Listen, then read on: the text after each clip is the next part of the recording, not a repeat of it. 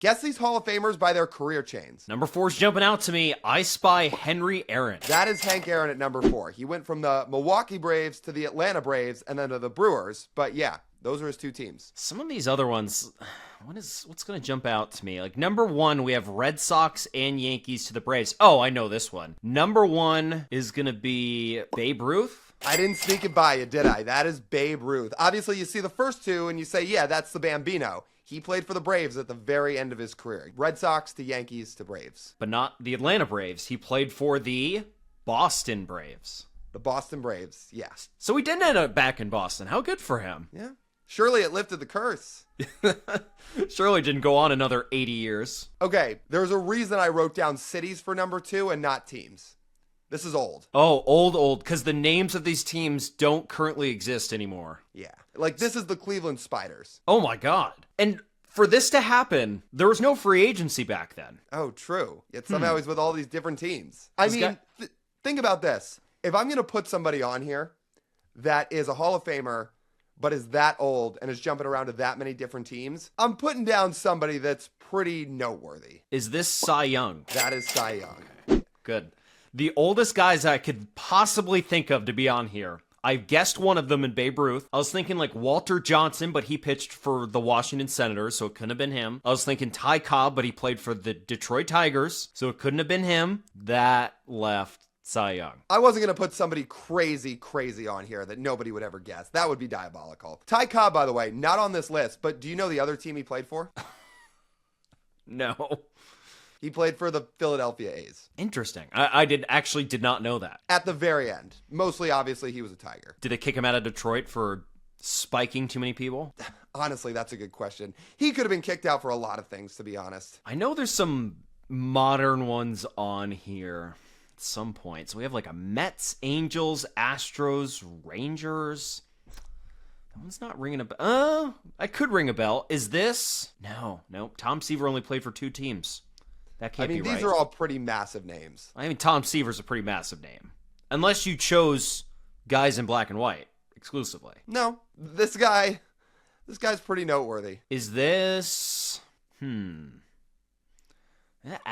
to the... Oh, this is Nolan Ryan. There you go, Nolan Ryan. Yeah, that's what gave it away. The Astros and the Rangers gave it away. Lesser known as a Met, I would say, but, it still works out. Shout out the AL West, by the way. 3 of the, I guess current version of the AL West, 3 of the 5 teams on there. So I've got 4 of these first 5. Now, this guy at number 3, same thing, very end of his career, he played with the Mets. Oh, this is Willie Mays. That is Willie Mays. You see how big these names are on this list? Willie Mays, New York Met. I always wonder if a player comes over to a franchise at the end of their career, like, the franchise, like, the Mets should 100% claim Willie Mays. The Mets are a franchise with 15 Hall of Famers, including Willie Mays. I mean, are the White Sox claiming Griffey? I would hope not. If they were smart, they would. Doesn't mean they have full claim to him, but you gotta try. What are you gonna do? He spent like 2 months there. And? Doesn't that look like some loser talk? It's about the agenda, Lyle. If you don't push your agenda, then it's never going to get across the finish line anyways. I suppose, yeah. Okay, this guy at number 6, if such a thing exists, because these are all such huge names, I would say this is, it doesn't even feel right to say he is the most niche name on this list, because he's not niche. But I guess just compared to everybody else. Well, I'm going to skip past number 6 for now, actually. I'm going to go to number 7. This one's Ricky Henderson. Yeah, career chain that long. That is Ricky Henderson. You know what gave it away? The Seattle Mariners. I don't think that gave it away for anybody else except maybe you. That's what I was looking for. If the Mariners were not there, then this can't be Ricky Henderson. But Ricky Henderson did play for the Mariners. So if it's going to be this long, including 4 separate stints with the A's, had to be him. I would bet you there's some Blue Jays fans out there that see this exact chain and say, oh, you know what it gave it away? His time with the Blue Jays. Mm-hmm. And I think same with the Yankees, same with the Red Sox, same with the Padres. Yeah. I mean, I would think people would recognize him more for the Yankees. Obviously, he's most known as an A. I don't know how many people are talking about his time with the Blue Jays, but if you're a Blue Jays fan and you see this, it might jump out to you. Or the Mets. Right. Like if you see the A's that many times and then you see your team within the chain, it might get you, just like it did with you in the Mariners. How about number 8? I think I'm gonna skip past number 6. I'm not getting that. It's not jumping out to me, but I think I know number 8. Number 8's gonna be Pedro Martinez. Yeah, there's Pedro. Nice job. Exposed to the Red Sox. And I do remember his stint with the Mets, and I do slightly remember his stint with the Phillies. That helped.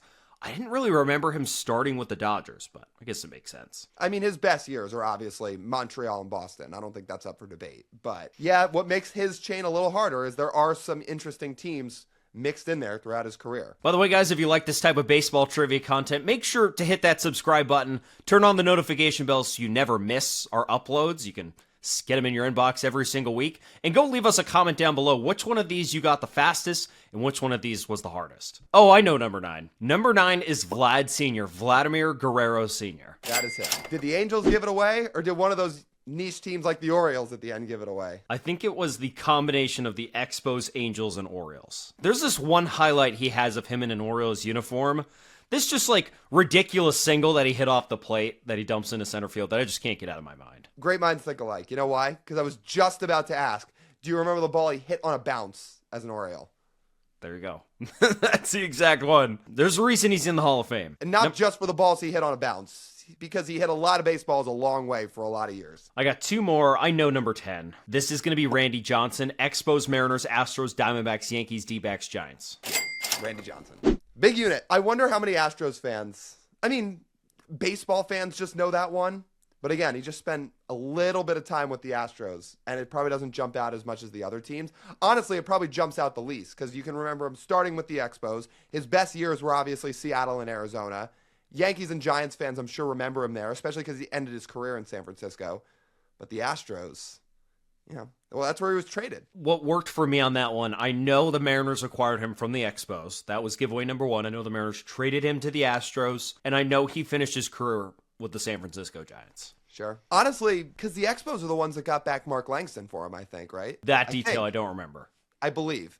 And Mark Langston was a good pitcher. He just, wasn't Randy Johnson. Let's get this last one, number 6. Cubs to the A's, to the Cardinals, to the Red Sox. Is this one... No, it can't be. No, that doesn't work. Could this be... I'm thinking of like late 90s sluggers, but this can't be McGuire, and this can't be Sosa. Oh, so this is a pitcher. Oh, it is a pitcher. Great. So it's not any of those. That would make this Cleveland, Red Sox, Cubs, A's, Cardinals, Red Sox. Can I get like a 50-year range? He is played on our side of the 50-year range. Okay, so recent enough. Who's pitched with the Red Sox twice? That's in the Hall of Fame. You said 50, right? 50, 50 years? 50 years. Yeah. I have 3 more hints for you, and I'll give them to you one by one. We'll see if it eventually gives it away. So you said the last 50 years he's pitched? Yeah. Okay. I would focus in on the A's and the Red Sox. That's where you'll remember him most. Hall of Fame pitcher for the A's and the Red Sox. No. Oh, my mind needs to correct itself. I thought I was staring at John Lester for a second. I was like, no. He played for a lot of those teams, just not in that order. Also, that man's not in the Hall of Fame. I know. He's going to be. And I don't think, all respect to John Lester, great career, I don't think he's going to be in the Hall of Fame. Yeah, John Lester has been a Red Sox. He was a Cub. He was an A. He was a Cardinal. I just don't think he pitched in Cleveland. But it was not in that order. Okay, you want another hint? I've got Sure. 2 more hints for you. I'll take one. He spent some time in TV post-career. So this can't be Adam Wainwright. He's also not a Hall of Famer. He just retired, Wainwright. Nope. Can't be Adam Wainwright. Cleveland to the Red Sox, to the Cubs, to the A's, to the Cardinals. Man. All right, I'll give you another hint. This one's tricky. He gave up a very famous home run. Red Sox don't have too many famous home runs given up against them. No. So that means it's going to have to be someone else. And which 2 teams did I say to focus in on the most? I said focus in on the Red Sox and the Cubs. And the A's. Okay. Is this... No, it can't be. No. I don't think All he right, bounced around enough. Here's as good as I can do. He gave up the famous home run with the A's. He spent his time in TV with the Red Sox.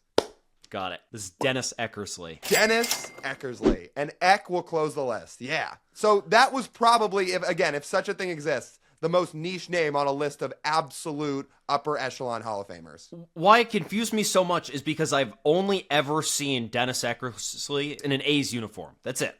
It's the only time I've ever seen him. Guess the longest home runs of the StatCast era. Okay, let's start here first. I don't want to hit one that's like too general, so I'm going to go with number 6, Miami outfielder. This is Jesus Sanchez at 496 feet. In Colorado. That one was going to be hard. Yes, that's correct. In Colorado, man. That was a tank. I can't believe I have a shot at number 1. Are you going to tell me number 1's a really, really niche name? Yeah, oh yeah. Because I think I remember this exact home run. And I thought this guy, when he came up in the first couple of years he had the potential to be really, really good, and then it just never worked out. Are you going to tell me the longest home run in the StatCast era is Nomar Mazara? Nomar Mazara is correct. Now, just a note to you guys. There are repeats on this list. There were repeats in the top 20, but we're not doing repeats. So we have to go beyond the top 20. Okay. Well, a number of guys are going to get kicked Nomar out of Mazara is on here twice. Can we talk about how crazy that is? He has the longest home run in the StatCast era. And like 2 of them. And like, I remember thinking at the time, like, he ended up hitting way too many ground balls and I think struck out. But I thought at the time, too, that's like, if this dude can just lift, like, you know, I don't know, 20% of batted balls to the right side in the air, like, he's going to hit 40. He just has more raw power than almost anybody else. Crazy. I think it was off of Reynaldo Lopez, if I remember correctly. If anyone wanted to fact check that, it was off of Reynaldo Lopez. That's good memory. A tank. I do a lot of stuff with long home runs, I'll say that. So part of it's recency. But okay, so now I'm going to hop over another Miami outfielder. I'm just going to get this one off the board as well. Number 2, is this Giancarlo Stanton? Also in Colorado. Yes, that one's correct. Yeah, that one I remember. That one was out to center field, I think. Left center off of Chad Bettis. Right. Nice memory. Yeah. Chad Bettis. Wow, what a pull. I remember the home run. I don't think I would have remembered it's off Bettis. Colorado infielder at number 3. Man, is this Trevor Story? Not Trevor Story, no. I think, okay, number 3, is this CJ Crone? Jacob's cooking. Yeah, that's correct. I thought he had an over 500. It might have been a little different on the list, but I thought he had an over 500. I'm starting to think I'm going to lose this trivia. I'm starting to think Jacob's going to win. Don't give up now, Lyle. Off of Keenan Middleton. Oh, my God. Mariners legend. Dude, you're doing the whole Pablo Lopez thing. We did a trivia with Pablo Lopez. I saw that one. He just rattled off not just every name, but he was getting the exact strikeout totals right. We did a Venezuelan all-time strikeout leaders list with Pablo Lopez, the top 10. He's getting Felix's exact number right. He got Johan Santana's number exactly right. I was like, this is crazy. You can tell a baseball nerd whenever you talk to players, like, who's a baseball nerd? He's a baseball nerd. Yeah. I really mess with that. Milwaukee outfielder who hit 499 in the StatCast era is the last 10 years. Roughly, right? Yeah. Yeah, 2015, yeah. Yeah, okay. Though I think the earliest home run on here is in 2016. Who else could we get on this list? Minnesota infielder, the Miami outfielder Jacob got. I mean, New York outfielder at 495 with no repeats because Jacob already said Giancarlo Stanton. Is this Aaron Judge, number 6? At number 7? Or 7, sorry. Yeah, Aaron Judge is number 7. Yeah, that's about right. Yes, sir. Aaron Judge. Who was that off of? That one might have been the one off of Stroman because he launched one off of Stroman in his rookie year. Number 4, Milwaukee outfielder. This is Christian Yelich off of Chad Kuhl in Colorado. Yeah. You are dominating right now. You're in your bag. That's correct. This is nuts. Also, Christian Yelich hit 500 feet. He's got crazy raw pop. He just hits way too many ground balls. But yeah, and also in Colorado. You could probably hit a ball 400 in Colorado.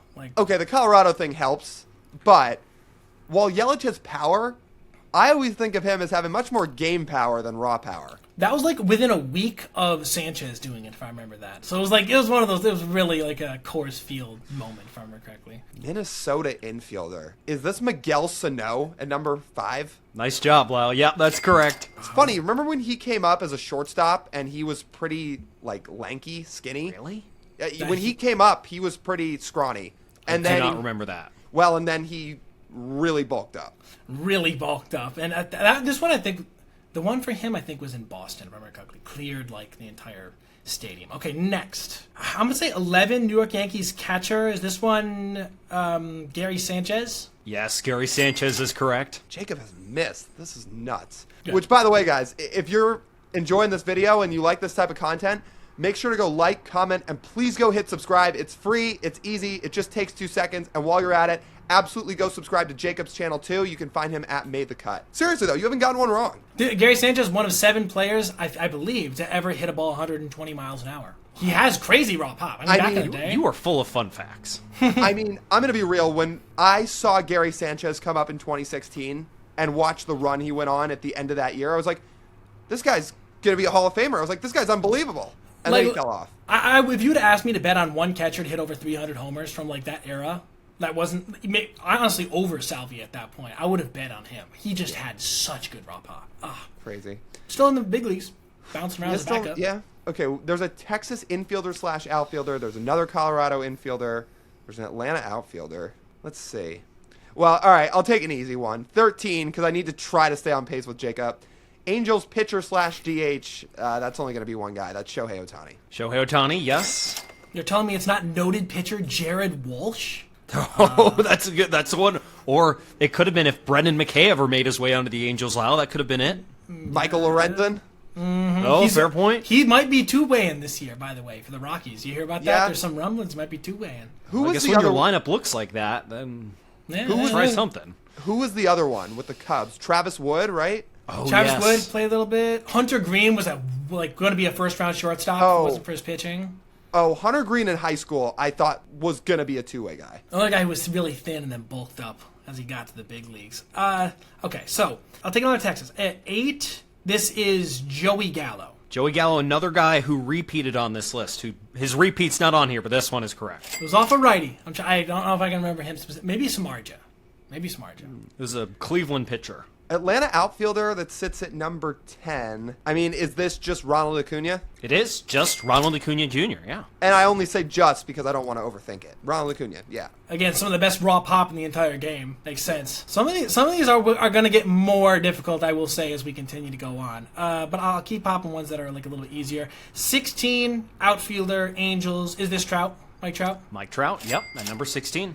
There's a Nationals outfielder at number 12. I feel like it's one of two guys. Is it a left-handed hitter? No. Oh, so it's not Soto or Harper. It's somebody else. Wow, this is going to be a name, isn't it? A bit of a name. He has been on this channel before. But this guy's not still with the Nationals. I believe he's retired. Oh, wait, what? I believe he's retired. Wait, retired. Which means last year was last year. Yes. Yeah, right-handed hitter. Was he a National last year? No. I'm going to come back. Who else could I get? Mets infielder, 489 feet. Pete Alonso, right? Yeah, Pete Alonso. Didn't have to overthink that one. Yeah, again, like, when I try to think about this, like, I always try to go for just, like, who has, like, the most raw pop, but that's when it does get interesting, because there are some I'm sure there's going to be some further on here, too, where it's, like, just guys with crazy raw pop that had no real, like, tangible success in the big leagues. Colorado infielder, is this one Trevor Story at number 9? It's not Trevor Story. Trevor Story is not in the top 20. He had, like, a 484 or something like that, so fair enough, but... Can't believe Jacob finally got one wrong. He is human. There's a couple that I think are going to be a little easier. And again, if I'm trying to stay on track here. Philadelphia DH at 19, Kyle Schwarber. Kyle Schwarber, yes, sir. Well, it's catching up. Okay, and then I'm going to go back to the Colorado infielder. Is this one Mark Reynolds? No. It's not Mark Reynolds? I thought he had a 495. Oh, wow. This home run was hit suffering. in 2022. All right, Jacob's leaving the door open a little bit. So then a White Sox outfielder who hit one 487 feet feels like, again, the only guy it could be is Luis Robert. Luis Robert, yeah. All right, yeah. Now we're starting to get into the territory where it's going to be interesting. Is 15 Chicago Cubs catcher, is this one Wilson Contreras? It is Wilson Contreras, yep. All the way back in 2017. That one was in the postseason. A note to you guys, there are regular season and postseason home runs on here. The A's infielder I think I've got, because that was this past year. It's Kurtz. Nick Kurtz is correct. All right. Okay, I got some ones that just came to me that are going to be a little bit of pulls. Is number 12 Michael A. Taylor? Yeah, he had some crazy Give him a raw round of pop. applause. He had some crazy raw pop back in the day. He did. He still last year he hit the hardest ball for a White Sox, if I'm not mistaken. So that's who was on the channel. Yeah, we did get him at one point. I don't remember a 500-foot home run type raw power from Michael A. Taylor, but wow. Yeah, he had some pop. He had a lot of trouble making contact, but when he did make contact, it went really far. Fascinating player mode. You don't see a lot of center fielders who are really good at defense, whiff a lot, and hit like occasional 500-foot tanks. It's a little more niche. Usually they're like more contact oriented when they're good at defense, but So we need a Padres outfielder and we need a Rockies infielder. I mean, is the Padres outfielder Fernando Tatis Jr.? No. that one I think I have an answer for, but I'm not as sure. Is number 9 Ryan McMahon? Ryan McMahon is correct. Again, a crazy raw pop guy. Like just some of the most in the game, but way too much whiff. This might be my last guess because it feels like Jacob might have the right answer in mind. Is it Juan Soto, number 18? No, this is a niche name. Is this Franchi Cordero? To close it out. How? Dude, he had a 4.85 versus the Red Sox. I think it was their hardest hit ball ever off of Zach Wheeler. So like he had some pop, man, back in the day. Had like a career 350 slugging percentage or something, but yeah, he had some tanks back in the day, man. That was an impressive performance, Jacob. Give yourself a round of applause. I appreciate that. Like I said, I spent a lot of time looking at StatCast stuff, so some of it sticks. Guess the most recent complete game for every MLB team. Let's see how many stars are on this list. When you look at the Yankees in 2023, right-handed pitcher, first place your mind goes is just Garrett Cole. Yep, that was Garrett Cole, the most recent one. Again, I wonder how many of these guys are going to be aces and how many are going to be really niche. Rays in 2025. And the Rays have a lot of right-handed pitchers. Has Drew Rasmussen ever gone the distance? No. And I wouldn't think of him as the guy. Okay. So there's Rasmussen. There's our guy in front of the program, Ryan Pepio, but has he thrown a complete game? I don't think so. No. Yeah. So not those two. It's got to be a righty, and obviously McClanahan just got back this year, so that takes him out. Where else are we going to go with this? Oh. Well, if this is... Oh, no. If it's 25, no, it can't be Glass. Now he's gone. So This one's a little tough. Okay. Maybe I'll come back. His name is related to size. Oh. No way. You're not going to say it's Zach Littell. Yeah, okay, you did get it. Are you serious? Yeah, I'm dead serious. I'm glad you got the reference. I don't. If you asked that of me, I mean that would have been a little tough. He threw a complete game. Yeah, he did. Wow. Yeah. How about that? That's what's amazing about doing these trivias. You almost always learn something new. I think I could have gone my whole life without realizing Zach Littell threw a complete game. Good for him. Man, the Orioles haven't had one since 2022. That checks out since they've never really had pitching over the last 5 years or so, at least since the new decade turned over. Who could it be? I mean, the one guy they had was Corbin Burns, but he's not on here. The other guy they would have had, especially when he was at his peak, and maybe it's this guy, is it Kyle Bradish? No. Mm-mm. I mean, Bradish, when he wasn't on the shelf, had a couple years where he was really good. So I figure maybe it could be him. This guy did not survive roster churn for the Orioles.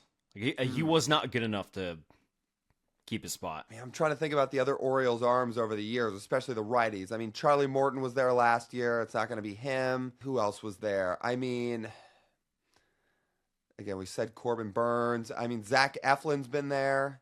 I don't think it's him. But, I mean, again, it's not him because it's 2022, and that's way too early. Is it Dean Kramer? Nice. Yes. I mean, he's been there a little bit. Yeah, sadly, he didn't survive the roster cuts this year because he started in AAA. But, yeah, he's been there a bit. And to hear he put together one perfect game where he was pretty efficient with his pitches, I guess that checks out. Continuing through the AL East, then you got the Blue Jays. Another righty. It's 2025. Obvious guess here is Kevin Gausman. Obvious guess is right. It's Kevin Gausman. I mean, he's pretty good.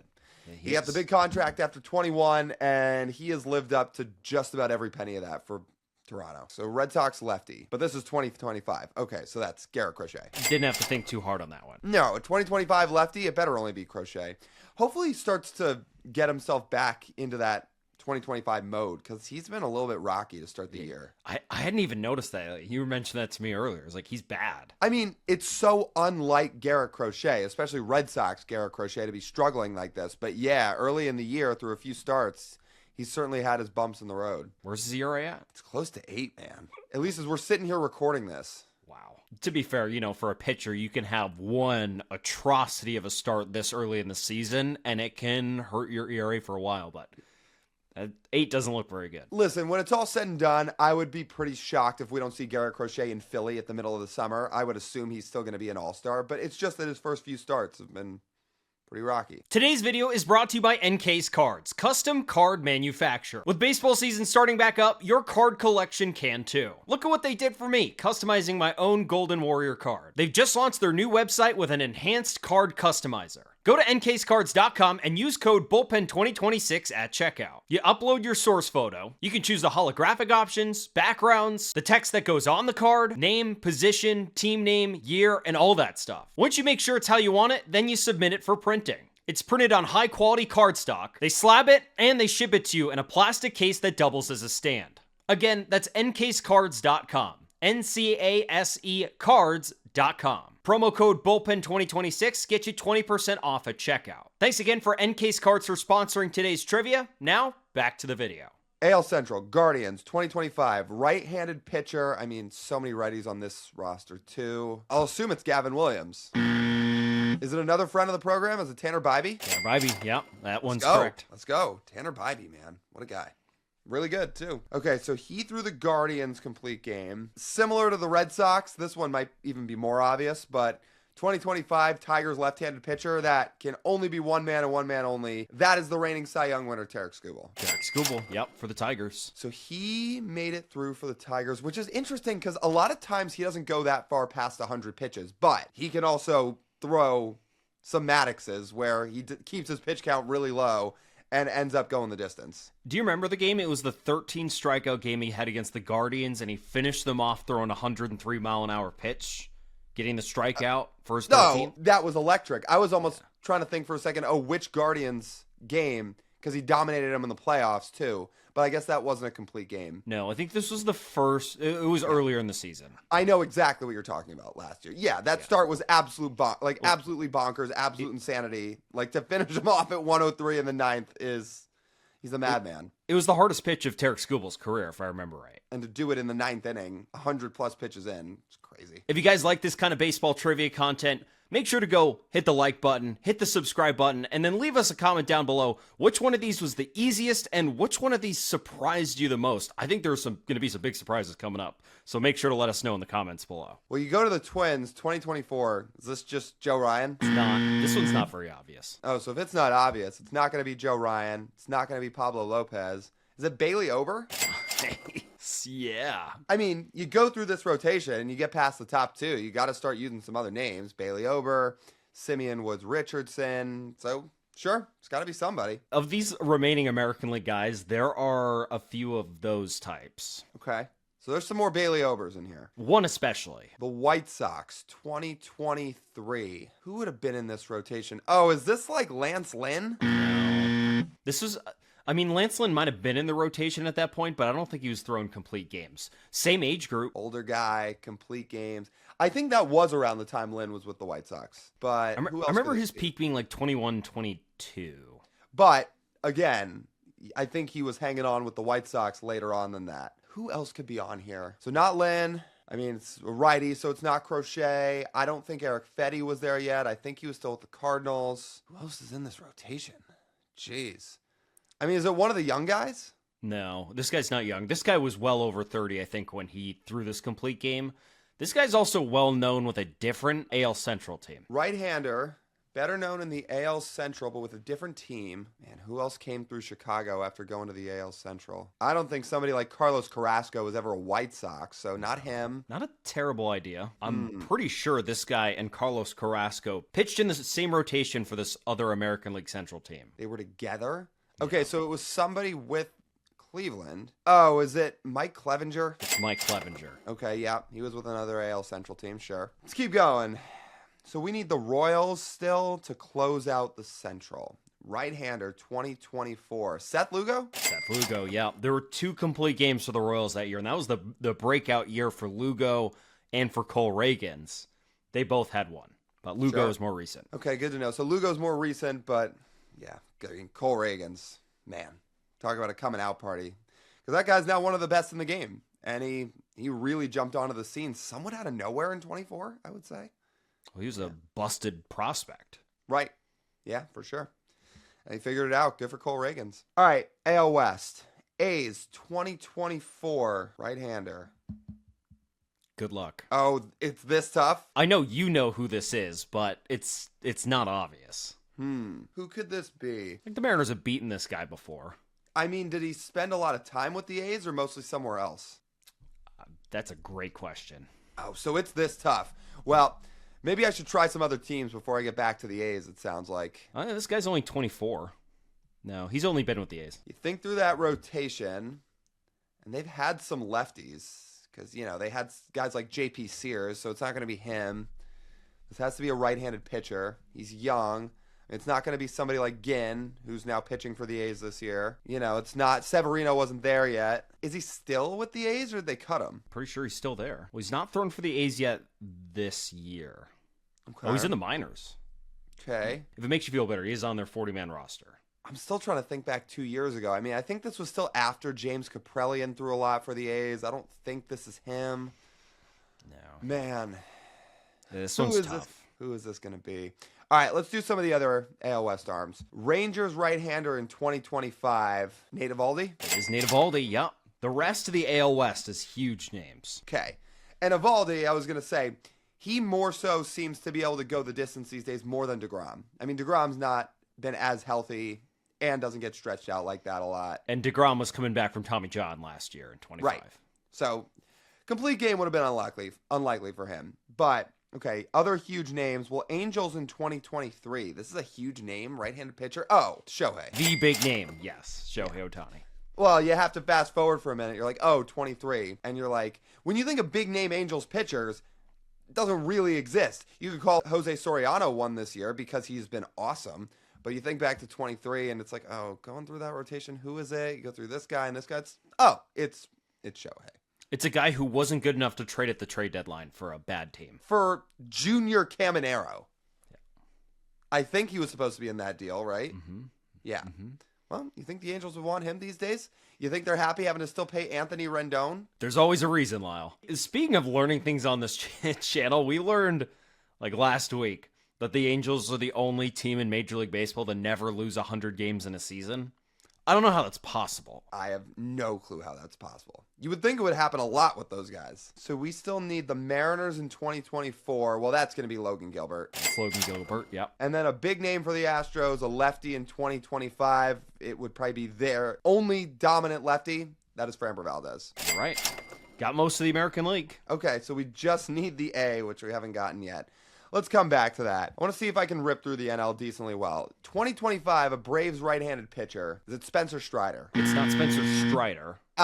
So it's another Spencer, isn't it? Who hasn't pitched this year, but it's Spencer Schwellenbach. Schwellenbach, who's probably got a bit higher stock than Spencer Strider does these days. Which is a crazy thing to say, given how amazing Strider was just a couple years ago. But the injuries haven't been very favorable to Spencer Strider. He hasn't been able to repeat what he did in 23. Yeah, no, for sure. There's no doubt. I hope he bounces back and figures it out again, because he's fun, and he's easy to root for. I hope Strider figures it out, and I hope Schwellenbach gets back healthy. Those are really, really fun young arms when they're on the field. All right, Marlins 26, a righty. I'll guess it's Sandy Alcantara. It is. I believe it's the only complete game in baseball this year so far. That would make sense. I didn't think Yuri Perez had a perfect game yet. He might have some coming up here soon, but not yet. He's also been off to a slower start this year. Sure, yeah. Man, it's been since 2021 for the Nationals. The Nationals had an 8-inning complete game loss, I believe. But a clarification for this list, you had to go 9. Couldn't go 8 and lose. Well, if you're going all the way back to 21, could this still be Max Scherzer? It is Max Scherzer, yeah. Man, that is a long way to go back. Max Scherzer is going to go into the Hall of Fame as a National, but it's been a long time since he's pitched as a National. Because since then, he has been a Dodger, he's been a Ranger, and a Blue Jay. And a Met. Yeah, 4 teams. The Mets gave him a lot of money, too. Okay, Phillies, 2025 left-handed pitcher. Guess it can only... this would be 2 guys. The question is who I want to pick. If it was 2025, for as good as both their southpaws are, I'm going to assume it's the guy that almost won the Cy Young, Christopher Sanchez. You'd be right. It was Christopher Sanchez. Him and Zach Wheeler both had complete games last year. Okay, yeah. Would it have shocked me if Luzardo had one? No, but again, Sanchez finished second in Cy Young voting, so I get it. Mets in 2025, left-handed pitcher. So this is David Peterson? It is David Peterson. Again, you got to narrow down the year, and then you got to narrow down the handedness. And you think about the Mets' cast of arms, they don't have a ton of lefties either.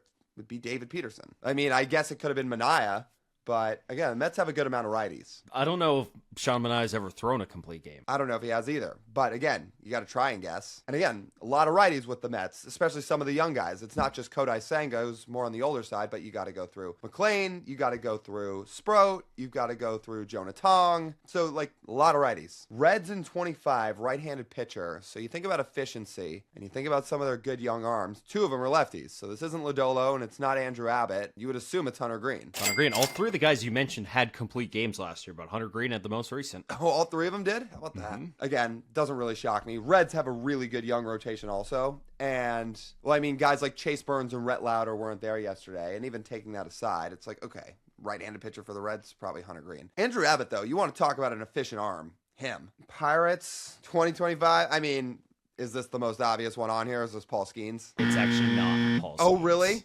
No. How about His that? was in a loss. So if it's not him, is it Brad Keller? It's not Brad Keller. Oh, Mitch Keller. Sorry. Mitch Keller, yeah. Mitch Keller's right.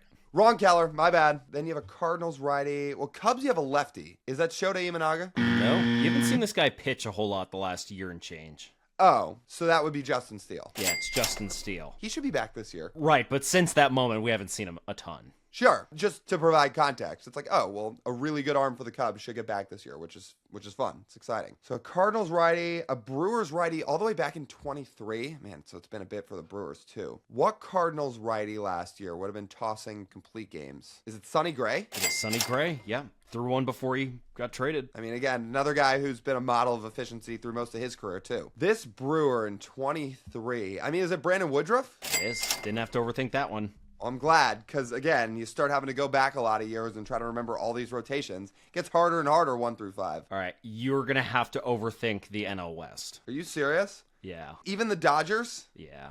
Okay. Who would be some Dodgers arms that wouldn't jump right off the page, but have pitched for them? It's probably going to be on the younger side. So obviously take out Shohei, take out Yamamoto, take out Glasnow. It's not going to be any of those guys. Who could be one of the young arms that did it? Let's go through a couple of them for the Dodgers. Gavin Stone? On the first guess. Woo! Come on.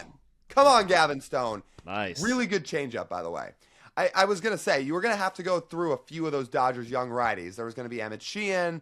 You could go with Landon Knack. You could go, I guess Bobby Miller, although I can't remember if he had started to tail off a bit by then. Well, he only had the rookie spurt when he got called up, and then, after was not great. The Dodgers do have a lot of young righty arms. So, man, Gavin Stone on the first guess. Shout out. Okay, we're going to have to overthink a Padre 2025 right-handed pitcher. So this would have been last year. So by overthink, I mean, it's not Darvish. Musgrove was injured last year. It wouldn't be Pivetta if I have to overthink it because he's been way too good. Michael King would be overthinking it because he's been too good. Who's left? I just went through all those names with the Padres. It is not a name that jumps out on the page. You want to give me initials? SK. SK. Whoa. Okay. I mean, is this guy a regular for them? Doesn't feel like it. No. Young? Old? I think he's young. Okay. I don't know. 29. Let's try another guess. Diamondbacks in 2023, right-handed pitcher. Well, they had the dude throw a no-hitter, but I think that was 21. What was his name? Tyler Gilbert, I want to say. Yeah, it's not him. Yeah, no, it's not him. These the Diamondbacks and Giants, not quite overthink. Rockies, yes. Oh boy. Well, Giants, if it's a left-handed pitcher in 25, is that Robbie Ray? It is Robbie Ray. And then Diamondbacks in 2023. So this would have been the World Series rotation. Is it Zach Gallen? It is Zach Gallen. Yeah. Nice. Okay. All right. Yeah, those weren't as crazy. Those weren't as non-obvious. But these final two, and then the A that I'm stumped on, sounds like we're going to have to think. Rockies in 2022, a right-handed pitcher. Do you have this guy's initials? CK. Oh, my God. Dude. These last three I might not get. Man, what's the A's initial? JE. Jeremiah Estrada? No. I mean, I don't think he was an A. I mean, it's clearly not the Padre either. I mean, he is a reliever. Was Estrada a starter at one point? I don't know, but it's not him. I want to say that... No, Estrada was never a starter. Maybe in the minors he was. Who knows? Who else could this be? JE for the A's, SK for the Padres, and the Rockies is... CK. Which of these is the most obvious? None of the above. Maybe the A because you've seen him more, because we root for an American League West team, but otherwise... All the same. I think I'm going to have to give up. I thought I could actually get all 30 of these. I don't think I'm going to get them. The Athletic is Joey Estes. Maybe I could have gotten that one. Sure, I know that name, obviously. The Padre is Stephen Kolek. Wow. Nope, wasn't getting that. The Rocky is Chad Kuhl. Not a chance. I was getting those two. Can you guys guess the players with the highest slugging percentage since 2010? Well, I'm looking at number 5, and I see a Boston DH. I got to go with David Ortiz. Not very many other options there. David Ortiz is correct. Hey, we're on the board, fellas. My potato brain is not very good at this stuff, but if I see a Boston DH, I'm feeling pretty good about that one. So I'm wondering how many of these we're going to get without messing it up. Because just looking at some of the hints, a lot of these really jump out. And they stick out like a sore thumb. So let's just start at the top. Yankees outfielder, that is going to be one guy and one guy only, and Aaron Judge. Aaron Judge is correct. The only guy on this list slugging 600 in this time period. That's so crazy. 600 slugging percentage. he's the closest one, in my opinion. If you're looking for like Barry Bonds kind of numbers, I mean, I think you got to look at Aaron Judge. But at number 2, Albert I gotta Pujols go. reincarnated. You Yeah, could I argue. would. Yeah, I mean, when you're looking at a baseball reference page, like Barry Bonds is ridiculous to look at. You got all the italics everywhere. But Aaron Judge, I feel like that's the closest thing that we've got since Bonds. I could agree with that. You know, Robbie, credit to you. Red Sox fan admitting the greatness of a Yankee, Aaron Judge. Oh, here's the thing with me. I will always show my respect to the Yankees. I hate them, but I do respect them. Totally fair. I mean, yeah.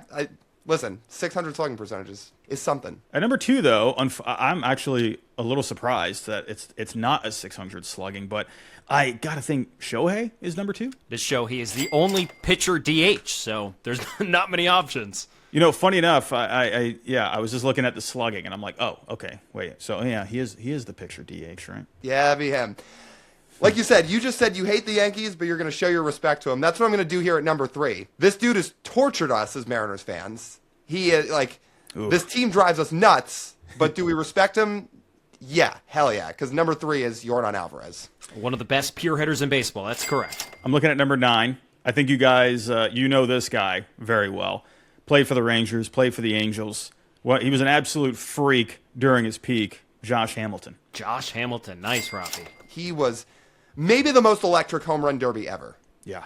And that was before the time limit, too. You would just swing till 10 outs. Man, did he light that stadium on fire.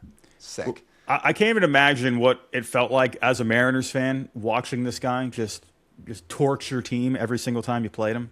Sorry about that. Well, the expectations when he was at his peak were pretty low, so it's almost expected. We had no expectations of the Mariners winning when Hamilton was going on his tirade. We were just like, all right, we're going to sit back and watch the greatness. All right, speaking of division foes, but one of the greats, Angels outfielder at number 4, that is one Mike Trout. Mike Trout is correct at number 4, the guy who I would put way above Josh Hamilton in terms of Mariners tormentors.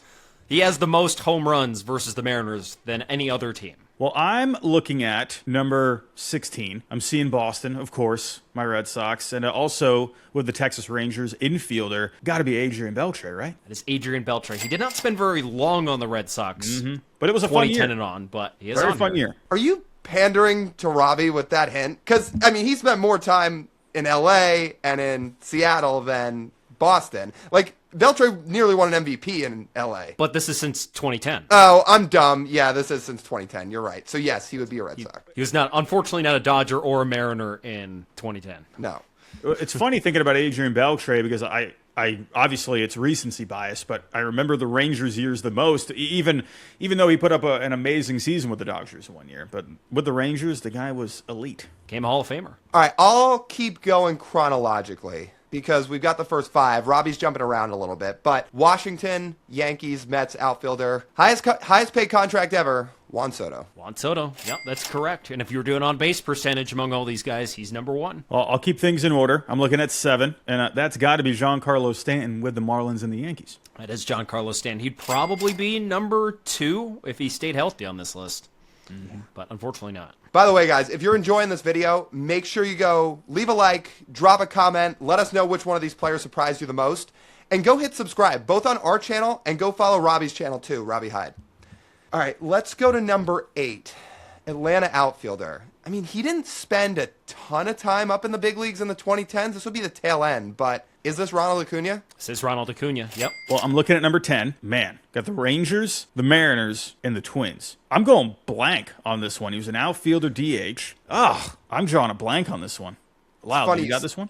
I know this one like the back of my hand, so you might want to guess another one. Oh my God! Like I see Texas, Seattle. And this guy played for 7 teams in this time span, but those were the 3 most notable. I mean, I'm thinking I don't know why the only guy that I'm thinking of on the Twins that's been an outfielder and a DH is Byron Buxton, but that's not the answer. No, that's incorrect. Okay. Because obviously he didn't play for the Mariners or the Rangers. So I'll steal this one from you since you gave us a wrong guess, but you could honestly add in one dominant year with the Orioles too on this list. That is Nelson Cruz. Nelson Cruz, Lyle, yes, sir.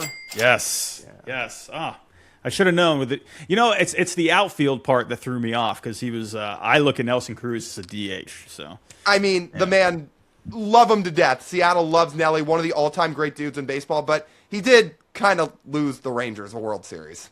He was also on the Rays for a slight period of time a couple of years ago. So but I think to your point about the yeah. outfield defense, I think you think of him more as a DH because his time in the outfield was not exactly memorable. Again, he really misplayed a ball that could have given the Rangers their first World Series. Well, since you got number 10, can I go for number 11? Yeah, go for it. I mean, that's got to be Bryce Harper with the Nationals and the Phillies, right? That is Bryce Harper, yeah. All right, we're back on the board. All right. We're going through this pretty well. As we keep going, Milwaukee outfielder, I'm guessing Ryan Braun, right? You guess correct. That is Ryan Braun. Yeah. Oh, interesting. I was in my head, I was thinking Chris Yelich, but now that I'm seeing a high slugging like that, yeah, maybe not. He's tailed off. The Marlins would have been on there too then. Oh, that's true. Yeah. Yeah. Well, I'm looking at 13. We got the Mets, Orioles. Oh, that's got to be Pete Alonso. It is Pete Alonso. For some reason, Fangraphs only listed him as a Met in this time period. I'm like, well, that's not right. He's an Oriole right now. Funny enough, I would, now that I'm thinking about it, I would imagine he would be higher on this list, but no, that looks about right. Man, Detroit and Boston DH. You'd think JD Martinez, but it's wrong because he would be with other teams on this list. So No, you're right. That's JD Martinez. Oh. He wasn't with the Diamondbacks for a terribly long time, so that's why I didn't throw him on there. Got it. I just think, that run he had with the Diamondbacks when he got traded there was nuts, so I just figured he might have been added in the list. But okay, yeah, JD Martinez. Yeah, for me, in my head, I was thinking Yoenis Cespedes there because he was with the Tigers and the Red Sox for a very short time. So I was like, that can't be him. That's not him. So, yeah, no, JD Martinez. Good old JD. For 15, Toronto and Cleveland DH. Oh, man. I know who this is, but I am drawing a complete blank. Wow, I am drawing a complete blank on his name. Think more Toronto. I mean, I see his face in my brain. He's Dominican, right? Yeah, yes, Dominican player. His name's an alliteration. I can't remember his name. I'm going blank on his name. I see him. Like I see his smile. I see his cheerful face when he hits a home run, and I'm going completely blank on the name. Oh my God, I can't remember the name. You want one more hint before I take it from you? Give me one more. I mean, you're talking about the smile on the home runs. Think of the parrot. The 2016 wild card game, Robbie? Like, I know who he is. Like I see him. I am going blank on his name, and it's driving me insane. You want me to put you out of your misery? I in a way I do, but at the same time I'll feel like less of a man without being able to say this. I can't think of the guy's name. It's okay. Help me out. I'm done. You're thinking of Edwin Encarnacion? Oh my goodness, great! I was thinking like Enrique. I'm like, it's not Enrique. I knew there was an E in there. I hate myself. See, people don't get it until they actually get into these trivias. It's like when you get put on the spot with this stuff, you can blank on stuff. We blank on stuff all the time, and it's stuff we should know. Because I talk about things that are happening recently in the game, like I'm analyzing the numbers. So I have recency bias ingrained in my brain, so that's why I tend not to do very well at trivia, but I still hate myself for not knowing that one. I'm now infamous on this channel for there will be trivias all the time, and I somehow just forget Jose Ramirez. Like, if I have to guess a third baseman for something, especially if it's over an elongated period of time, I'll guess a bunch of the good third basemen in the league, but I never land on Jose Ramirez until it takes me way too long. And I'm like, oh, I'm just dumb. Awful. It's like, come on, Lyle, we've been down this road before. I now know the feeling. You can take the next one, Robbie. 17, Padres infield outfielder. Oh, I mean, the only guy that I can think of that's played both that's currently with the Padres is Fernando Tatis Jr. Fernando Tatis Jr. is correct. I think he got a lot of this slug pre-suspension because now he has a career 500 slugging percentage, but he's not really a 500 slugging guy anymore. He more does it with, he's got value with his glove, obviously. He can run a bit. He's still a good hitter, but he's not hitting 45 bombs like he was pre-suspension. So, yeah. Maybe he can flirt around with a little bit, like maybe get to the low fives. I think that's possible. Sure. He just might not average 513 for the rest of his career. Yeah. That's all. I think that's fair. All right, we got 3 to go. There's one more Red Sox on here, but I think it's pretty obvious because there's also a Dodgers label on here. That is Mookie Betts. Oh, I was hoping you weren't going to say the name. I'm still crying myself to sleep. How's Jeter Downs doing these days? How is he doing? I don't know. You know better than us. I got him out of my brain because I just couldn't take it anymore, honestly. The last time I checked, he was in Japan. Is he in Japan still, or is he in the KBO? Where is he? Where is Jeter Downs? Well, at least the Red Sox got financial flexibility out of it.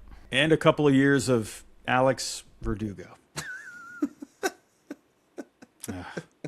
I hate everything. We got Connor Wong, backup catcher. Oh, good. All right, at least we got something, I guess. All right, 2 to go. You can take the next one, Robbie. 19. Braves Dodgers infielder.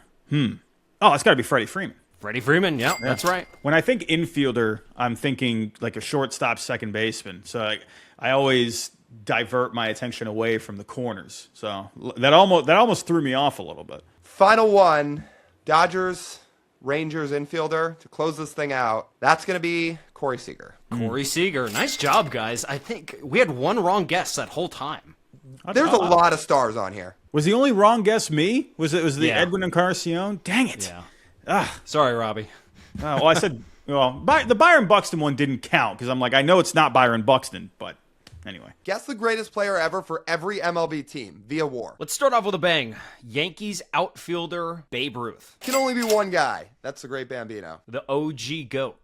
Yeah. But I'm sure there are a lot of other ones on here too. Like if we go down to the Red Sox, they have an outfielder here as well. Is this going to be Ted Williams? That is Ted Williams. The man was arguably the greatest hitter ever, certainly the greatest hitter of his time, fought in 2 wars, and still was the greatest Red Sox ever by WAR. Yeah, he missed his age like 23, 24, and 25 season, or at least 23 and 24, and still managed to put together like an all-time career, which is insane. Given like if he played those 2 seasons, he would have been even better than he already is. Talk about the tale of 2 different AL East outfielders. Ted Williams fought in 2 wars. Babe Ruth would drink 20 beers after every game and eat 1 million steaks. And yet here they are, each their own team's respective war leader. That's why That's they say in baseball, that's the great thing about baseball. You can take a different path to get to the same result. everybody's approach is different in baseball. Now, could you drink 20 beers today and be your highest war team player ever? Probably not. No, I don't think so. Let's move on to this Oriole. This is going to be Cal Ripken Jr. And the reason I know this is because he played a ton of games. And of course, you're going to accumulate WAR that way. That is Cal Ripken Jr. That record's never getting broken. Yeah, no. I think I heard the active record the other day. I think it's Matt Olson, who's played every game the last 5 seasons. And he's only at, what? He's not even at 1,000 yet. No. So Nobody's breaking Cal Ripken's record. I'm feeling pretty confident, Lau. Let's see if I can get this AL East. The Rays third baseman, this is going to be Evan Longoria. It is. Franchise hasn't been around that long, and he's been the best player. There's only like 2 options for the Rays. It's Longoria or David Price, and Longoria was there longer. Right. So, pretty easy choice. And then the Blue Jays have a right-handed pitcher. Is this going to be... Oh, this is going to be Roy Halladay. It's not. I don't have confidence in you to get this one right. So this is an old player. Yeah, older.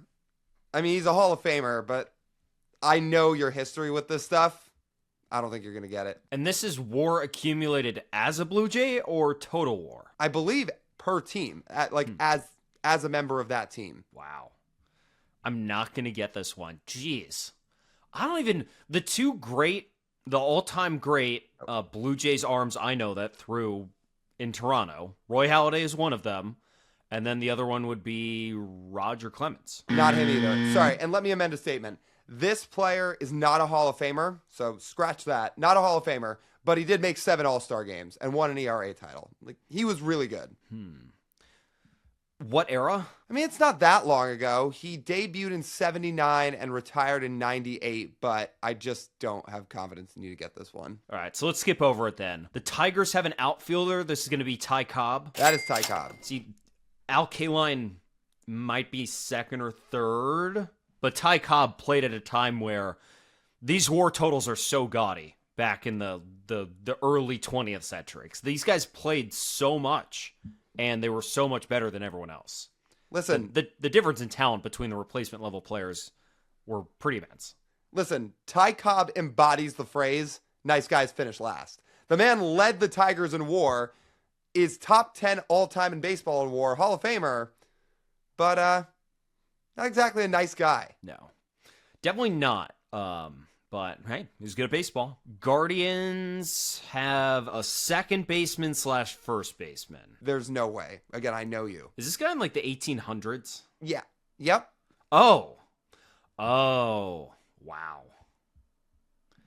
You know, I feel like, so this is a Cleveland Spider then. Mm-hmm. Yeah. Whew.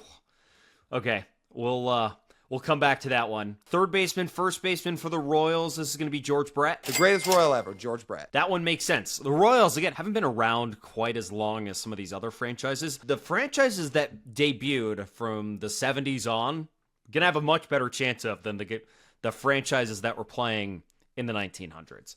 By the way, guys, if you like this type of baseball trivia content, make sure to like, comment, and subscribe to our channel so you can see these uploads every time they come out. And go down to the comments and leave us a comment. Which one of these was the easiest for you? Which one of these was the hardest? The White Sox have a middle infield or left side infielder, shortstop, third baseman. This guy's also old. You're not getting him. So this guy was probably on the Black Sox team? He wasn't, funny enough. Oh. So, I mean, it's obviously not Joe Jackson because he would have been an outfielder. But, yeah, all those other guys from that 1919 White Sox team, it's not any of them. It's not Eddie Collins, although Eddie Collins wasn't one of the guys that threw the series. It's not Buck Weaver or Hap Felsch or any of those guys. I know those names because I've watched Eight Men Out enough times. Chick Gandil. Yeah. Was this guy before that? No, he was after. Oh, okay. I'll come back to that. Twins right-handed pitcher. Oh, I know who this is. I should know who this is. Well, maybe. I mean, you know the player. I should probably tell you he's not really a Twin. I feel like we've guessed a high-profile Twins right-handed pitcher sometime on this channel before. Well, think about the team before the Twins. Like, who came before them? So this isn't Burt Blyleven? No, I mean, that's not a bad guess. Oh, it's Walter Johnson. It is the Big Train, yeah. Okay. So, technically, he counts for the Twins, but he was a Washington Senator. That's really weird. That doesn't even compute in my brain, but technicalities. All right, Astros first baseman. This is going to be Jeff Bagwell. Yeah, that didn't take you long. Bagwell. The Mariners have an outfielder. This is Ken Griffey Jr. Nope. Just kidding. Yes. I was like, all right, I know my franchise only has like 4 long-term all-time great players, so I feel like I have a pretty good pulse on that one. I mean, I probably could have told a white lie and tried to stump you and say it's Ichiro. That wouldn't have been the craziest thing, but no, it's Junior. I'm sure there are a decent amount of people watching this that don't know that Edgar is second, a DH. He's got well over 60 WAR, but no, he's not close to Junior. Rangers catcher, Pudge Rodriguez. Yeah, it's Pudge. A's left-handed pitcher. Oh, this one's old. It's old. Yeah, I'm like, there's no way this is Barry Zito. Is Mark Mulder? No, he was a righty, so that couldn't have been him. Or Mark Tim Hudson. Mulder? Yeah, I know, right? I'm throwing out A's left-handed pitchers. See, that there's a reason why it wasn't a guess, Lau, because it wasn't right. The only high-profile lefty that I can think of from the A's in color, actually, I can think of 2. I can think of Barry Zito, but this is clearly not him. And I can think of, I'm going to try to pronounce his name right, Vita Blue? Yeah. Yeah. I can't Is it remember.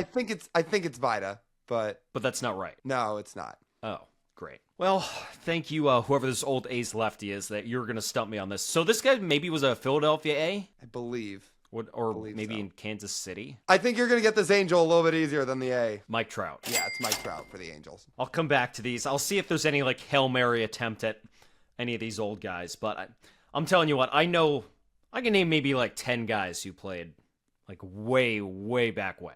Diamondbacks left-handed pitcher. As a young franchise, this one stands out. This is Randy Johnson. Randy Johnson, you win 4 Cy Youngs, you're probably going to rack up some more. What an insane stretch that was. I think he struck out 400 batters in a season once. Maybe it was close. It wouldn't have surprised me because he threw so many innings and struck out so many guys. He struck out a high of 372 in 01, so I guess not that far off. That's so insane to think about today. Just crazy. It'll never happen. It would never happen. No. All right, the Dodgers have 2 options. I'm going to still say this is Sandy Koufax. No. Okay, so it's Kershaw. Clayton Kershaw. Yeah, Koufax didn't pitch as long as Kershaw did. No, he didn't, but he had a lot of greatness in a very short span. But yeah, Kershaw did pitch longer. Let me make a prediction here. I think you can get this whole division. Well, you kind of just messed it up because you guessed Koufax. I think you can mostly get this whole division without a wrong guess. The Giants outfielder is going to be Willie Mays. It's Willie Mays. The Rockies first baseman is going to be Todd Helton. Yes, sir. Todd Helton over Larry Walker, really? Well, they're both Hall of Famers. I know. But a first baseman over an outfielder? It's kind of crazy. Shows you how great Todd Helton was as a hitter. Padres outfielder. Is this the guy in the Sporkle quiz we did the other day? No, I can't believe you're going to overthink this. Oh, Tony Gwynn. Yeah, Tony Gwynn. That guy was the only thing he could beat Tony Gwynn in his home runs. But the rest of it, yeah, Tony had him covered. Cubs have a corner infielder. Ooh. Ernie Banks? No, I don't have confidence in you getting this one. See, I know a lot more old school baseball than you do. I don't know all the guys on this list, but definitely more of them. Would you know this one? Could I have gotten it right if I went into this trivia blind and trying to be the guesser? I'm going to guess no, but I definitely know him. Can I get an era? Pre-1900s. Oh, pre-1900s. Oh, my God. I'll pass. Cardinals have an outfielder / first baseman. Oh, is this 2 different players? Or no, this is One guy. Stan the Man? There you go. Stan Musial. Brewers shortstop / outfielder. Is this going to be Paul Molitor? No. Robin Yount? Yeah, Robin Yount. I was going to say, guess the greatest Brewers ever. Should only take you a couple. We've done enough all-time lists for every team in an offensive category. When you get to the Brewers, it is one of 2 choices every time. Yount and Molitor. Yeah, Yount and Molitor. If Prince stayed there longer, maybe he had a chance. I was going to say, sometimes Ryan Braun's on these lists. Sometimes, but did get popped. So. Well, but he's still on some of these lists. He is, but not enough of them. It's usually those 2 guys. He doesn't overtake Molitor and Yount. Yeah. No. Pirates shortstop.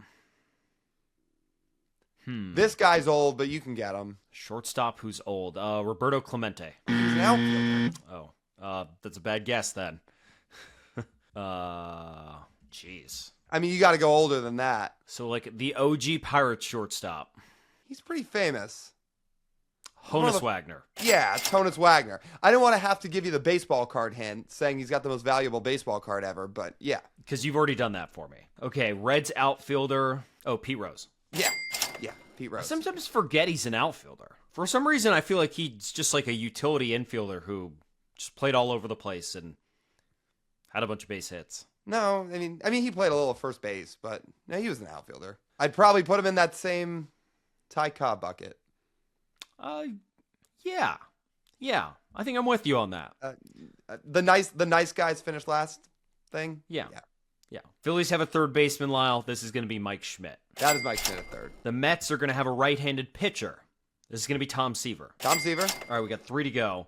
And then I need to start circling back. I'm done pretty well in the National League. Shout out to myself. So Braves outfielder. This one's old. Come on. Right?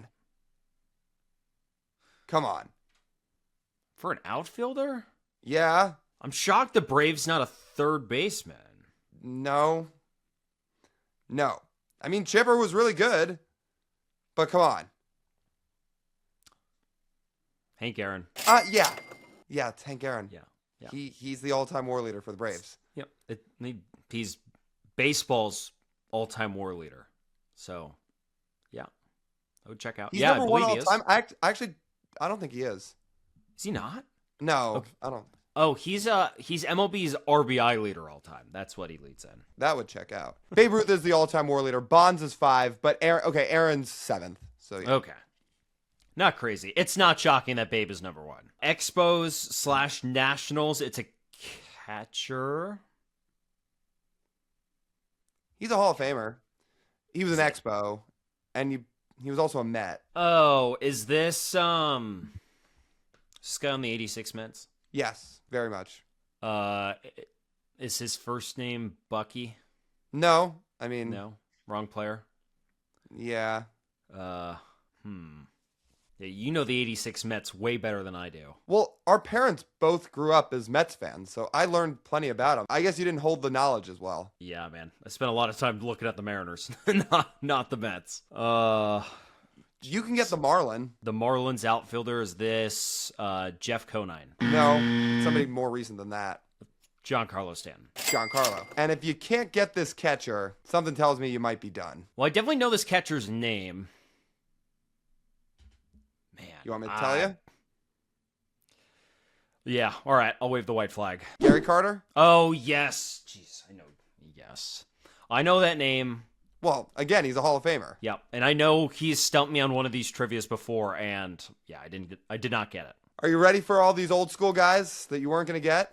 Yeah, let's hear him. So the Blue Jay was Dave Stieb. I think he has been on one of these trivias one time before. It sounds But right. that's it. Again, really good pitcher. Wasn't quite a Hall of Famer, but good career. And he's the Blue Jays' all-time WAR leader. So Dave Stieb is the Blue Jay. The Cub is Cap Anson. That's the pre-1900s guy. Yeah, so the name I know, definitely. Then you go down to the Cleveland infielder. That is Nap LaJoy. Yep, that checks out. For the White Sox, you've got Luke Appling. You know that name? Never heard of him before. Have you? I haven't either.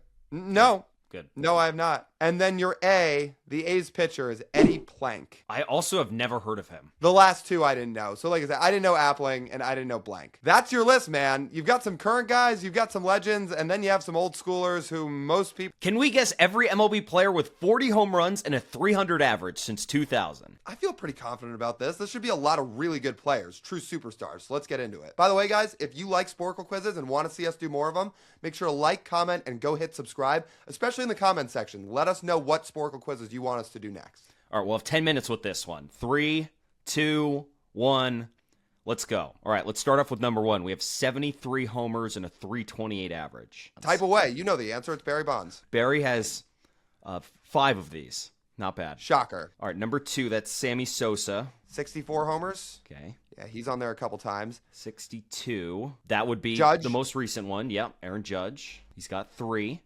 58 and 06. That's going to be Ryan Howard. Okay. Oh, nice guess. You remember that? Well, I guess 08, you got to know the year, so that's fair. And it gives you the team. 01 with the Diamondbacks, 57 home runs. Is that... I know this one. Luis Gonzalez. Yeah, I mean, that was my guess. I guess I don't remember Luis Gonzalez hitting 57 bombs. Shout out to him. He had a monster year that year. He was really, really good. Like, everyone remembers the walk-off hit, but yeah, he hit a ton of homers. 02 with Texas Rangers. A-Rod. A-Rod, yep. If I can spell his name right. Yeah. Wow, he's got a lot And of he's these. on a few of these. All right, we're doing pretty well so far, but this is the top of the list. 2024 Dodgers, well, that would be Shohei Ohtani. Ohtani, yep. He's got 2. He's on there twice. Man, it's getting all the way down here. 2002 Cleveland. This one's going to be Jim Thome. That'd be my guess, yeah. He hit 300 in a season. Good for him. Wow. He was a pretty all-around hitter, wasn't he? He was, but given the fact he hit, 600 home runs, he only hit 300 in one of those 40 homer seasons. Pretty impressive. It's fair, yes. What was his number? 612, I believe? That sounds right. 01 Rockies. This going to be Larry Walker or Todd Helton? One of the two. No, I think it's Helton. Yeah, there you go. Too late, yeah. Too late for Larry Walker. 06 in St. Louis. Oh, That's Albert a lot of homers. Yeah. Pujols. Wow, he's got a lot of them. He's got a bunch. Well, he was a 300 hitter before he went to Los Angeles. Yeah. 04 with the Dodgers. This is a good one. I know don't this one. This Really? is Adrian Beltre. Right before his walk year. Yeah, or that was his walk year. Yeah. You remember this Blue Jay? I do. And that could be one of two guys because Vladdy went nuclear that year and he almost won the Triple Crown. Let's see. Yeah, it's him. Yeah. So, I mean, my other guess was going to be Semien because that was his best year. I don't think but- Semien hit 300. I think he hit like 250 that year, but he just hit a bunch of home runs. And his OPS was high. But yeah, Vladdy almost won the Triple Crown. You got the Astros in 2000. Is it Biggio? No, Biggio couldn't hit 40 Lance homers. Berkman. Oh, it's not Lance Berkman. So it's Bagwell. There we go. Yeah, Bagwell. 2019 Dodgers. I know who that is. Oh, I do too. It's Cody Bellinger. Yeah. MVP year. It was the Yelly Belly MVP race. Right. And Yelich, did he hit 40 homers that year? Or he might have gotten hurt just before he got to 40. Let's see. Maybe the year prior he hit 40? Maybe is he's that what on it was? here. Oh, he is on here. I see him. 44, if I can spell. Yeah. There you go. He's on here. Yeah. Okay. 05 Boston. Poppy? I mean, it's one of two guys. Yeah, David Ortiz. It's Poppy. 05 Cubs. Wow. I'm going to say Alfonso Soriano. Maybe No. Aramis Ramirez? Manny. Oh, well- No, we got Manny a couple times, though. Yeah. Huh. All right, let's come back. Okay. 2017. 2017, You know this one. JD Martinez. Yeah. Great. Yeah, he's on there a couple Oh, times. that's Miggy here. Cabrera. Great. Nice. Now we're to the other side. 2015. Oh, we know this guy. Nelson Nelson Cruz hit 300. That's a couple times. One of the most underrated power hitters of that era, of the 2010s, especially right-handed power hitters. Just an animal. Is this 06 White Sox Paul Konerko? No, he spells it with an O.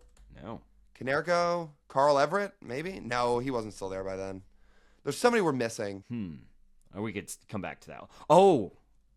No. Adam Dunn. No. No, it's not.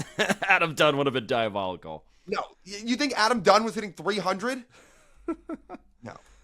Who is We already this guessed Astro? Bagwell. Carlos Lee? Try that. Oh, well, Oh, Derek Derek Lee for the Lee. Cubs. Wow. We stumbled into that, but that checks out. I mean, he had big power. Astro. We'll come back to that. Okay. 2011 Blue Jay. Did Joey Bats hit 300? I mean, I think it has to be him. Yeah. Wow. That's crazy. Is this a Giambi? It's got to be Giambi. It's Yeah. Giambi. Okay. 03 Brave. This is going to be Chipper. No. No. Andrew Jones? Also, no, because it's not. No, because you just tried Jones, so it's not going to be either of them. Oh, Let's right. come back. Dodgers in 2000. Dodgers in 2000.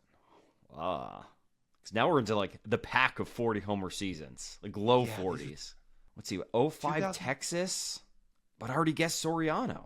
I'm just looking through the rest of the list for who we could get. Okay, 2023 Atlanta. Is that Acuna? Yeah, that one is Acuna. Yep, nice one. We have a 2019 Rocky. That's Arenado. Yeah. We have a 2012 Twin. There was a Twin in 2012 who had 40 homers and hit 300. Well, before you get to that one, I see a Brewer in 2012. Is that Braun? Ryan Braun? Yeah. Yeah. Okay. Jay 2001 and Padre. Oh, Adrian Gonzalez. No. Oh, too early. 2000 Blue Jay. Is it Delgado? Carlos Delgado? Nice. Oh, nice. So Delgado was also he was both Blue Jays. Okay. We have an 04 card. Is that Jim Edmonds? Yes. Nice. Okay. Wow. There we go. All right, we got 3 minutes to go. Oh, we need 9 more. I think I might Scroll up have a little. 06. Is this going to be... This is crazy. Grady Sizemore? No. No. Here, scroll up a little bit. There you go. Just 3 minutes. Can we do this? 2006 White Sox. Who else? Oh, What? hold on. There's a national in 2015 on here. That's Harper's MVP year, Bryce Harper. Nice. There you go. So we have a 2001 Padre, a 2006 Cleveland Indian. We have a 2000 White Sox, 2005 Ranger, 2000 Dodger, 03 Brave. 03 Brave. Man. Who? There's no way Michael Young ever hit 40 homers, right? No. No. I'm going to be kicking ourselves. I feel like I should know this White Sox. I assume he was on the World Series team. And the Astros in 2000. Because we tried all of the killer bees. We tried Carlos Lee. White Sox in 06. Braves in 03. Dodgers in 2000. These are hard. I know. These are like great seasons. Of course. And to be fair, we've gotten a lot of these, but as we've got under 2 minutes to go, there's still 8 of these that we need. 2006 with Cleveland. We tried Tomey. Oh, could it be Travis Hafner?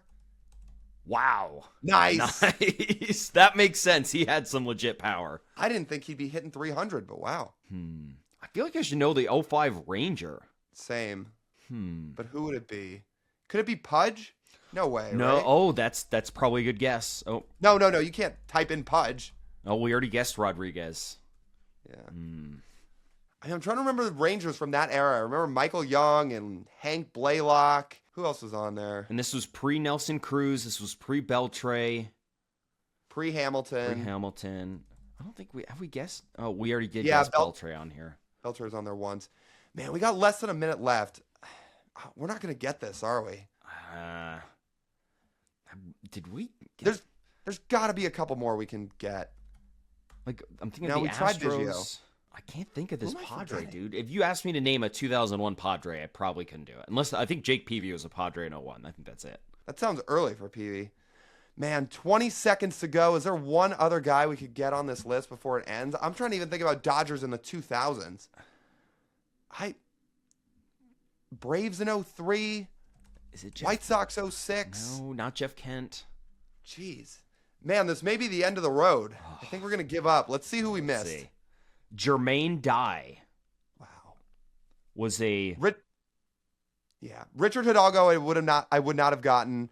Javi Lopez, I don't think I would have gotten. Sheffield, we probably should have got. Oh, Teixeira, that's a dumb miss. Oh, yeah, I forgot.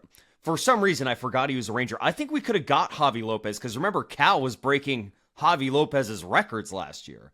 Sure. And then we missed Frank Thomas, which is really dumb, and Phil Nevin. Phil Nevin. That's not, I'm going to be totally honest, that's not the name I was expecting to see as a 2001 Padre. He was a good player. He was. He had a memorable time as the Angel skipper, I'll say that. Frank Thomas was a bad miss. Teixeira was a bad miss. We probably could have gotten Sheffield, but a couple of those I don't think we would have gotten. Like Richard Hidalgo, that's a tough one. Yeah.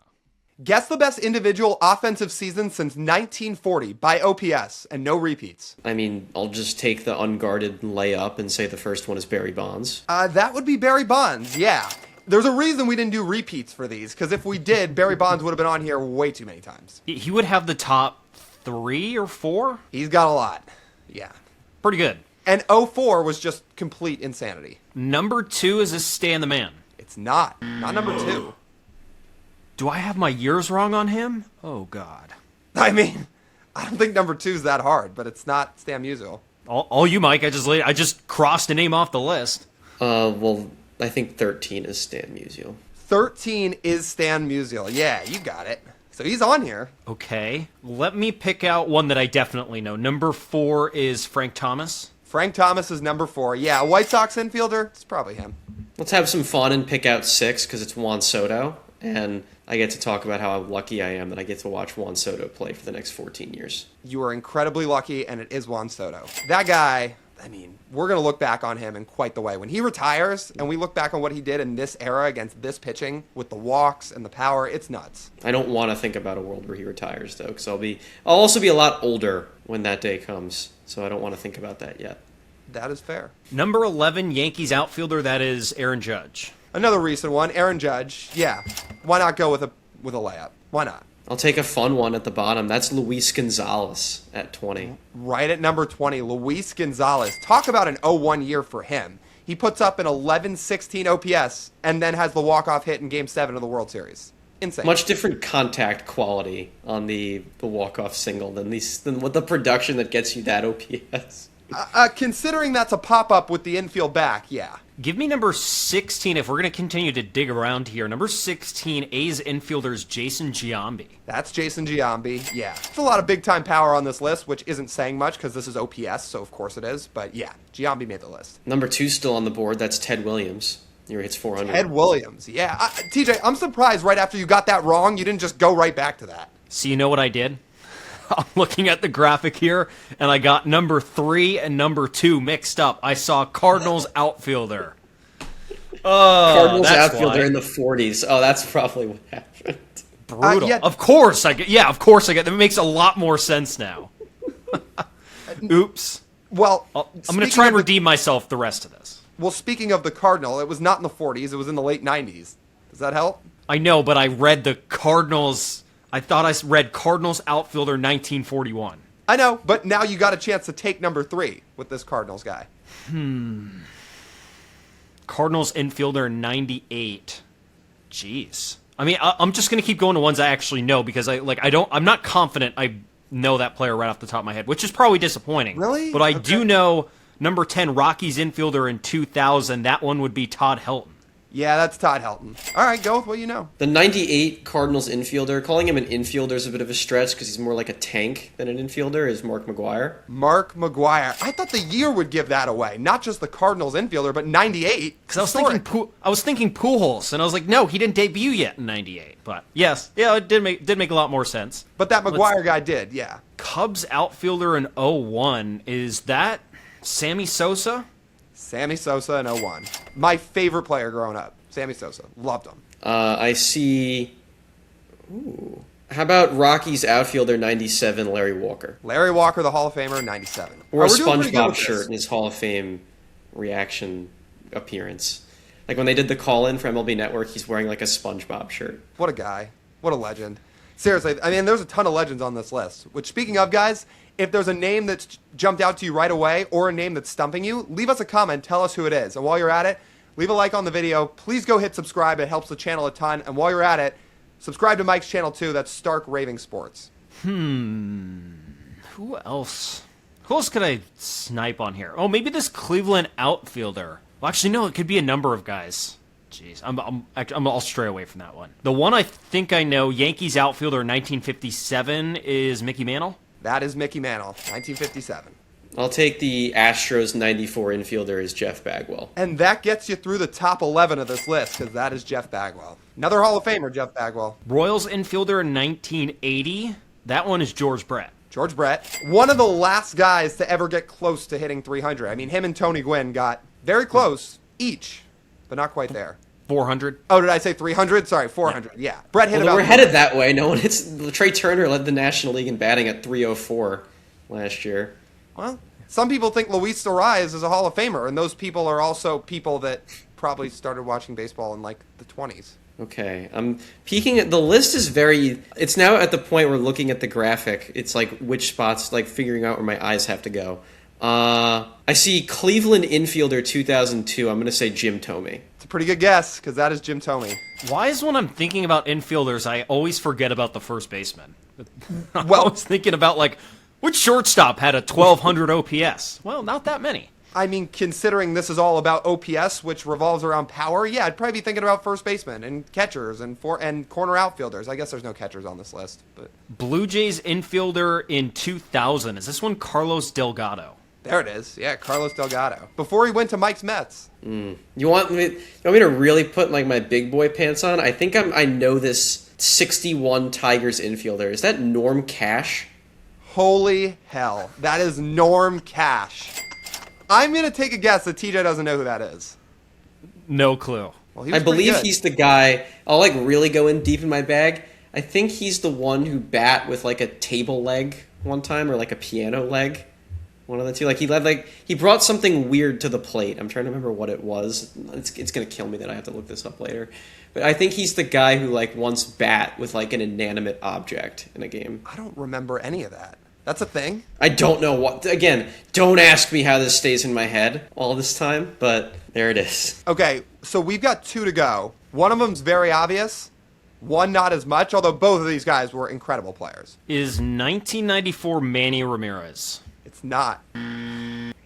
Is that Albert Bell then? That is Albert Bell. Nice, Mike. I mean, it's funny, of that loaded Cleveland team in the 90s, you could pick out whoever you want that you want to call the best player, whether it was Thome, whether it was Manny Ramirez, whether it was, I mean, Eddie Murray ended his career there in Cleveland. But at his peak, Albert Bell might have been the best guy on that team. He just didn't sustain it because he was kind of a crazy person. Thank you, by the way, TJ, for process of elimination there by saying Manny. Yeah, first. you're welcome. That's my job. I might do that with this one too. Number 12 to finish.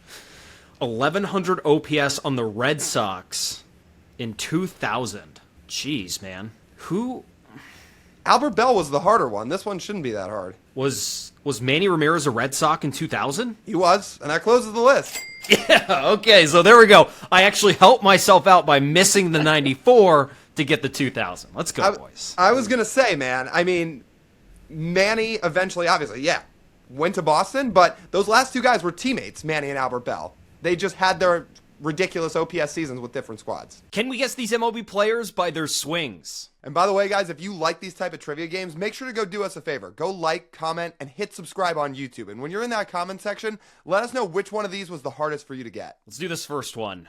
Lyle, when I look at this, I feel like I see Bryce Harper at least like a little bit. I don't know if it's him, but I want to start with that guess. That's who jumped out to me. That's who I thought it was. The only thing we got right is that this player's American. Okay. That's it. He's not a first baseman. I don't even think he's an infielder. And he's not in the National League. Right. That helps us. Is this supposed to be easy? This doesn't feel easy. So what this is telling us is that this is an American League outfielder, I want to say. Okay. Is this... I mean, we might have seen this guy. Is this going to be our guy Chase DeLauder? Oh! Wow. Whoa. On the Let's second go! guess? On the second guess, you got that. I would not have gotten that. I mean, the whole thing with his swing, right, is it's super unorthodox. His setup, though, looks a little bit like Bryce's, though. Great. It does. Glad we got but it. the swing is flatter than Bryce's. All right, let's do another. So are these guys all current or no? Yeah, these are all active players. This one's, like, throwing me for a loop a little bit. The guys that are spitting out to me, I see, like, a tiny bit of Matt Chapman in his original setup. I feel like I see Clint Frazier, but he's retired and he podcasts now. Well, was Frazier a righty or a lefty? Clint Frazier was a righty. You're thinking of Adam Frazier. No, I just couldn't remember if Clint Frazier hit lefty or righty. But okay. It almost looks a little bit like Gene Segura, but again, this is active players. Is this... Oh, I think I might have a first guess for this, Lyle. Let's see. I think this is Will Smith. Let's see. Okay. Close. Oh, it's a catcher. Okay. It's a catcher, a U.S.-born catcher that Is in the NL West. is in the NL West. So if it's not Smith, I mean, so who you got? There's Gabby Moreno. There's Patrick Bailey. Yeah. There's, I mean, are they going to say it's Campusano? Or Hunter Goodman. Oh, Goodman might be a decent try. You think so? You've seen a swing more than I have. Well, Let's I see. saw it all the way back in the Cape League, but yeah, there it Wow. is. There we go. Hunter Goodman. Nice job.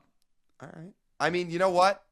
Talk about a dude who's got some power, Hunter Goodman. All right, next one. Oof. Oh, I think we know Fierce this lefty one, Lyle. swing. This is a fierce lefty swing. Who do you think it is? I think we know this one. I think we have seen this swing up close and personal. Do you think you know who I'm referring to? No, because you're better at this than me. The bat on the shoulder, where my mind goes with this is wrong. Because I'm trying to think about Freddie Freeman, and I know once you see the whole follow-through and everything, that's not his swing. Lyle, I'm going to say this is Brendan Donovan. Man, I'd be impressed if you picked that up right. Wow. Yeah. Let's go. You are a lot better at this than me. I should know our own guys' swings. I know. But man. You watch as many Mariners games as I do. Yeah, I guess Donovan hasn't been in the uniform that long, but still. Wow. First guess. Oh, wait. I've seen that finish before. Is it Soler? Like, am I even close? No, I think this brings back a little bit more PTSD. Springer? I think so. Let's see. I don't think. What? Yeah. That finish, the way he like leans back a little bit after he hits. Maybe the PTSD's had me block his memory out of my head or something. I don't know. That's brutal. We need a tough one. Where's a tough one in here? Let's get one. Well, tough for you. I'm not getting any of these. You're carrying the whole team. Oh, I think I know this one too. Do you think you can get this one? I don't want to hog all of these. Well, you're going to have to because we've done some of these before, and I don't do well with them. Not quite as bad as the geography, but not good either. I'm going to say, Lyle, this is a freshly minted National League player. No. So I you can't know this, spell you his just name can't right. spell. Yeah. There we go. I got it. Brandon Lau. See how he puts his hands like down at his hips when he's swinging? Sure, but man, you must recognize these silhouettes much better than I do. I feel like I just know swings. I pick up on swings. Like everyone's like a little unique. I mean, look, Brandon Lau's a really good player. I just don't know if I could close my eyes and pick his swing out of a lineup or something like that. You did. Let's keep going. Oh, I feel like you should get this one. Really? Okay, leg kick, right-handed swing, hits the ball the opposite way in this video. Oh, who's the high leg kick? So are you hinting that this is somebody in the AL West? It's not the AL West, but it is the AL. Man, the high leg kick. I mean, how good is this guy? He's good. All-star. He's had a really solid career. I don't know why I'm struggling so much with these. Like, I mean, I think you'll know it when I tell you who this is. I'm sure, but I'm trying to watch it and just figure it out on my own. I mean, it's a good swing. I'm trying to figure out who finishes with the low release like that, like the low follow through at the end. I mean, I definitely recognize it. All right. I mean, you tell me. You type it in. This is Gleyber Torres. Oh.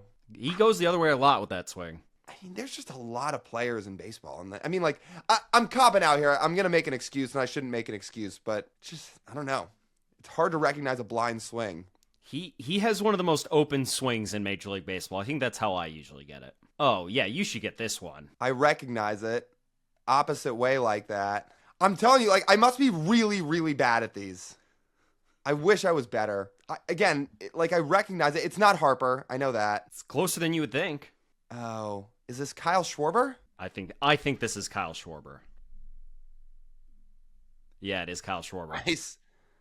You see, Man, you got it. Sorta. I mean, you've only had one wrong guess on here. It was the first one. There will be one in here eventually. You've gotten it on the first try almost every time. I think this one might stump me. Let's see. I mean, he really goes like low to high on the swing. I'm Righty thinking swing. Brent Rooker, but I don't know if this is Brent Rooker. Give it a shot. I don't know if he quite has the lean back like that. No, it's not Brent Rooker. Oh, man. Okay, so all we have, scroll down for the hints, is we have that it is a U.S.-born player, and... So he's an infielder in the National League. Right. Right-handed hitter. See, this is not going to be someone like Austin Riley? No. That doesn't look like his swing. I don't think this is a Dodgers infielder. What if you tried somebody like... I don't think this is Matt Chapman. Doesn't really... You could give it a shot. Doesn't really look like Matt Chapman. No, I mean, I don't think it is, but okay. Oh, it's a third baseman. All right, third baseman, and it's in the National League. That's what the yellow means, right? Yeah, but it's not in the NL West, so that means this needs to be a Central or an Eastern player. Could it be somebody really young? Could it be Sal Stewart? I actually don't hate that. I'm just curious what they... Is he in here? Oh, he might hasn't not be in qualified here. yet. Huh. Third baseman, National League. It's either the Central or the East. And you could try Riley if you want. No. Oh, so this guy's in the Central then. So that leaves who? It's not Stewart. It's not I don't think Bregman. this is a red. Right, because Well- Duhar's not there either. Unless this No, is Matt McClain? You could try it. I mean, that's not... no, McClain's not their third baseman, I don't think, right? It's Stewart. Okay. Then that wouldn't be it. I don't know who the Cardinals' third baseman is since they traded Nolan. And then again, I don't think this is Bregman. No, this is not Bregman. Yeah. So that would be the Pirates? Well, Pirates or the Brewers. Who's the Brewers' third baseman now? Yeah, after they traded Durbin. Are you gonna have to give up on this? Let's get another. Well, no, we got 5 more guesses. Let's use them. So let's get let's rip a third baseman in the National League Central. So let's guess Bregman. Okay. So now we have it's a Cub. So is it Matt Shaw then? Yes. I Well, guess because if it's not Bregman, who else is the third baseman? it is Matt. How about that? Shaw. Wow. Although he's not really playing third base this year, right? He's been more in right field. No, he got his position taken. Right. Huh. Well, how about that? Let's do one more. All right, big loopy left-handed swing. Who's got the long lefty swing with the long levers? That's not Cody Bellinger. That doesn't look enough like his. Kurtz? You could try Kurtz. I think of big, long left-handed swings. That's what I'm kind of feeling. No. All right, well, we're in the ballpark. So it's somebody in the AL. It's somebody on the infield. It's someone young, left-handed hitter. too. So a Central player or Oh, an Eastern could player. be wrong, but could this be Addison Barger? Think so? Let's see. I mean, I don't know, but young, left-handed hitter? No. Okay, that was wrong. No. So this is a middle infielder? A middle infielder Yes. who plays in the Central. Why do I have a feeling this is someone who plays on the Cleveland Guardians? Like, this is Brian Rocchio. Try it. I don't even know how to spell his name. R-O. Oh, Yeah, here there we you go. go. No. Oh, Okay. and It's a shortstop. Well, and actually, he's not a U.S.-born player. So. Okay, that makes sense. But it's not a Guardian. This can't be a Royal because Bobby Witt's their shortstop. Is this Colson Montgomery? Rip it. See what happens. It is Colson Nice. Montgomery. Well, there we go. Yeah, he's got the long levers. And he's got power. Mm-hmm. Man. Yeah, wow. Well, that was pretty easy for me. Thoughts? If you hadn't been here, this would have been a 5-hour-long video of me trying to get 3 right. Guess the starting pitchers projected to have the worst year for every team in 2026 by ERA. This Blue Jay's going to hurt a little bit. Is this Max Scherzer? It's not. You would think with the age. But no, they're actually projecting Scherzer to have a better ERA than the guy on the list. I mean, I watched him pitch last year. I'm kind of surprised. Oh, is it the guy they signed from Korea? No, it's not Ponce. Is it Barrios? It's Jose Barrios. Yeah, yanked out of the rotation last year. The Blue Jays had a lot of those guys last year. Like old veteran starter yanked out of the rotation. Because that happened to Barrios. That happened to Chris Bassett, too. Right. And, I mean, it probably could have happened to Scherzer if he was in a deeper rotation, but their rotation was not very deep. However, still enough to get to the World Series. Well, and then he pitched well in the postseason. He did? Yeah, he carved up the Mariners. Yankees. Here's what's tricky. They only have a 4-man rotation to start the year. Is this going to be Luis Gil? It's not. So is it one of those 4? Is it... Gosh, who are their 4? Because they have 2 lefties. They have Rodon. They have Fried. Cole's going to come back. Is this going to be... Jeez. Is this guy in their opening day rotation? I assume so. Yeah, at least one of them is for sure. Because there's 2 options.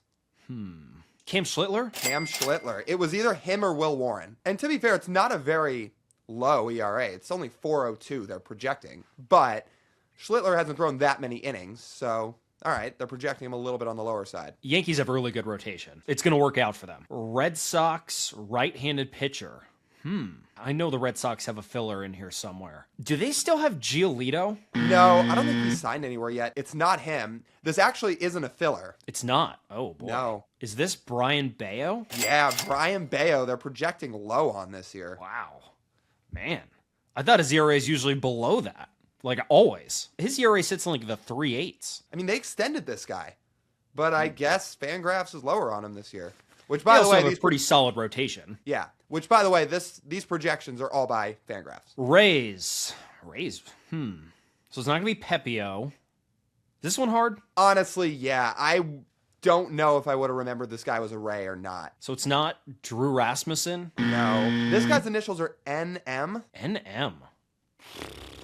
Nick Martinez? Yeah. Okay. Wow. He's a You got that pretty Ray? fast. I guess. Well, I know his name off the initials. I did not know he was a Ray, so I'm not going to sit here and lie to you all saying, like, I know the Tampa Bay Rays roster. Not obviously enough for him. I mean, you know ball, but maybe you're not going to rattle up all 26 guys on the roster. And you're basically guessing 5 starters with this trivia. So, yeah. Okay. Nick Martinez. No idea he was a Ray. Orioles, man. Orioles have a lot of options because their rotation is tough. Is this going to be... Can't be G-Rod anymore. This guy's actually not opening the year in the rotation. Oh, interesting. Is this Chris Bassett? No. I mean, I think people thought he was going to open the year in the rotation, but as of late, not anymore. Oh, he got option to AAA. Dean Kramer? Dean Kramer. Wow. Not projected favorably. No, not by his own team or by Fangraphs. No. Apparently. By the way, guys, if you like this type of trivia content, be sure to go like, comment, and hit subscribe on YouTube. It really, really helps if you go hit subscribe. It just takes a second to do. It's free. And again, go drop a comment. Tell us which of these is most surprising to you and which one isn't. Tigers' worst starter. So you got a lot of good looks at this rotation in the postseason. Coming out of their bullpen, I'm going to say, is it Jack Flaherty? No, it's not. You did not get a look at this guy in the postseason, nor did anybody for the Tigers. Is it Kenta Maeda? No. I don't even know if he's still a Tiger or not. So this is a new Tiger? New-ish. Yes, but also no. So it can't be Skubal, obviously. It's not going to be Framber Valdez, and it's not going to be Jack Flaherty. That's 3/5 of the rotation. They signed somebody else. Signed another starter. Jeez. Where did this guy come from? You're going to give it away if you say? I mean, maybe, but he came from the Giants. Starter that came... Got it? I got it. Yep, I got it. This is Justin Verlander. Remember how I said new-ish, new but not really? Yeah, Justin Verlander. Yeah, that makes sense. He's old. He's got some left in the tank, but clearly not enough. Not compared to the rest of his rotation. He is technically new to the Tigers this season, yes, but I would say his name is pretty well etched in Tigers history. Is the Guardian... So let's check off who it's not. It's not going to be Gavin Williams. I don't think it's going to be Tanner Bybee. Is this going to be Slade... No, you're Slade gonna get the name Ciccone? wrong. Slade Ciccone is right. Ciccone, Yeah. okay. Yeah. All right. He was in that Josh Naylor trade. I knew that, and then the name, I was like, oh no. Oh no. Well, you got the first part right. Apologies to Slade if he's watching this. Well, say his full name. Now you know it. Slade Ciccone. Yeah, there you go. Slade Ciccone, I'm sorry. Royals, 4.5. Is this one hard? This guy actually pitched pretty well last year. When I think Royals rotation, I think Seth Lugo and Cole Reagans. I mean, there were two others that pitched well last year. One was Chris Bubich, but I'll give that to you because he's a lefty, and this is a righty you have to guess. There's another. Oh, this is Michael Wacha. Michael Wacha. Projecting him low. I guess they think he's going to regress a bit. He doesn't have the most regression-proof profile because he's old. Doesn't throw hard anymore. I don't think he doesn't strike a lot of guys out. And they're bringing the fences in, which is Right. It's a really bad combination to have. Isn't it unique there's not a single lefty on this list? There's just not. Because to make it as a lefty in a rotation, you have to be good. You have to be, like, different. I mean, Patrick Corbin existed. He did, but he's also not signed now. No, but Maybe in it's general, it's just a rarity, I would say. Like, this is just one of those years. I guess more rare, yeah. Because there were also years like Mackenzie Gore figured it out now, but he was pretty bad for a while. He would be an option on here. Corbin would be an option on here. There's years where it would happen. Oh, Wade Miley. Sometimes he's had some good years, had some bad years. Twins, right-handed pitcher, dude. Twins. This guy, former top prospect, high draft pick, but a newer twin. But he wasn't a top prospect with the Twins. No, he's a decently new twin. New as of the last calendar year. Was he traded there? Or did he He sign? was. He was traded. Is this who the Oh, this is Mick Abel, Nick Abel is the twin. Yeah, former first-round pick. I remember him. that's what I said. I mean, yeah, like very, very highly touted, but then got traded for Johan Duran. White Sox. I mean, you know this name. He came back from Korea a couple years ago, I want to say, and he had a decent year. He was also with the Cardinals. Initials EF. Oh, Eric Fetty. Oh, that gave it away fast. Yeah, Eric Fetty. I must have thought he was still a Cardinal. He is sitting on the south side of Chicago. The Mariners one, I know this is going to be Luis Castillo. No, funny enough. What? No. Oh, this is not going to be Louis- Bryce Miller then. It is Bryce Miller. I would have had serious beef if it was Logan Gilbert or Brian Wu that they were going to project. Well, Or even George Kirby. Like that wouldn't make any sense. it was never going to be Wu or Logan. They must just think regression for Bryce again, and they must think the injuries are probably going to get to him, if I'm going to guess. Astros. The Astros have some guys at the back of the rotation I don't know quite as well. Is this going to be Spencer Arrighetti? No. Is this going to be Tatsuya Amai? Also no. Is this going to be... Oh, is it... let's see if I can get it right. Is it Scott Alexander? Is it Alexander? The guy who started against the Mariners last year? No, and isn't he a lefty? It's not him. Yeah, he is. Oh, right. Good point. I thought it's Jason Alexander. Or Okay. Yeah, It was an Alexander, Because- and the Mariners lit him up. people talk about Jason Alexander because same name as George Costanza's. Well, the actor that plays George Costanza. However, since it's not a lefty, it's not him. That would make it... Well, that's like the one guy I'm missing in this rotation. You know him, that's for sure. Is this Forrest Whitley? He's not even still there anymore, is he? Oh, okay. I thought he made the big leagues at some point. I don't think he's still an Astro. You're missing somebody. You know him. He came back from injury last year. They're just not. Christian Javier? It is Christian Javier. Wow. They are not projecting him to have a good year. They think he's going to have a near 5 ERA. That throws me for a whirl because he was really good before he got hurt. He was great. Jeez. Threw a combined no-hitter in the World Series. The Ranger. So it's not going to be Mackenzie Gore. It's not going to be Nate Eovaldi. And it's not going to be Jacob deGrom. Who else do the Rangers have in their rotation? You know the other guys. I know. Not at the second. I mean, the other two guys in their rotation are decently famous. They're just younger. Younger gave it away. I was thinking old, right? I remember when Lance Lynn was a Ranger, but this is not that. These are two young guys, as you mentioned. I'm going to say this is Kumar Rocker. Nice try, because he had a 1 and 2 guess, but it's not him. So it's Jack Leiter. It is Jack Leiter. I still feel like he's going to really turn it on at some point. I was going to say, like, all of his success as a pro, it's not been smooth sailing by any means, but he throws 100, so you'd feel like eventually that's going to lead to success. I hope so. Super nice dude. Was on the channel last year, so we hope he's going to be successful. A's and have a number Angels of options. I mean, these are going to give you fits, the A's and Angels. I will say this guy, obviously another right-hander. He has been in Cleveland. He's been in Tampa. Now he's an A. What's funny is I think the projected best pitcher in the A's rotation is another trivia we did was also from Tampa, Jeffrey Springs. Sounds right, but this guy, it's not him. AC initials. The only AC I comfortably know is Alex Claudio, but he's a reliever, and I don't think he's pitching anymore. No, and he's also a lefty. Right, so triple whammy. It's all right if you don't know this one. Let's go to the National League. I'll come back to those and see if there's anything else that sparks a thought. How would you grade this trivia so far, by the way? Too hard? Easy? Medium? No, I think this is fine, because Okay. there's at least some dialogue, but this is not, wouldn't put this as too hard, at least not for us. Like, not everyone is going to be able to name the worst pitcher on every team, but I feel like this is right up our alley. Sure. Feedback in the comments below whether or not you like something like as niche as this with bad players. So we've done it like short form a little bit with or a little bit. We've done it a lot with short form, not as much long form. Phillies worst pitcher. Is this going to be the projection for Andrew Painter? No. We're a little higher on Painter. Little Optimistic.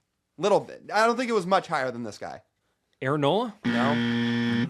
This guy's gotten paid a couple times. Phillies gave him a decent amount of money. What's weird is I've gone through essentially the Phillies rotation. Well, Zach Wheeler's not healthy, actually, so that kind of makes sense. Well, what? See, Wheeler, Nola. Wheeler, Nola, Luzardo, Sanchez, and Painter. That's 5. Oh. Well, there's another. He's been on your own team at some point in his career. Early in his career. Oh, boy. This is going to be... Oh, Taijuan Walker? Taijuan Walker. He's still hanging around. I'll give him credit. And he's managed to give himself a pretty nice career in Major League Baseball bouncing around. He's made a couple real contracts. Yeah. And happy for him because it didn't work out great in Seattle, but gave himself a pretty nice career. However, for the Phillies this year, he may be the odd man out at some point. I was a little surprised. Yeah, I was a little surprised to see this guy as the Met. And the ERA's so low, too. 3.9 for your worst? Is it going to be Nolan McLean? No, they're higher on him than that. Sean Manaea, is this Sean? No, it can't be Sean Manaea because it's a righty.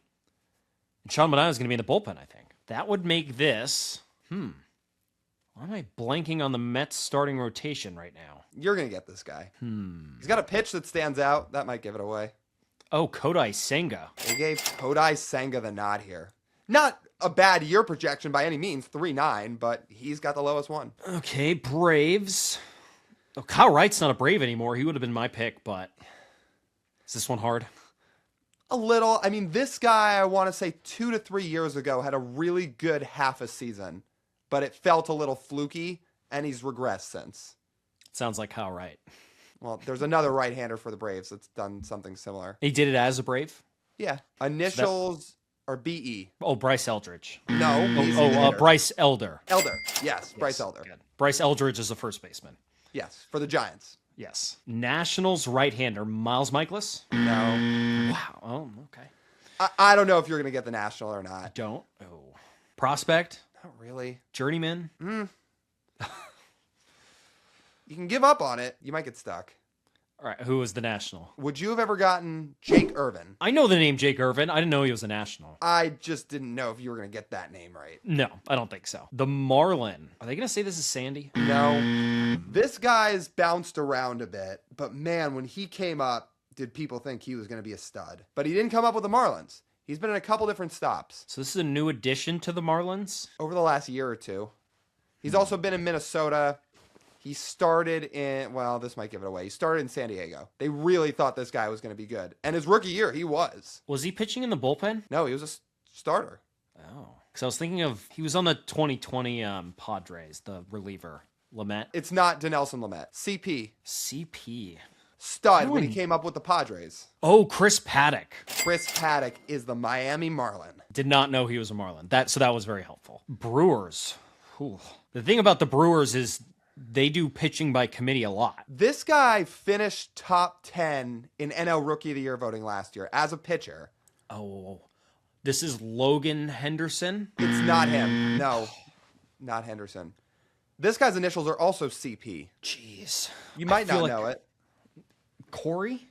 No. I'll give up on Brewer. Chad Patrick? Yes. Okay. I know the name Chad Patrick. Man, oh man, that's disappointing. Again, he was really good as a rookie. I guess they're just projecting him to have a little bit of a sophomore regression. And I chalk that up to two things. I didn't watch enough Brewers regular season baseball, and they, I believe, threw him in the bullpen in the playoffs. Cubs. Could they say that Matthew Boyd is going to regress and be this? Oh, actually, no. It can't be because he's a lefty. And this is a righty. Would that make this Cade Horton? Not Horton. This guy's more of a veteran. Former very, very high draft pick. Has had a solid career, but veteran now. Is this Mike Soroka? Is he even a Cub? He's not a Cub. No. And he hasn't had a long, strong career. He's been injured. JT? JT?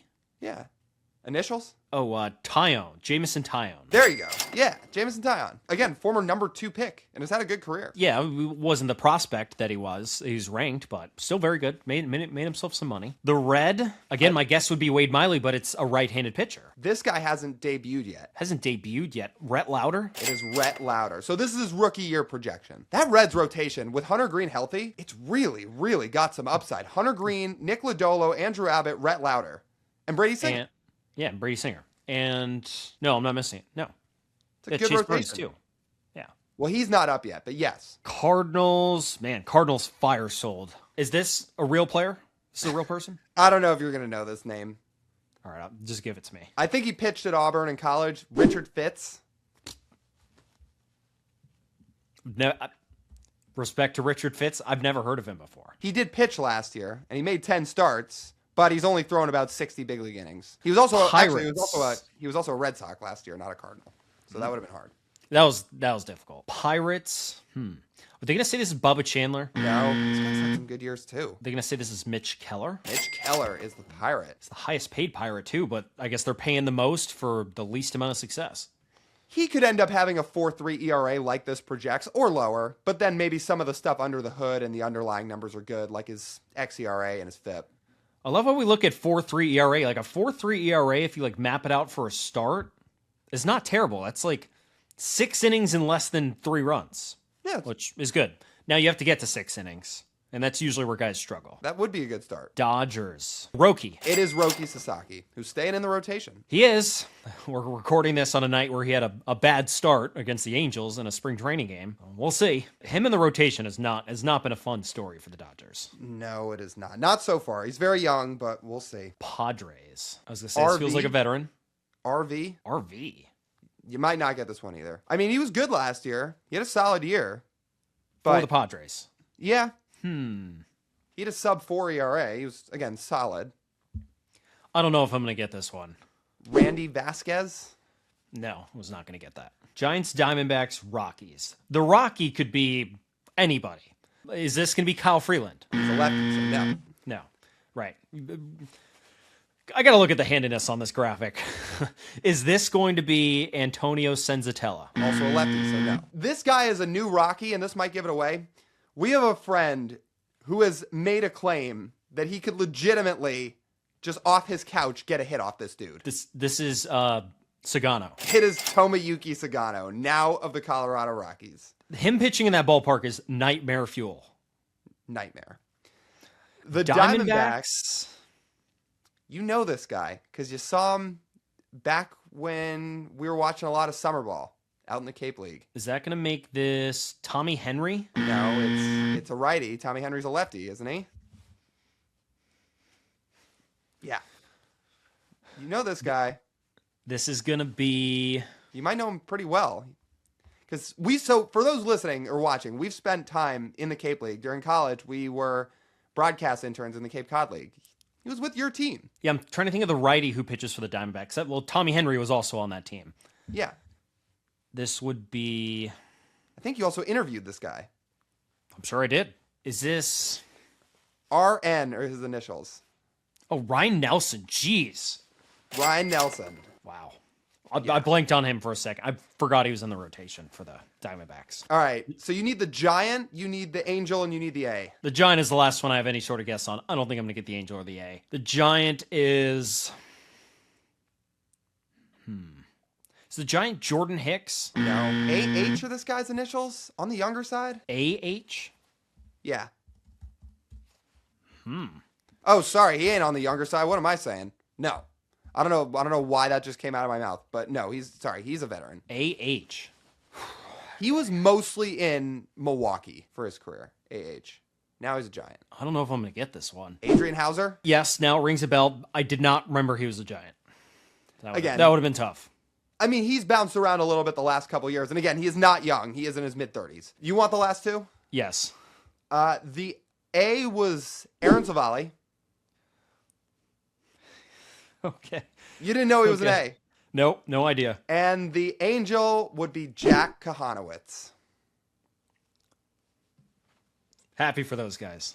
Guess these MLB players by their career chains. The one that jumps out first, the most obvious, is the ninth one, is definitely Max Scherzer. That one is definitely Max Scherzer. Man, one of the long ones off the board already. Yeah, I wonder if the Diamondbacks wish they had him back. I'm going to go with yes. I'm going to go with they wish they never traded him away. Wasn't there some weird reason they decided to let him go? Like they didn't like his warm-up routine or something? Maybe. I mean, something like that wouldn't totally shock me. But yeah, then he just went on to be a slam dunk first ballot Hall of Famer. But yeah.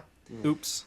Yes. Okay, Seattle, Oakland, Tampa, San Diego, Minnesota, Cincinnati. I mean, I'm diabolical for this, but I think this is Emilio Pagan. That is indeed Emilio Oh Pagan. my God. Man, 2 in a row to start. Listen, if there's a Mariner on here, there's a decent chance it can click. Well, I'm the same way with the Mets, and the one that jumps out as number 2 is Chris Bassett. Number 2 is Chris Bassett. Yeah, you guys are right. Hopefully this is long. Hopefully you guys don't get these too fast. Yeah, I mean, I'm going to get number 1. Cardinals to the Rays to the Mariners this would be easy to mess up because people mostly just think of this guy as a Ray and a Mariner, but this is Randy Arozarena. That is Randy Arozarena. You guys are 4 for 4. Yeah. I was going to say, I barely remember Bassett with the White Sox. Do you have any memory, Mike, with him in Chicago? No, I just know that he's there.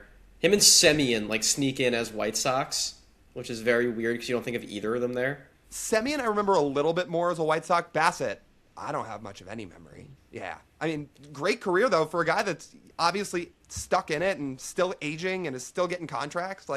He's carved out a really good career for himself. I'm going to pick out the other Met I see here. Number 6 is Jose Iglesias. Number 6 is Jose Iglesias. Man, I thought that was going to give you some trouble. Jeez. Sorry. That's the longest one on here. No, I did a video about the guy, so all those stops are very fresh in my head, even after a year and a half of not seeing Jose Iglesias play for my team anymore. That was some run, though.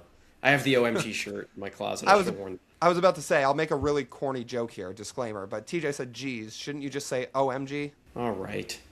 Wow. Cliche, Lyle. I mean, it's a terrible, corny joke, but when you think of Jose Iglesias, how does that not pop into your head, if not first, very quickly? It's like, I don't have He should get a plaque just for OMG. By the way, guys, I probably should have done before putting together this list, you should go check out Mike's channel, Stark Rave Sports, and you should also like, comment, and subscribe to this channel if you like the baseball trivia content, and leave us a comment down below. Which one of these gave you the most trouble? I thought it was going to be Jose Iglesias, but clearly I was wrong. Dude, Mike is really good at this stuff. So we all met at the winter meetings, and we did some trivia with him there, and he's just rattling off World Series winner after World Series winner. And even when we're not on the mic doing trivia, just talking baseball with him, the dude's an encyclopedia. I take that as a compliment. Thank you. It's a total compliment. I'd like to think TJ and I know a lot of baseball, but I don't know, man. Talking to you, You might not believe me, but I don't study this stuff. I just retain it really well. It's hard to explain. Just living as a baseball fan, it's just these are the things that slip into my head more than anything else that just don't leave. I wish there was a better explanation than that. Because when I do the World Series winners as my dumb party trick, everyone just assumes that before I go to bed every night, I'm just reading the lists to brush up. No, these are just the kind of things that stay for me. Honestly, in a lot of ways, me too, just not to your level. I mean, that is crazy ball knowledge. So normal people, when they try and fall asleep, it's they count down from 100 to 0, and you just go 2025 Los Angeles Dodgers, 2024 Los Angeles Dodgers, 2023, etc., etc. Yeah. I wish. This is not elite ball knowledge because this career chain I'm about to guess is not that tough, but Milwaukee to Baltimore to Arizona, that is former Cy Young winner Corbin Burns. That is indeed Corbin Burns, yeah. Now, I have a question about the rules here. Is it counting, if they haven't played a game for the team? Oh, yeah, because Bassett is Baltimore. So number 8's Jared Kelenic. Number 8 is Jared Kelenic. I thought Lyle was going to get that one. Ugh. We talked about this pre-recording, Mike, but I don't know if a lot of our Bullpen Banner listeners know this. They know we're Mariners fans. I have never, ever, ever been as emotionally invested in a player and want a player to be great so badly with all my might than Jared Kelenic. I wanted with every bone in my body that dude to be an absolute superstar. I was so attached to it, and it just didn't happen. Can I ask you why, him in particular? Like, why did he jump out above every other player to earn that? I mean, I think it's a few different reasons. I think he ignited the start of the rebuild, and he was the poster boy of it when the Mariners started to tear it down. Then he was also super fiery, which forever the Mariners had basically nobody with true fire in their gut. It was a lot of guys that were more on the passive side. And I absolutely fell in love with the idea of this dude could go hit 30-plus bombs, steal 20 bags, be a perennial all-star, and also just be a shit talker when he hits a bunch of homers. But it didn't happen. And he had the fire. I mean, you'd see it a lot. It was just often when he'd strike out. So I know. I loved Kelenic, and I loved his game. I just, everything about him. I was like, this guy has a chance to be so fun. And he was also the first one of that rebuild group to get up and get to the show, and they promoted him and talked about him like he was going to change the franchise. That ended up being the guy that came up a year after him in Julio instead. What's so funny, we've told this story, his debut day had unfortunately, multiple more significant pieces to the Mariners rebuild and build to where they currently are right now than Jared Kelenic himself. 3, in fact. Logan Gilbert, Paul Sewald, and Josh Naylor, who was playing for Cleveland that day. The little story behind it is Logan Gilbert made his debut the same day. So he got up the same day. Paul Sewald got called up to the Mariners that day with those two and had his best year when he wasn't expected to. And then Josh Naylor caught Jared Kelenick's first out. First pitch Kelenic swung of his career, flied it down the foul line in right field. Naylor jumps into the stands and makes the catch. And we look back on that now as he's a Mariner. It's like, oh my God, look at all the storylines in this debut. It was insane. Crazy. But anyway, there's a little Mariners talk for nobody that asked for it. I'll keep going down the career chain. Oakland to Texas to Atlanta. This is an interesting one. But then I look at the third chain with Tampa, Cleveland, Seattle, New York, Milwaukee. Who went from Seattle to New York and came to Seattle from Cleveland? And this guy's still active, you're saying? Yes. Active in Milwaukee. Not a star player. Whew. See, we got a few of these fast. Now they're getting harder. Oakland to Texas to Atlanta. This one is almost certainly the hardest one. Oakland to Texas to Atlanta? No, the number 3. Okay. Is it bad that I think I have a name for number 3? You know what? You go ahead. You sure? I thought it was your turn. You ready to lob me up the softball here? I'll throw you the alley-oop. If you think you've got it, go for it. I think this is Jake Bauers, number 3. You would be correct. That is Jake Bauers. Wow. I mean, yes, he's still in the league. My Saw goodness. on my Twitter feed today he had a home run they're already playing the fake spring training exhibition things at the big league stadiums, and he hit one at whatever the Brewers Stadium is called now. It's not Miller Park anymore. And I saw that clip maybe 2 hours ago. Yeah, American Family Field. 5, I have no idea. 6, looking at this one. Somebody that went from Milwaukee to Texas, started in Toronto, then Boston, then the Rays. He was with 3 AL East teams. Yeah, you start out on 3 AL East teams, too. And he's active right now with the Rangers. After It's Milwaukee. not Evaldi. There's a couple stops missing there. I know of Aldi's chain by this point. It's not. This isn't him. Who was traded to the Rangers from Milwaukee or signed as a free agent? The Oakland, Texas, Atlanta one is driving me insane right now, too. I have nothing. Let me help you guys out with this. Those 2 players play the same position. Wait. Oh, I think I have a guess for that first one then. Okay. Is the 5th one Nick Allen? It is not Nick Allen. No. Are these guys catchers? You tell me. So is number 5 Jonah Heim? Number 5 is Jonah Heim. Yeah. Wow. Good Didn't Lord. know Jonah Heim was a Brave. I did not either. It rings a bell now, but yeah. I know he was bad in Texas last year, and I don't think they were too happy with their catching situation. Sure. Man, so That now is an interesting...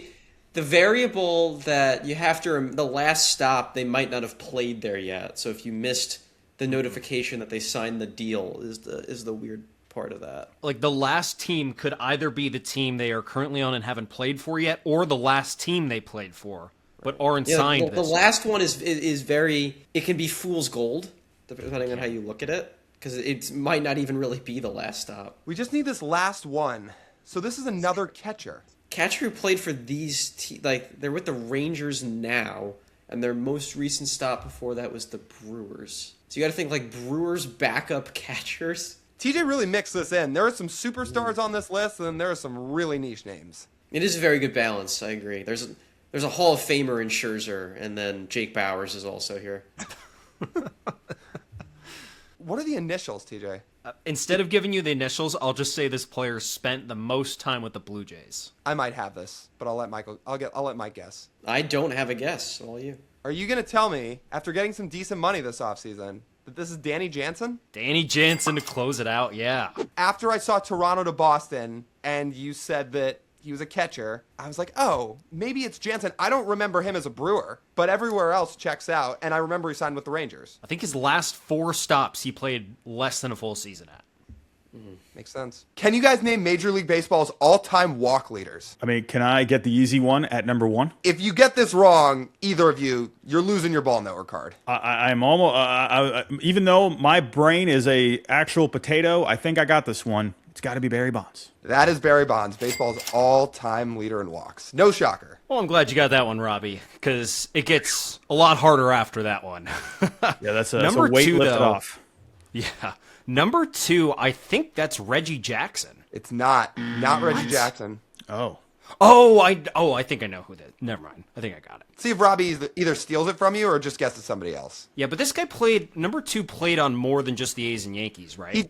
He did, but did you want me to list every single team? No. First guy that comes to my mind that's played for both the A's and the Yankees is a guy you think of with more speed, but he actually took a lot of walks. That's Ricky Henderson, right? Ricky Henderson is number 2. Honestly, it's so slept on with him. Because he stole so many bases, that's the first thing that comes to everybody's mind, but he was just a great player. Like, he had power, he would draw walks, everything. All-timer. Robbie's got a pretty good lead right now.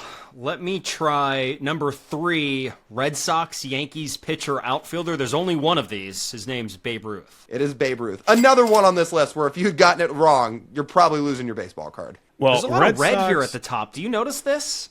Look at this. We have the Pirate Giant, we have the A Yankee, and then we have a red. 4 in a row. Well, Red Sox and Reds, but yes. Yeah, that still counts. Well, at number 4, I imagine, because when you think of guys that are like all-timers, they were great at getting on base. And this, I think, was a bit of an underrated part of this guy's game. The splendid splinter, Ted Williams. Ted Williams is number 4. Maybe the greatest hitter ever. Sure, he didn't play in today's era and faces tough at pitching, but by the numbers, TJ always argues he was. Yeah, he was unbelievable. He took his three of his prime years off to go to war. Right. And he came back and he was still great. Yeah. It's just incredible. No practice, or not as much as he should have. The last guy to hit over 400 in a season. Yeah. Number 5, Reds infielder. Man, which one could it be? Like one that's I know there's a lot of great Reds infielders, and I'm gonna guess this is a Reds infielder in the 70s in the Big Red Machine. You're onto something. It is. Okay, so which one is it? Is it Johnny Bench? No. If it was Johnny Bench, we probably would have just said catcher. Yeah, damn. Okay, bad guess.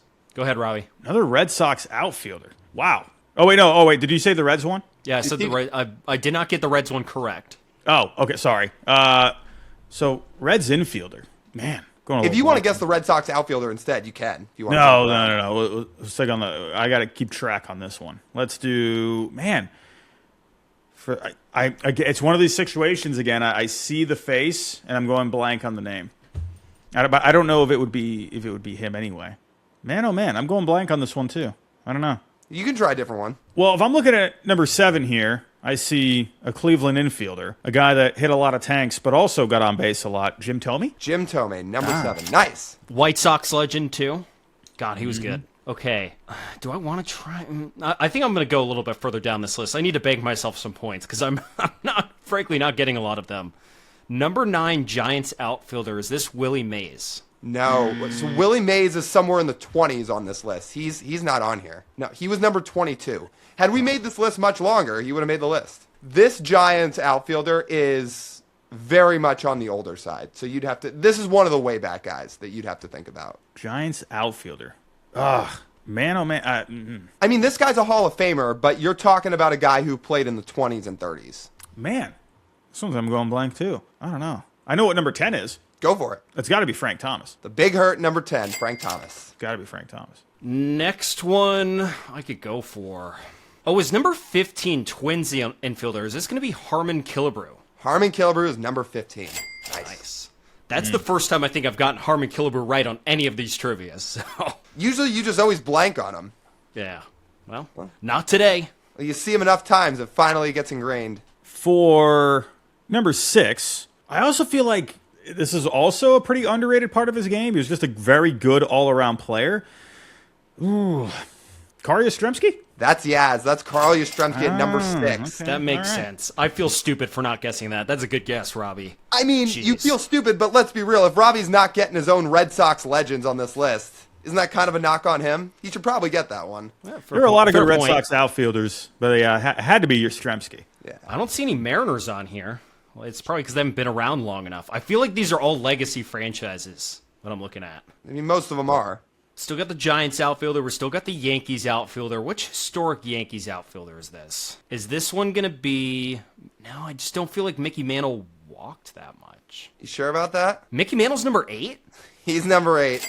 Wow. Wow. You know, I know Mickey was great for a lot of things. Hit a ton of home runs. I did not think he walked that much. That's underestimated his game. Again, this list is just filled with legends. If we're talking legends here, 17, I'm actually surprised he's this low. So I feel like it's almost a bit of like a trick, but is that Lou Gehrig? The Iron Horse. Lou Gehrig, Wow. number 17. I figured he'd be a lot higher on this. That was going to be my next guess. Well, especially because he played so many games and just nonstop, too.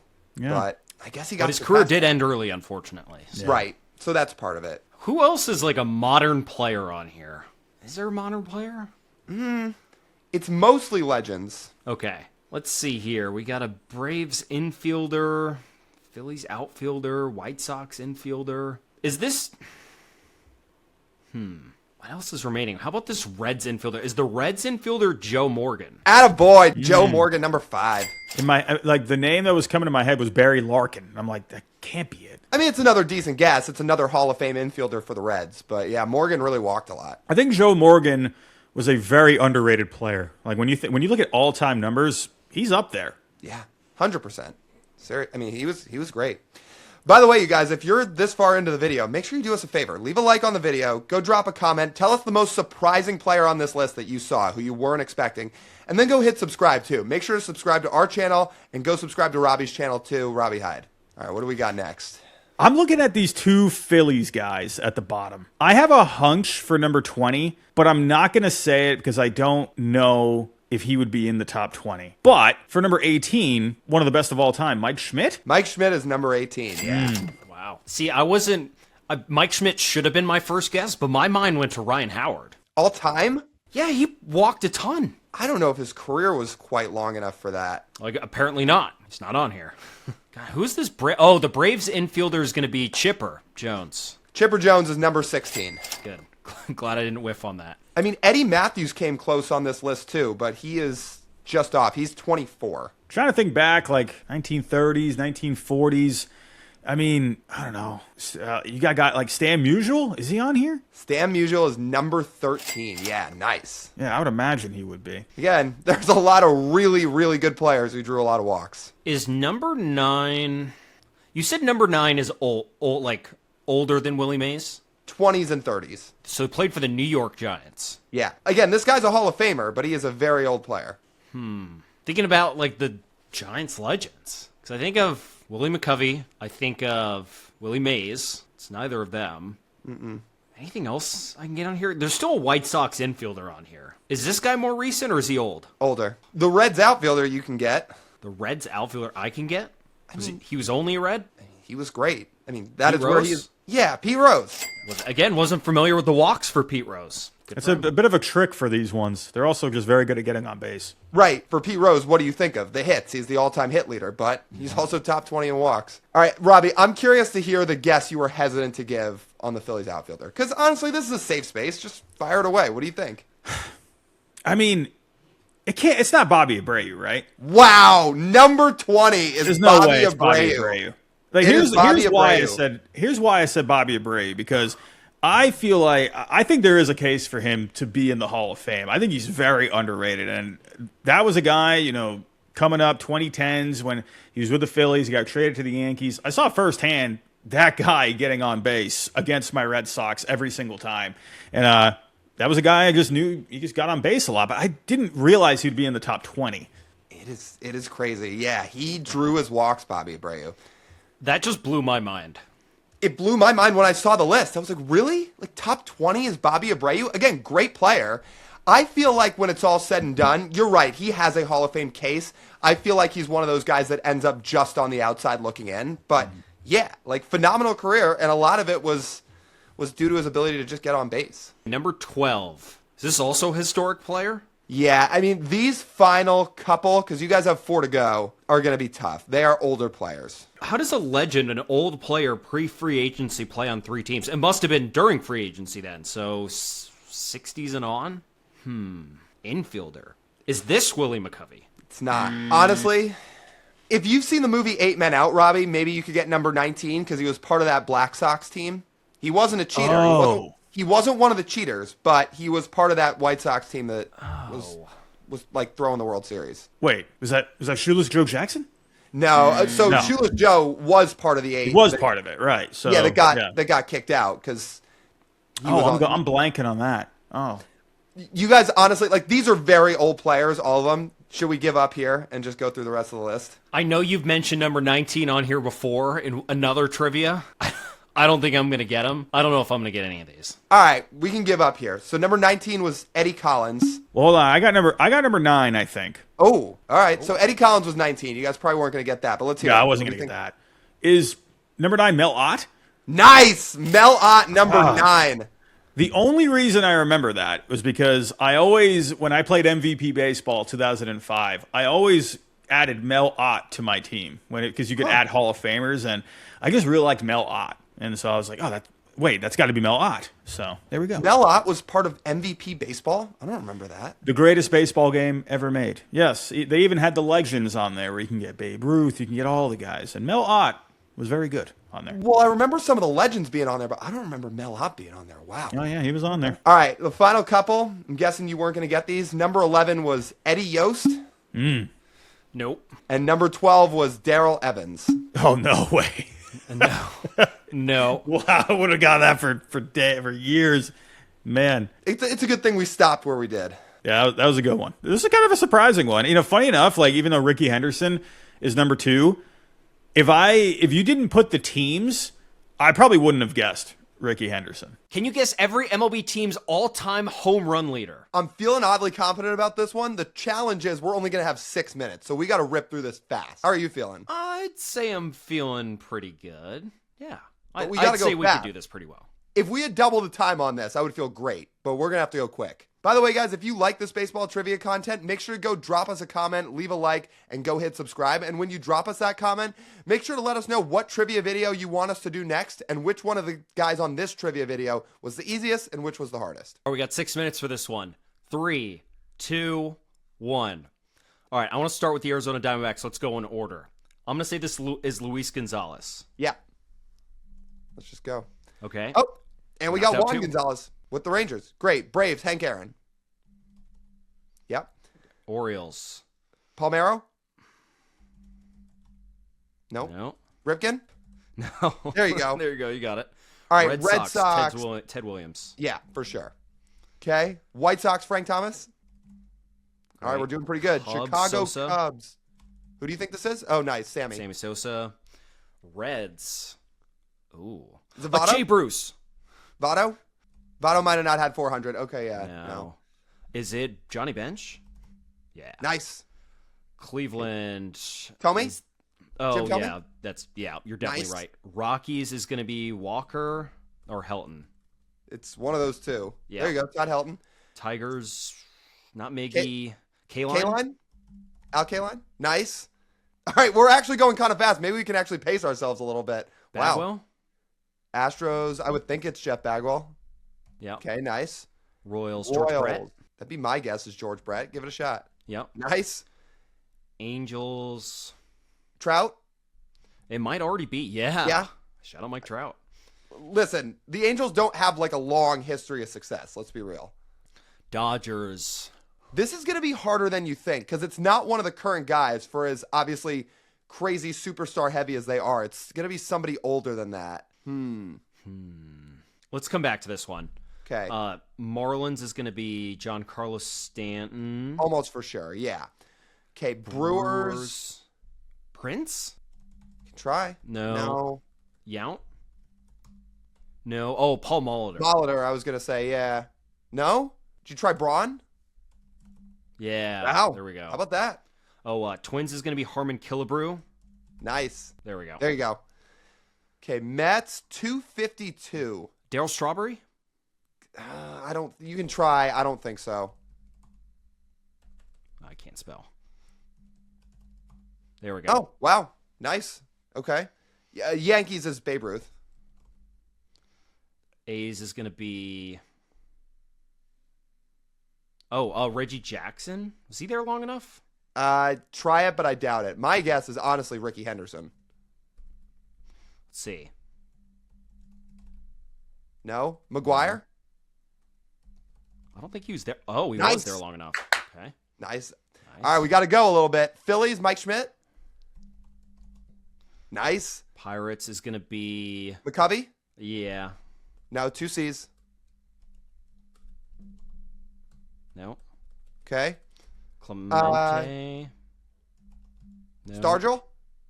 Yeah. How do you spell that? Gell.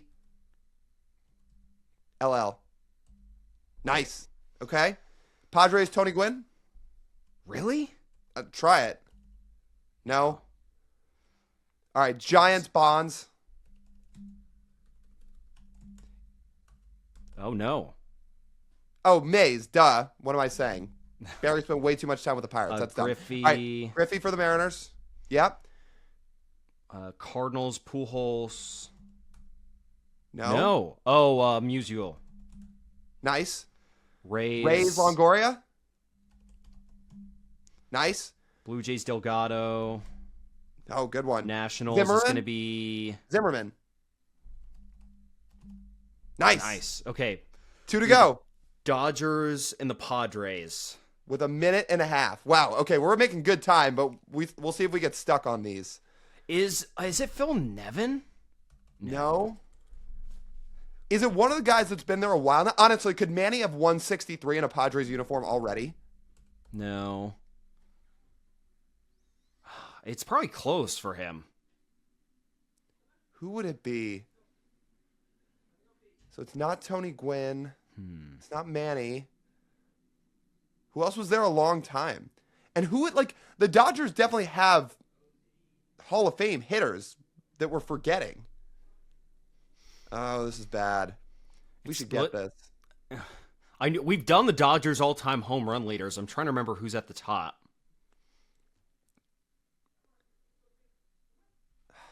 I'm trying to remember too. Ugh. We got 30 seconds. Is anything coming to mind? No. It's not going to look very good. Jeez. Ugh, we did so well on this one. I know. We had to go so fast because it was 6 minutes long. But, man, Padre, I don't even know, man. Is it like Chase Headley? There's no way. No. All right, who do we miss? Nate Colbert? Oh, and Duke Snyder. I mean, Snyder's a Hall of Famer, but... See, I remember Duke Snyder being on that Dodgers, like, top 10 home run leaders, so that, like, clearly, yes. But Yeah. he was not, I remember he was not one of the ones I got, so it was going to be, like, really tricky. Lyle, do you think you would have gotten Nate Colbert? No way. Would you have? No, I'm going to be totally frank. I've never heard of Nate Colbert before seeing that name pop up. I'm sorry to any and all Padres fans that are listening to this. Yeah, I also don't think I know Nate Colbert. Duke Snyder, if we had had more time, we probably could have gotten to that one. Because again, even though the Dodgers historically are much more pitcher heavy than hitters, Duke Snyder, we could have put our heads together to get that one. Colbert, there was no way. Again, I thought honestly Manny could have 163 by now with the Padres, but we were wrong. Do Padres fans know who Nate Colbert is? Well, that's a dumb question. Of Serious course. question. Oh, no, it's actually like a half-serious question. No, well, that's a dumb question. Of course, Padres fans know who he is. Don't you think diehard fans of a team know their all-time home run leader? We just didn't know it. I don't know, man. Nate Colbert sounds like a creative character. What position would you have him play? Nate Colbert seems like a 5'9" second baseman. That's what he sounds like. Sure. Do any of these other ones surprise you? I mean, Longoria makes sense because the Rays haven't been around that long. Same with Zimmerman and the Nationals. Otherwise, I'd say it checks out. No, I mean, most of these guys are Hall of Famers, so it's not that surprising. It's like Hall of Famers or steroids. Those are the two. Or longevity, or both. Like Giancarlo Stanton for the Marlins, franchise hasn't been around that long. He is one of their best players ever. Like Miguel Cabrera wasn't there as long as Giancarlo, so that one makes sense. I'd say most of these check out.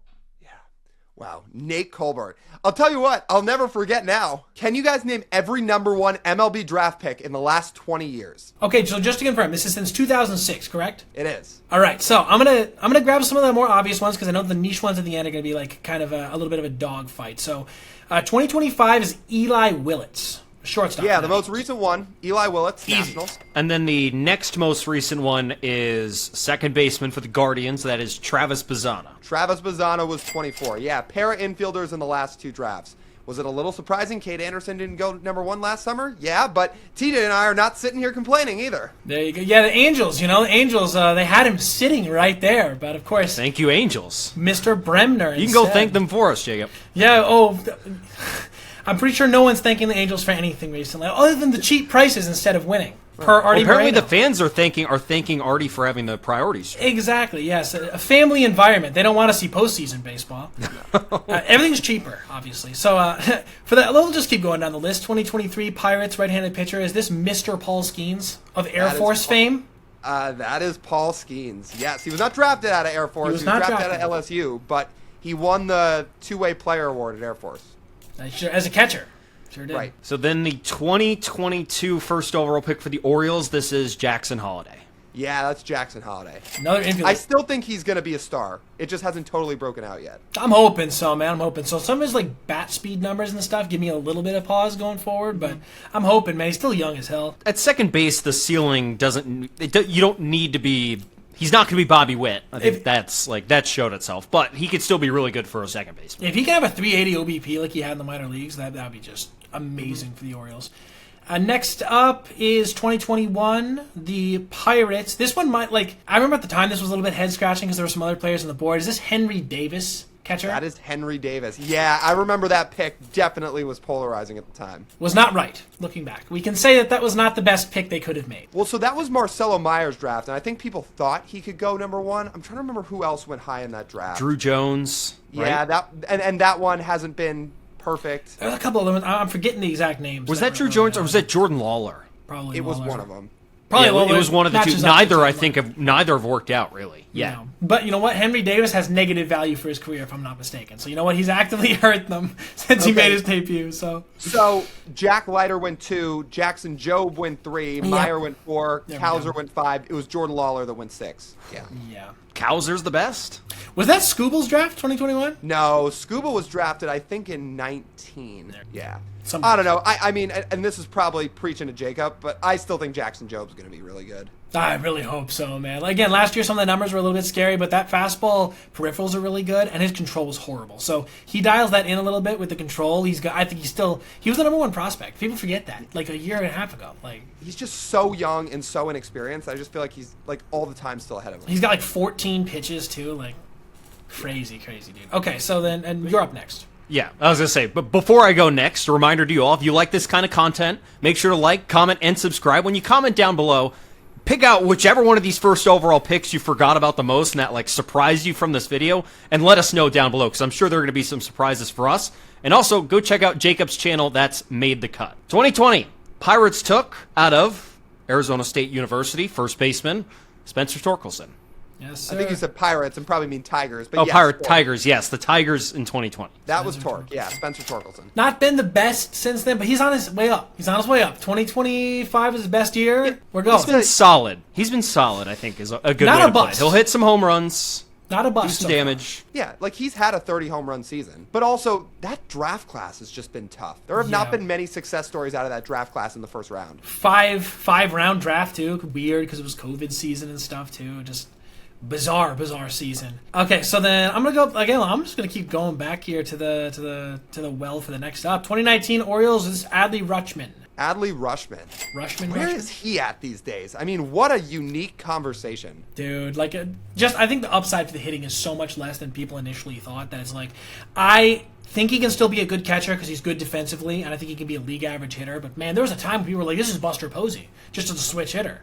And, well, he's not that. Good thing for him, Basayo isn't a great catcher, per se. No.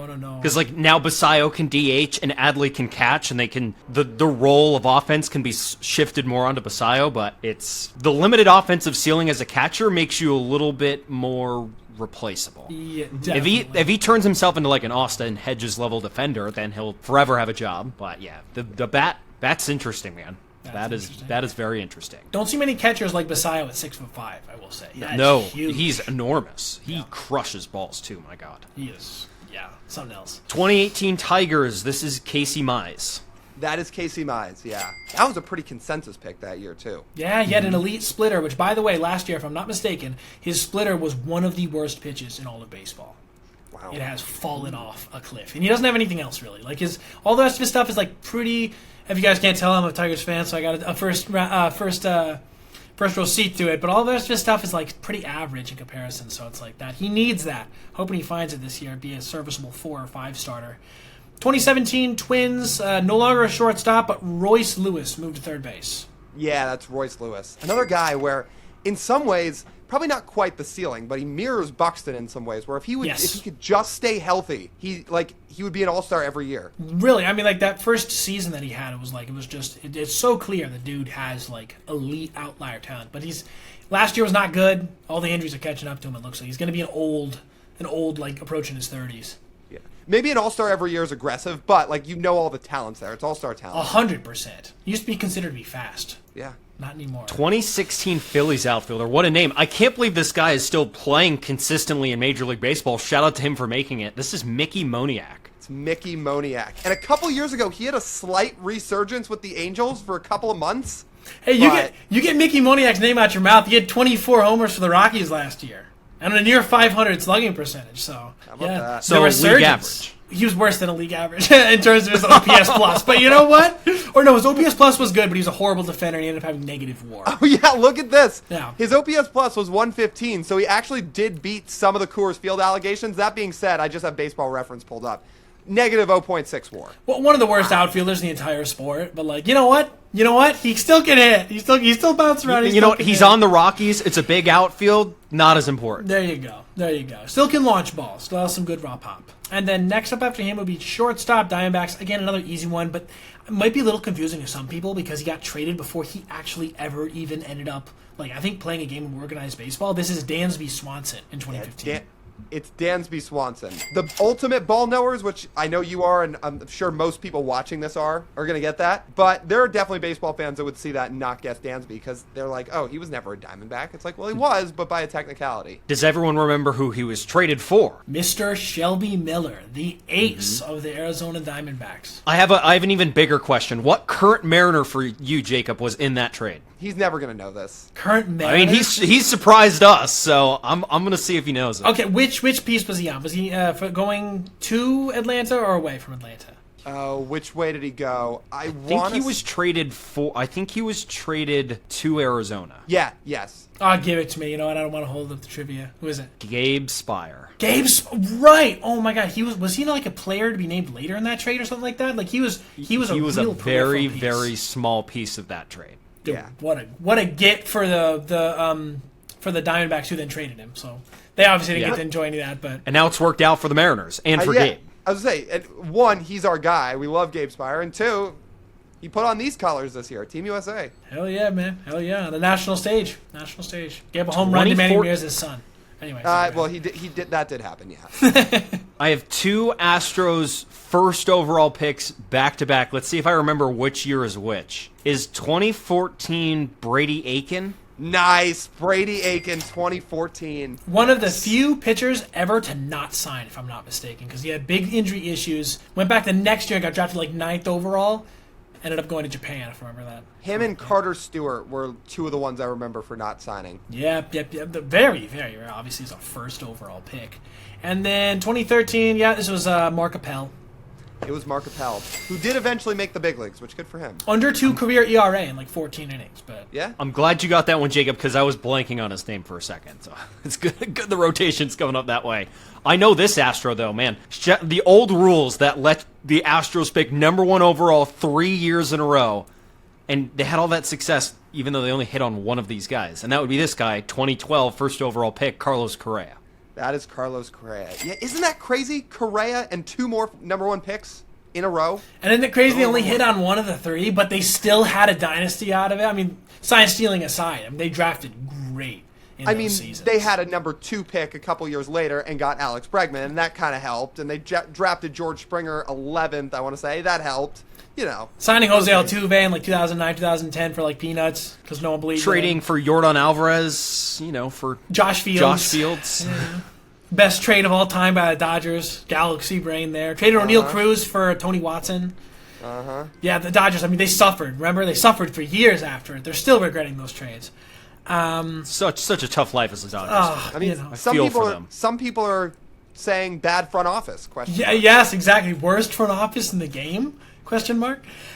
Speaking of bad front offices, 2011 was the Pirates. They did not get this one wrong, though. This one was Garrett Cole.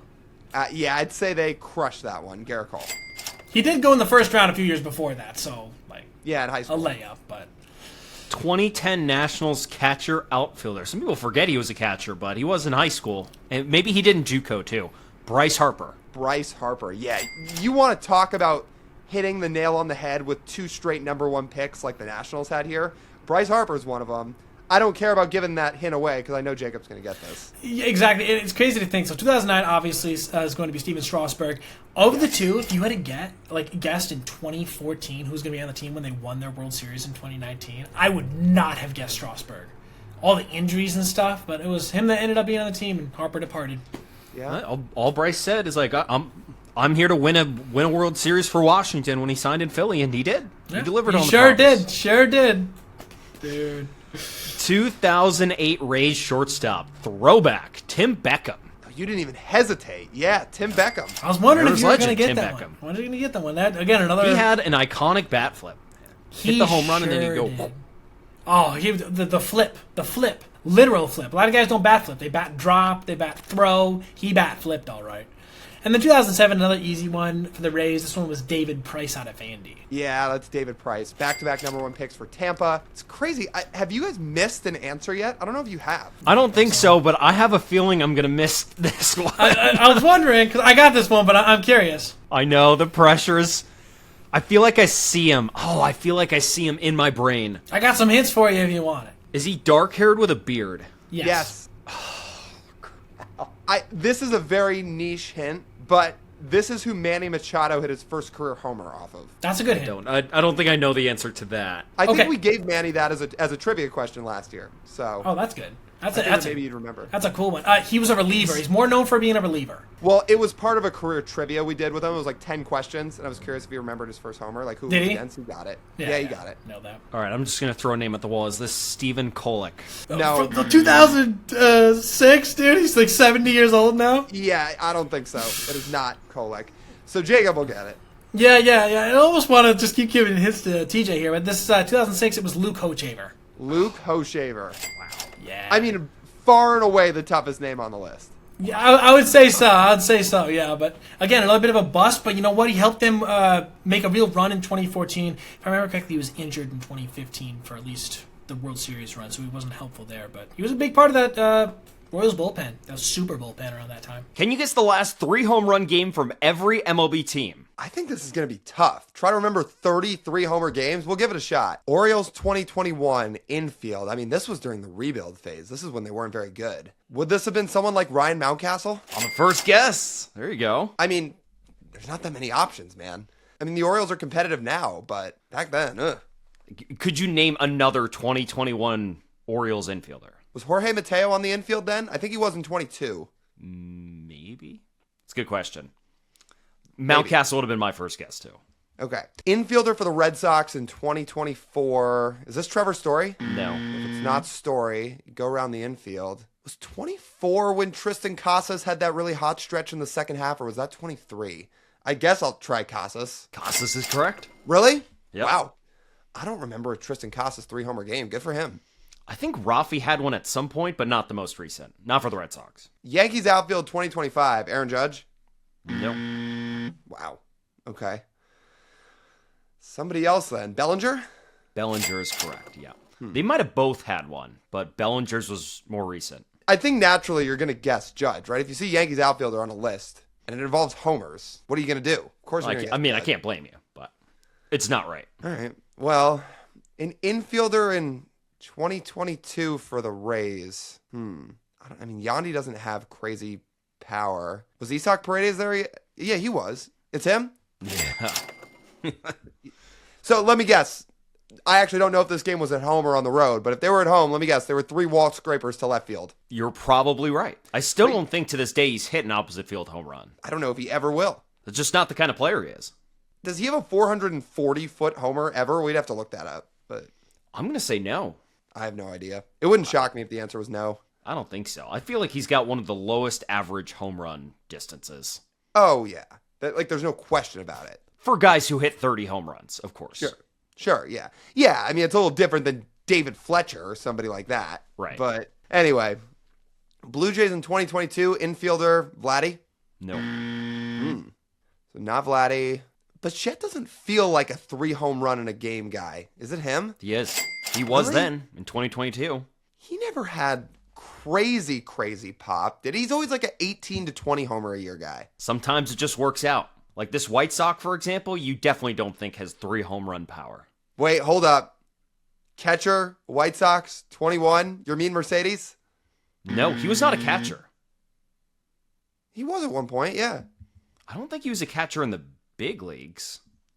This isn't him, by the way. Okay. I'm pretty sure Yermin Mercedes was a catcher. Oh, no, I'm wrong. What do I know?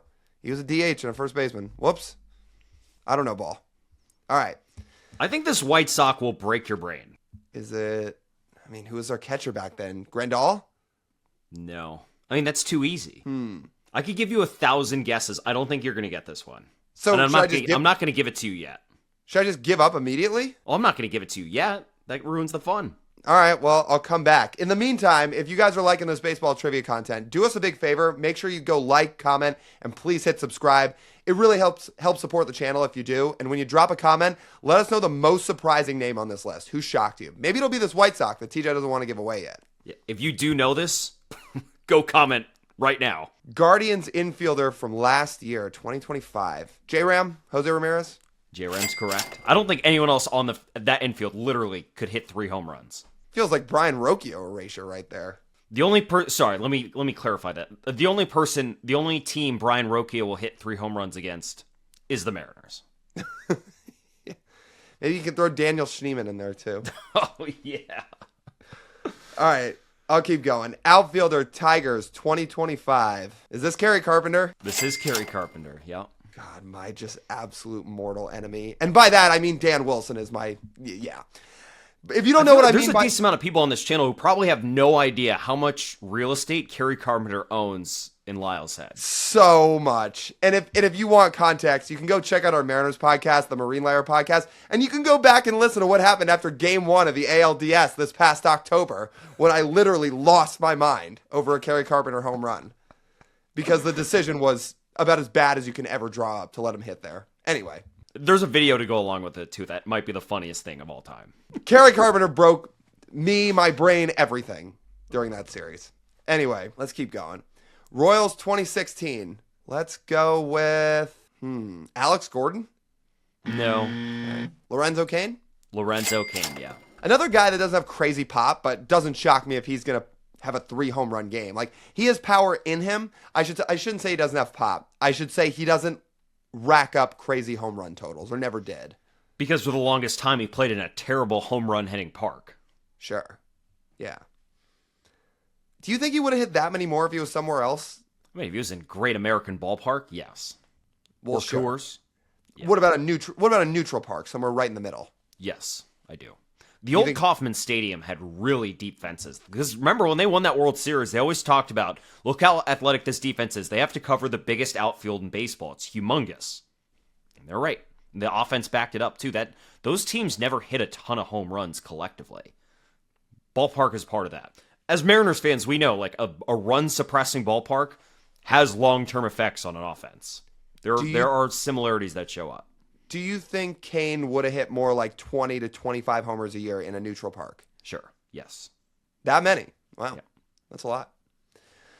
Okay. Twins infielder, 2025. Wonder where I want to go with this. There's a couple different ways you could go. Is it Royce Lewis? No. Oh, Correa? No.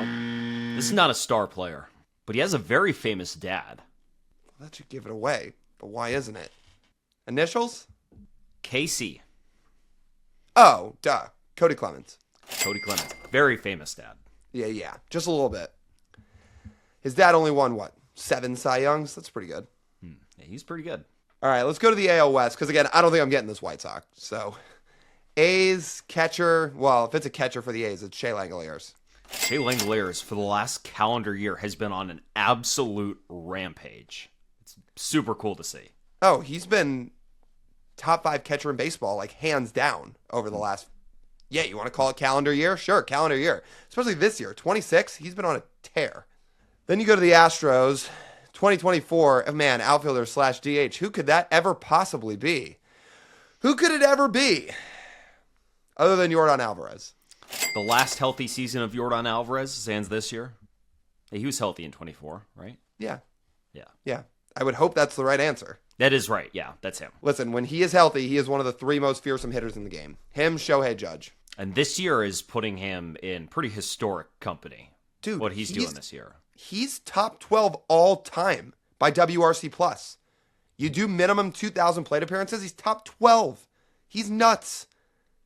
Like, we're watching legitimate greatness right in front of us. He's just got to stay healthy. That's it.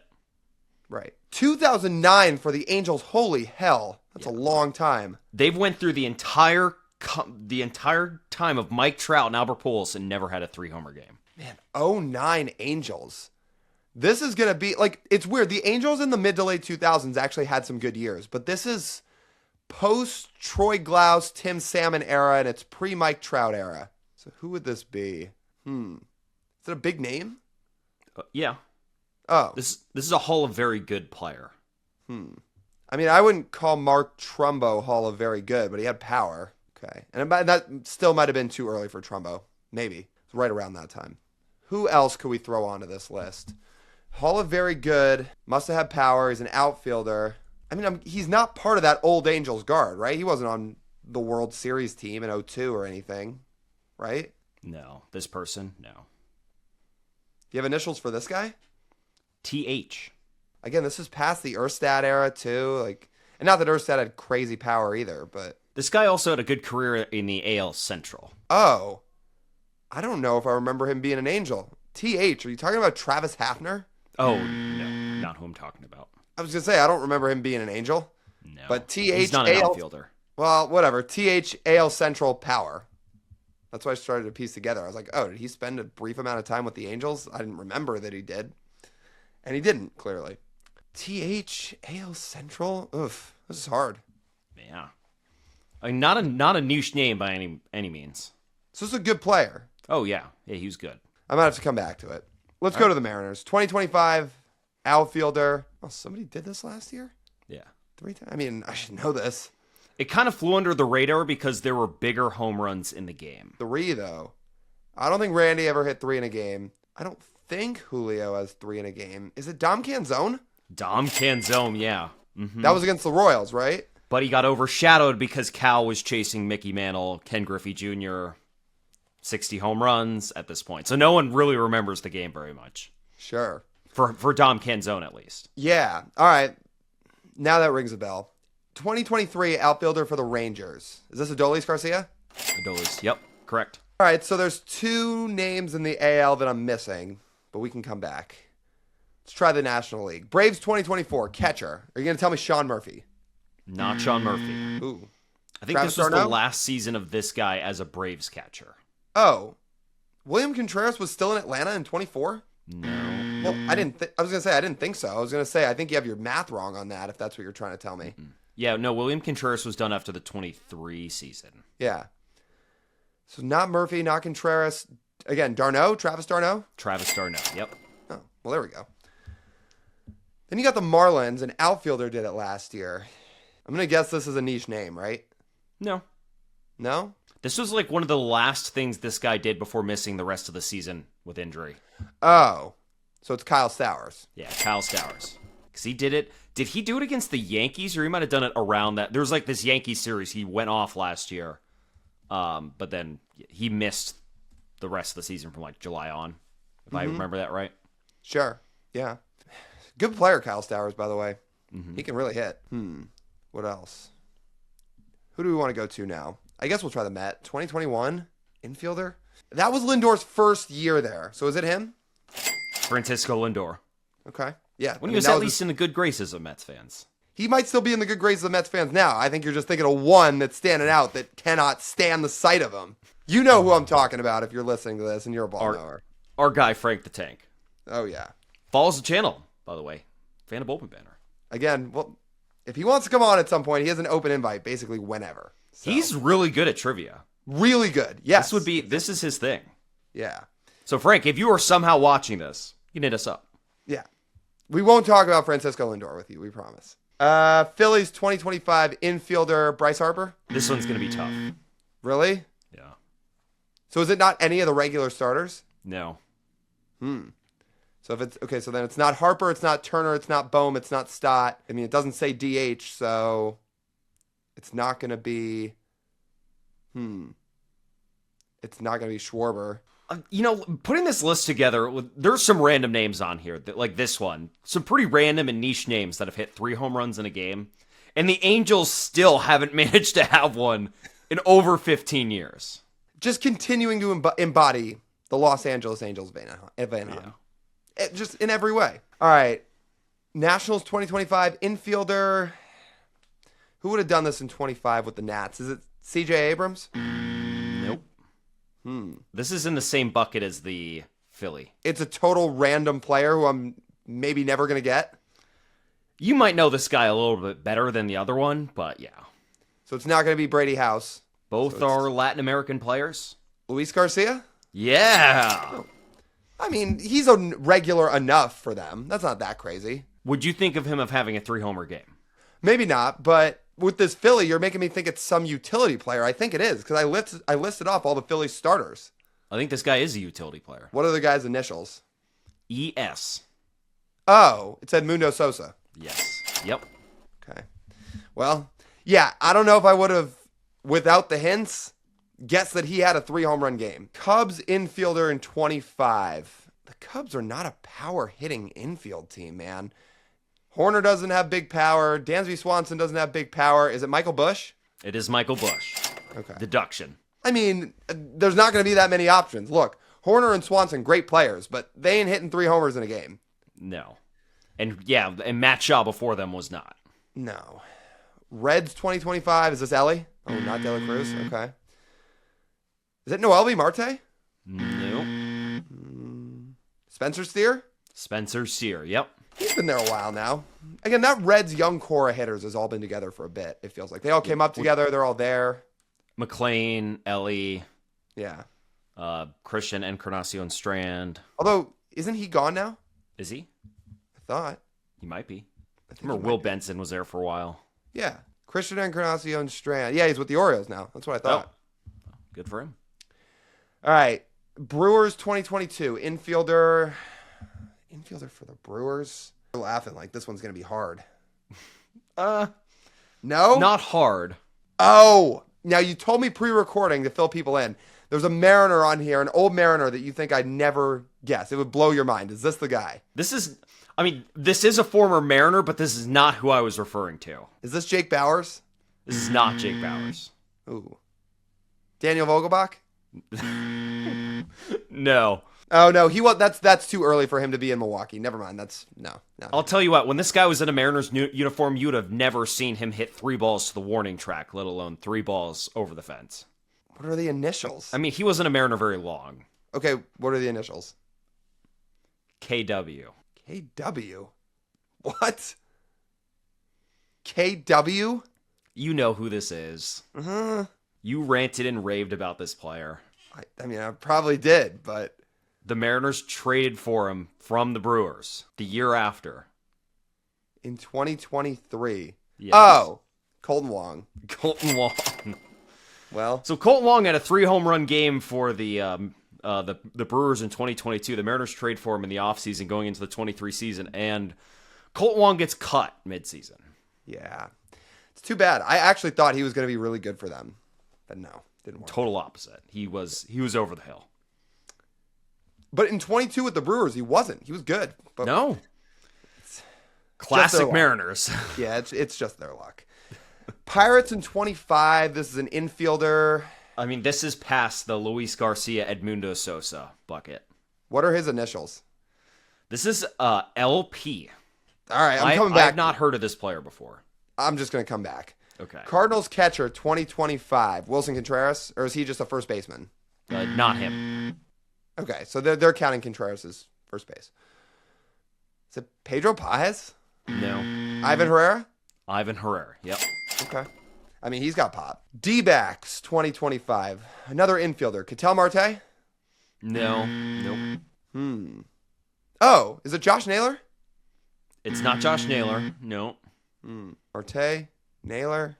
Geraldo Perdomo? No. I'm kind of surprised it's taking you this long. Ketel? Perdomo? Naylor? I mean, these are names. Yes, but someone had a very historic game. He might have hit more than 3 home runs. Oh, somebody had 4. Uh-oh. Oh, it was Gino, wasn't it? Eugenio Suarez. It was Eugenio Suarez. Yep. Yeah. Now you reminded me. Well, he was pretty good in Arizona that year, wasn't he? He was on a tear. The first 4 months before the deadline, he was amazing. With the Mariners, he was fine. Yeah. Had a really good moment in the postseason, though. One very, very good moment in the postseason. Rockies in 2024, infielder. Oof. Who would this be? I don't know where to start with this. Honestly. A corner infielder? Michael Tolia? Michael Tolia, yep. Okay. He's a Washington guy. Native? He is a Washington guy, Pac-12 guy. Yeah, Pac-12 guy. Dodgers. Oh, this just happened this year, 2026. Infielder. I mean, where do we want to start? Mookie? It's not Mookie. I didn't think so, but... Oh, Freddie Freeman? Nope. This is the only 3 homer game so far this year as of recording. Max Muncy? Max Muncy, yep. Yeah. He's off to a really good start.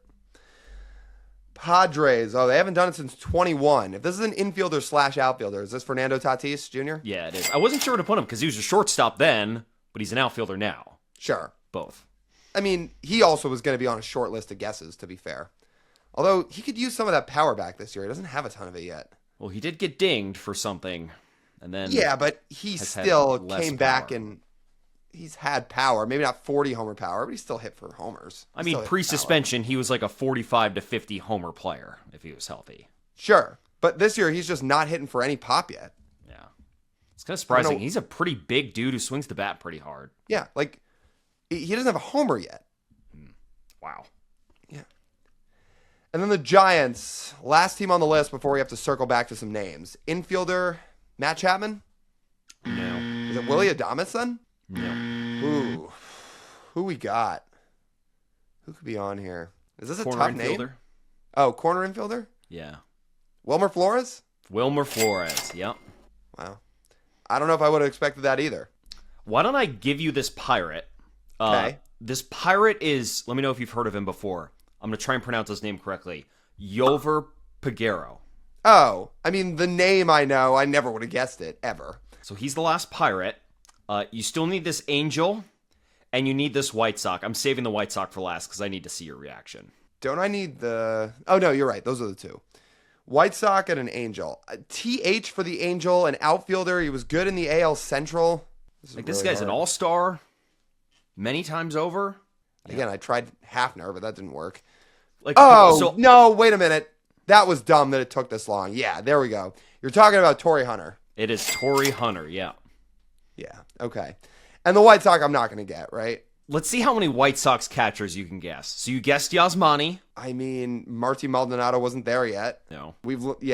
I dumbly guessed Mercedes was a catcher. He's not. He was like a DH and first baseman. This guy was a Mariner. I know. Yeah. You said that, but what are his initials? I can't give you his initials. Well, one way or another, we're about to get this. Either we're gonna give up, or you're gonna. All right. Either you're gonna tell us, or I'm gonna guess it right. The initials are SZ. The Mariners had a catcher with the last name Z that wasn't Mike Zunino. Really? Yeah. All right. I'm gonna give it to you. I need you to prepare yourself. Okay. The last. Wait, no. I now remember. Right at the buzzer. Good Lord. Sebi Zavala had a 3 home run game. Yes. Jeez. This dude, when he was a Mariner, he was pretty bad.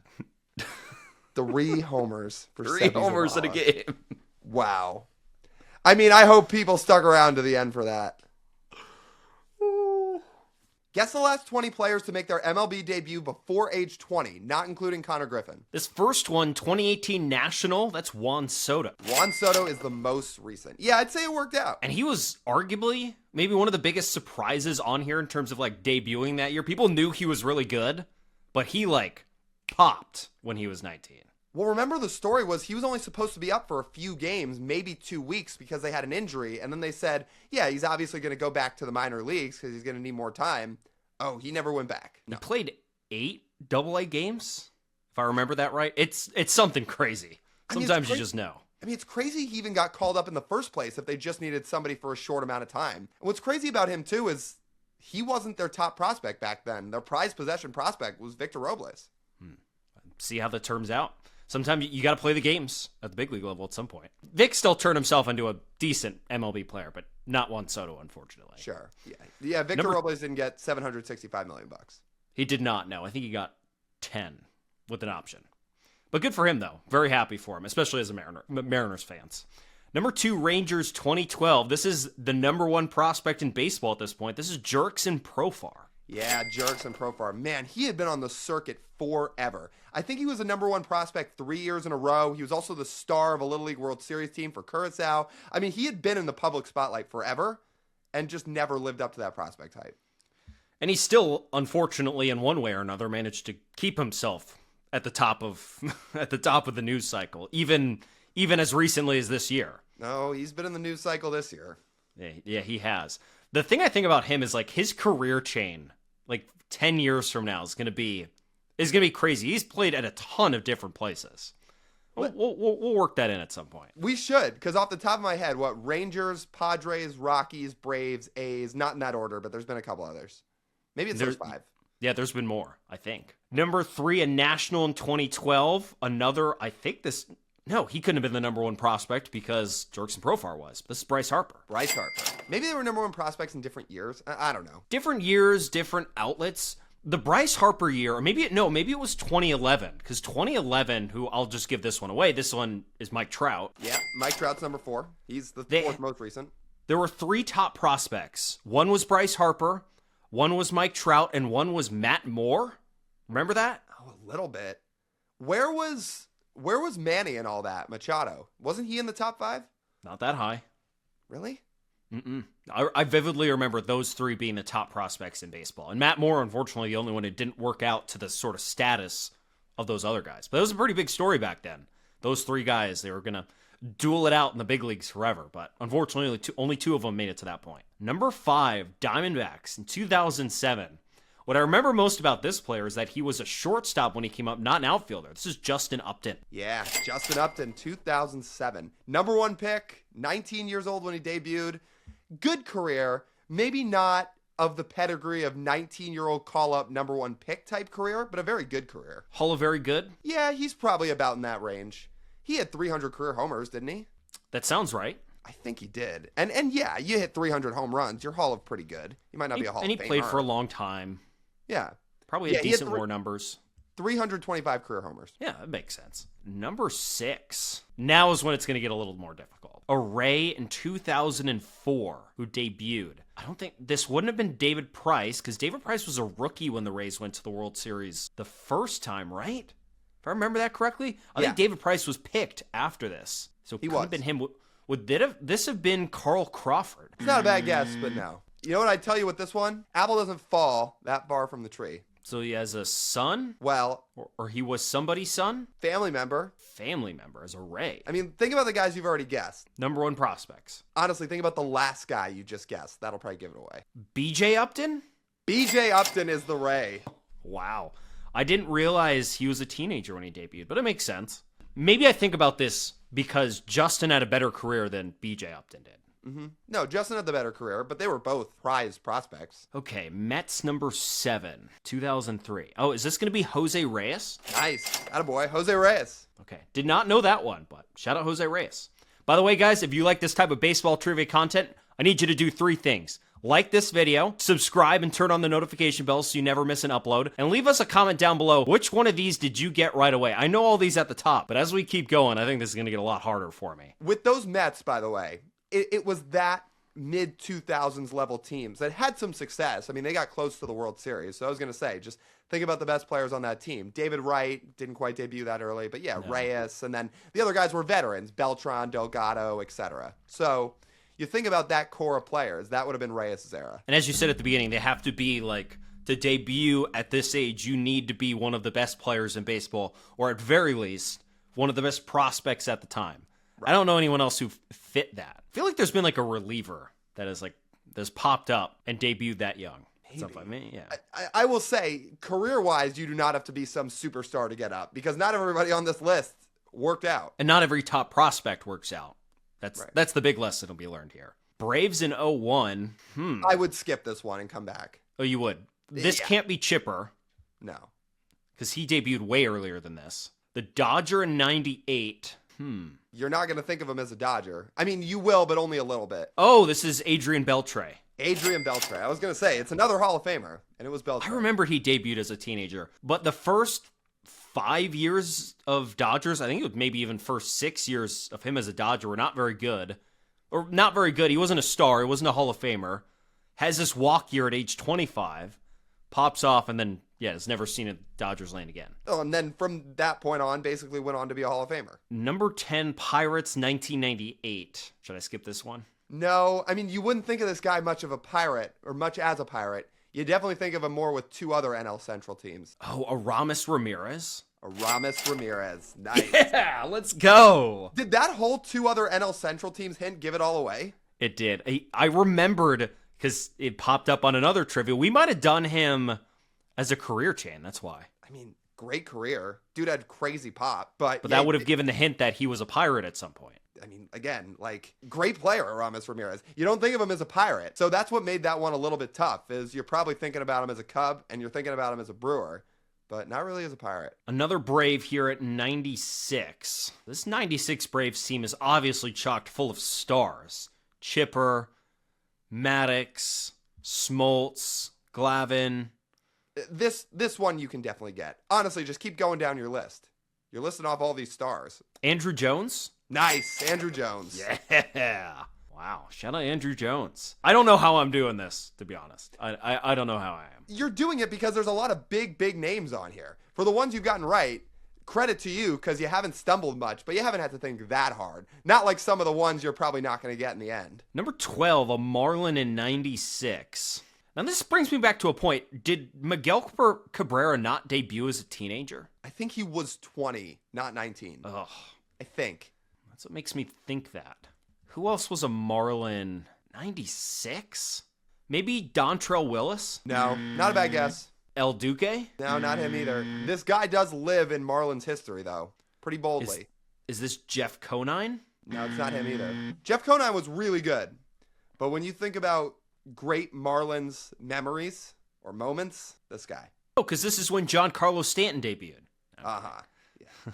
Was this the guy who hit the walk-off in 97? Yeah. God, who was that? You don't remember? I remember the highlight. Most of his career, he was a Cardinal. I remember the call off Nagy's glove into center field. The Florida Marlins are World Series champions. Like Bob Costas. I know it.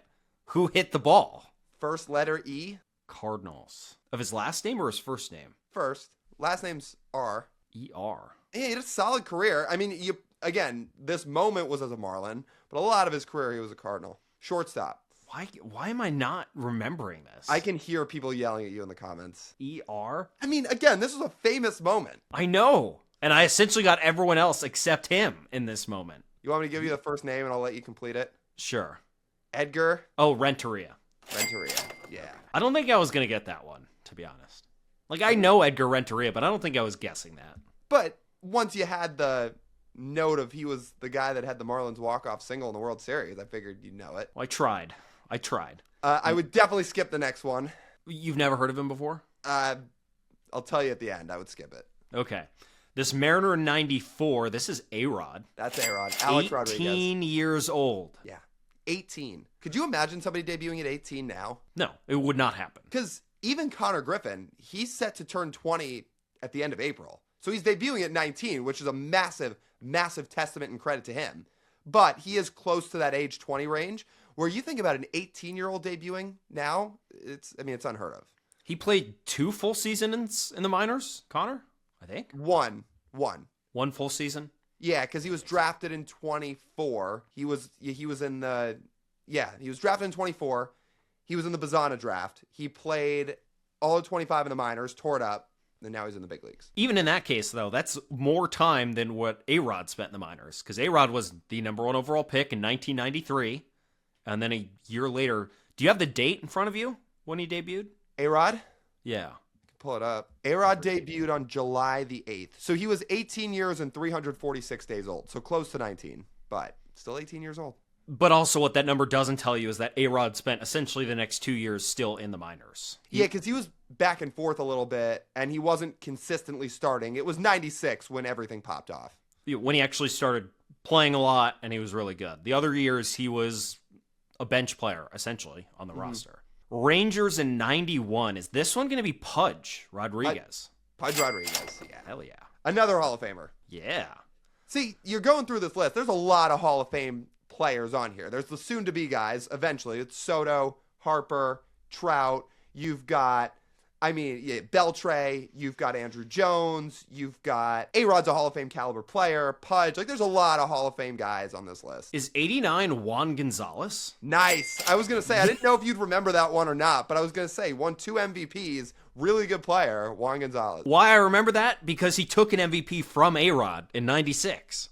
Which, again, I think we've talked about this, but if that award was given out today, no shot. He had like a sub-4 win season. He had a great offensive season, but his defense stinks. He didn't have value elsewhere besides his bat.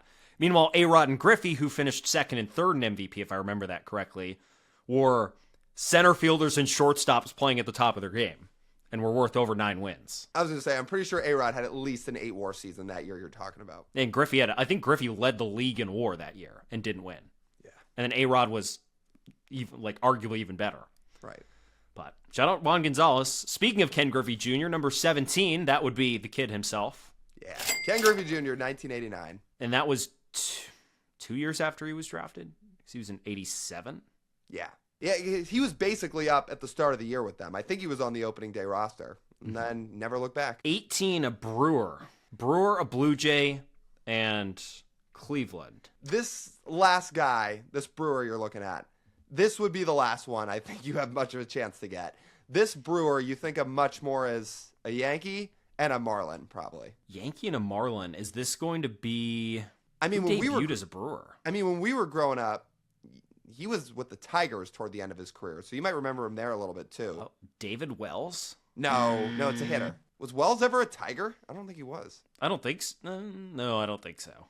As a hitter. You'd certainly remember his stance. Gary Sheffield?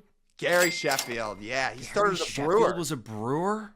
And he actually spent about 4 seasons there. You just never really remember because it's a little before our time, and that's certainly not where he thrived. There's probably people older than us in the comments that know that. I did not know that. I was unaware of that. So I learned something new today. Oh, and I also learned that David Wells was a Tiger, but it was Oh. before we were born. There we go. That works out. Do I have any chance at the rest of these? I'm going to go with no. You want to just go through them? Let's hear them. Okay. So you would need number 8, which is the Brave in 2001. That is Wilson Betemit. Okay. Didn't expect Sure. you to know it. You still need the Dodger in 1995. Ever heard of Kareem Garcia? Nope. Wouldn't think so. Then you still need, what else? You need the 19 and 20, I think is all that's left, right? Yep. Yeah. That'd be 1985, Manuel Lee. Nope. Yeah. Blue Jays. And then Cleveland in 1984, that was Junior Noboa. Do you know him? No, I don't. Remember how Congratulations to those guys, though. Remember how I told you to skip all those? You're right. Guess every MLB team's 2026 opening day lineup. Man, I wonder how we're going to do with this. I mean, these are a lot of regular starters, but it's such a high volume of guys. Let's give it a shot, man. And for you guys watching, if you like trivia content like this, make sure to drop a like, leave a comment, and go hit subscribe on YouTube. It really helps the channel. All right, we got 25 minutes to do this one. 3, 2, 1. I say we go team by team, so let's start with the Diamondbacks. Okay. Let's get some easy ones off the board. Start with Cattell. Oh, wow, we knocked off a few of them. Yeah, you knocked off Noelvi for the Reds and then Starling for the Royals. Okay. Corbin Carroll. Let's do Carroll. Okay. Perdomo. Yeah. Catcher. Moreno. Great. Third base is going to be... Nolan. Oh, right. And then Santana at first? No. Not starting. Oh, Alec Thomas is their center fielder. All right, we got Lane Thomas, too, for the Royals. Starting pitcher's Gallen, right? Yep. Yeah. DH. Oh, well, left field's Lourdes, Gurriel. No? What about McCarthy? I was going to say, I don't think Jake McCarthy's a Diamondback anymore. He's a Rocky. We got him. Okay. You want to keep going? Yeah, all right. Let's do the A's. All right. There's some easy ones here. Kurtz. Langoliers. Nice. Great. Butler. Wilson. Jacob Wilson. Let's do Rooker. Was Carlos Cortez in their opening day lineup? You can try. No. I mean, you're still missing Denzel Clark, I think. What about Zach Geloff? No. No, I don't think so. Clark is in there. You're right. Springs, their starting pitcher? No, I think it's Severino. Oh, I just did Springer instead. Springs? No. again, I think it's Severino. Nice. Who started at second base? Like Zach Geloff is one of them, but he's an outfielder now. Right. Huh, Let's keep going. Yeah. Okay. Braves. Braves, Acuna. There you go. Olsen. Riley. Olsen. Albies. Baldwin. Yeah, Baldwin. So that means Murphy was behind the plate. No. Who's the other catcher again? No, we just saw him. Did we? No, but it was just Murphy and Baldwin. It might have been Jonah Heim. Oh, yes. Good Nice. call. Their starter on opening day, Sale.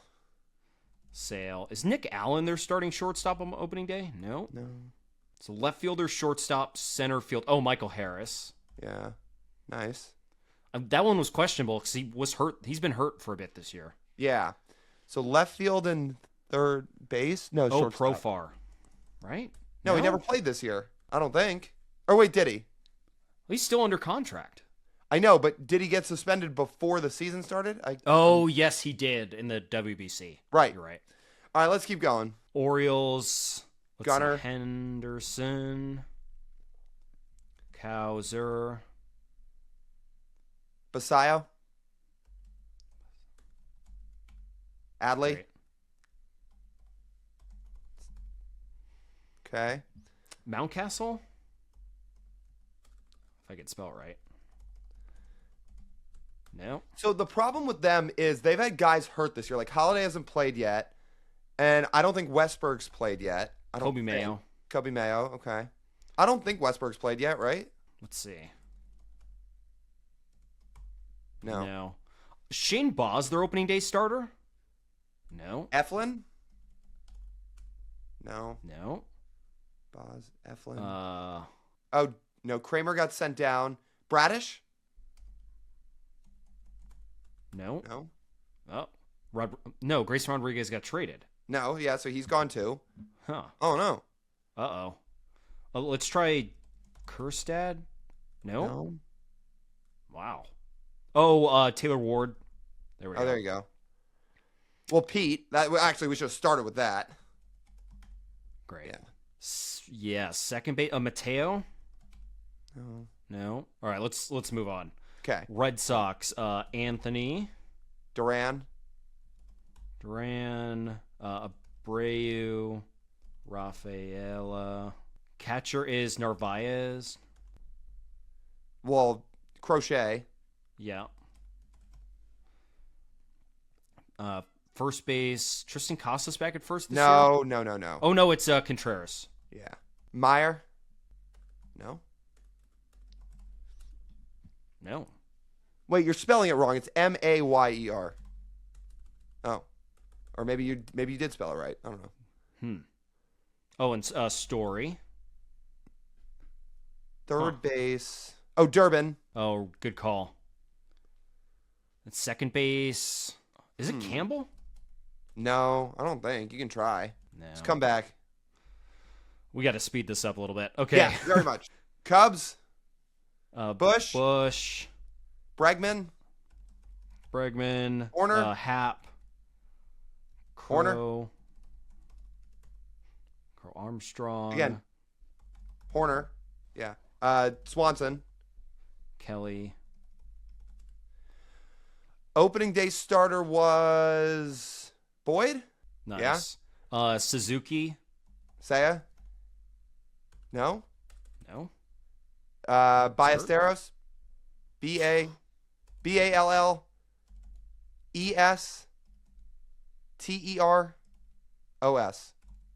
Nice. Right field. Not Kyle Tucker. Not Yeah, Casey. If Tucker's gone and it's not Saya, who is it? Let's come back. Yeah, let's. Okay, White Sox. We just saw. Okay, the Mariners just played these guys, so it should be fresh in our head. Vargas is at third base. Montgomery. Murakami. No, it's spelled with an A. Yeah. Great.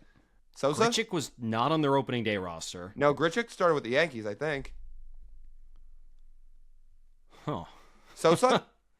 Huh? Sosa? No. No. Wait, I can do the Midroth? Nice. Who is a DH for the White Sox? Good Lord. I don't Oh, know. here's something I know. Are these in? Oh, these are not in alphabetical order. Nope. Did Antonacci was on the team on opening day, right? No, he was not. Yeah. No. All right, let's come back to this one. Well, actually, catcher try Quero. Quero. Nice. Yeah. Okay. Reds. Oh, and I think their starter, by the way, if you want that, was Burke. No, that then was last year. Smith? Yeah. Okay. All right, Reds. Ellie? De La Cruz. Steer. Stewart? McLean. Oh, nice. Yep. Sal Stewart? Nice. Okay. Friedel? DH. Well, Friedel in center? FR? Yeah. Oh. Oh, I think you got Friedel. Yep. There you go. DH. Well, Stevenson, catcher? Nah, he Oh. spells it PH. Yeah. DH. I don't know. Starter Abbott. Yep. Okay. Third base and DH? I don't know. Let's keep going. Okay. Quan. Quan for Cleveland. Right field. Is Nolan Jones? No. Well, get more of the obvious ones. J-Ram, Jose Ramirez. Ramirez. Then we you saw need this lineup. I know. DeLauder. Rocchio. ROCC. HIO. Nice. Naylor. Yeah, recently sent down to the minors, Bo Naylor. Ooh. After the Patrick Bailey trade. Crazy. Who's at first base for them? Reese Hoskins. Right. Because we talked to him on this channel. Go Yes. check it out, by the way, at Bullpen Banner Baseball, TikTok and Instagram, and YouTube Shorts. Bybee. Tanner Bybee started. Yep. Nice. Shortstop was, man, it's tough. Center field, shortstop, DH. And like Quan played center field a couple of those games. Yeah. Oh, was it Angel Martinez? No. No? All right, you want to keep going? Yeah. Rockies. Oh, boy. Goodman. Yeah, Goodman. Tovar. Tovar, nice. Tolia. Toglia. No? Oh, Mickey Moniak. Moniak? No? What? Wow. Was Dolander your starter? No, it's probably Freeland that started. Yeah. Okay. Dude, honestly don't really know the rest of these. The Rockies. All right, we can come back. All right, Tigers. This one we'll know. Carpenter. Let's do Baez. Yep. Carpenter. Torkelson. No? Okay. Well, Oh, it didn't spell it McGonigal. right. Torres. McGonigal. Well, you need a C in there, dog. McGonigal. Yep. McGonigal. Dingler. Dingler, catcher. Center field is it still Parker Meadows? Okay. Oh, well, duh. We should have started with their starter. You'll know that one. Scooble. Yeah. Left field, DH. Their left fielders. Well, we haven't done Riley Green. That's the first lineup we've fully done. Let's go. Nice. Tigers Let's have a go. recognizable lineup, so that helps. Okay, Astros. Walker. Altuve. Correa. Alvarez. Nice. Smith. No. Paredes. Nice. Myers. Yeah, try it. Yep. Oh, Diaz. Diaz starter is not Hunter Brown. Arrighetti. No. It was Hunter Brown. He made starts this year. Yeah. Okay. Left field. Well, it's not Taylor Trammell. That's not a starter out there. If it's not Jordan playing left, it would be. I don't know. That's a great question. All right, let's move on. Royals. Jensen for the Royals. Yep. Witt. Oh. Pasquantino. Okay. Salvi. Perez. Third base Garcia. All right, Second base India. Yep. Nice. Before he got hurt. Yeah. Left field. Oh, well, Reagan's probably started, right? Yep. Yeah. Left field. Who's their left fielder? We just saw them. I know. Oh, Isaac Collins. There Nice. we go. There's a full lineup. All right, go. here we go. All All right. right. Trout, Neto. Hoppy. Oh. Nice. Okay. Second base, Christian Moore. No. Oh, it's probably Frazier. It's probably Adam Frazier. Jeez. No. No? Okay. Starter was Kikuchi. No. Angels make no sense. Oh, Soriano. Nice. Januel. Jeez. Great. I'm glad I spelled that right. Adele. Yep. Okay. These are hard. You got to try to do all 30 of these in not that much time. Yeah. All right, I'll move on. Dodgers, here we go. Otani. We can get this full lineup. What? That's not possible. There we go. Otani. Let's see. Betts. Freeman. Tucker. Let's see. Pajes. Freddie. Freeman. Okay. Muncy. Yamamoto. To start, probably. Yep. Yeah. Edmund. Hernandez. Oh, nice. Oh, Teoscar. Yeah. I was thinking Yep. of And then second. Who's their second baseman? Kim. Oh. No? Edmund? Edmund? No. Uh-oh. We're not going to get the full Dodger lineup? Man. Who else? Oh, no. All right. Yeah, we got to move on. We got a lot of lineups. Yeah. Okay. Let's see. Stowers. Stowers. No. No. Edwards. Lopez. Catcher Ramirez. Oh, Yeah. wait, no. I think. No.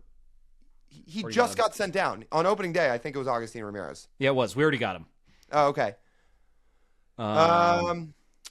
Starter. Marcy, right? You spell it right? Yep, there we go. Nice. Got it. Okay, we need who else? Well, Sandy, starter. Yep. Third Who base, DH. DH, right first base. field. I don't know. Okay. Keep going. Brewers. Churio is not healthy on opening day. Yelich. Yelich was. Terang. Okay. Bryce Terang. We should not blank on their first baseman. Who's their first baseman? Well, I mean, it was Hoskins. Right. This is not good. Uh-oh. Durbin's gone. Churio's not there. Jeez, dude. Yeah. That's not good. Well, okay, opening day starter. And then Peralta, they traded him. No. Nizarowski? Yeah. Nice. There we go. Who else? Who else on this team? We should get way more of these. That's what I'm thinking. Dude, I don't know. I know, we got Contreras. Yeah, like Durbin's gone. Come on. Oh, Ortiz. Yeah. Nice. I don't know who their third You want to baseman try is. Churio? Are you sure he was not healthy? All right, Yeah. he wasn't. No. Want to keep, All okay, right, keep move going. on. Buxton. Yep. Jeffers. Yep. Keishel. How do you... Kea. I think it's Keach. Got Okay, it. you got it. Larnick. Yeah. Nope. No. Lewis. Lee. Lewis. Brooks Lee. Brooks Lee. Nice. Ryan. Joe Ryan. Lopez starting on opening day? No, it was Joe Ryan. Yeah. It wasn't. Pablo Lopez is out. Yeah, he So. wasn't healthy. First base. Oh, Josh Bell. Yep. Nice. Oh, he's that was DH. DH though. Who's in right field for them? Oh, Wallner? Yeah. Wow. First base. Let's keep going. Okay. Mets. We've heard Frank the Tank recite this enough. We got Lindor. We have Peralta on the mound. Yeah. Alvarez. Oh wait, we get him. Yeah, we got him because we already guessed Jordan. Sorry. So we then, need Semien. Polanco. Robert. Yeah. Who's their DH? Oh, Do that Bichette. last. Oh yeah, Bichette. Left field and is that like Tyrone Taylor? I'd be surprised, but no. It's shocking Alvarez isn't their DH. I know. All right. Moving on. Judge. All right. Wells. Rice. Bellinger. Rice. Grisham. No, Volpe was not No, healthy. Grisham.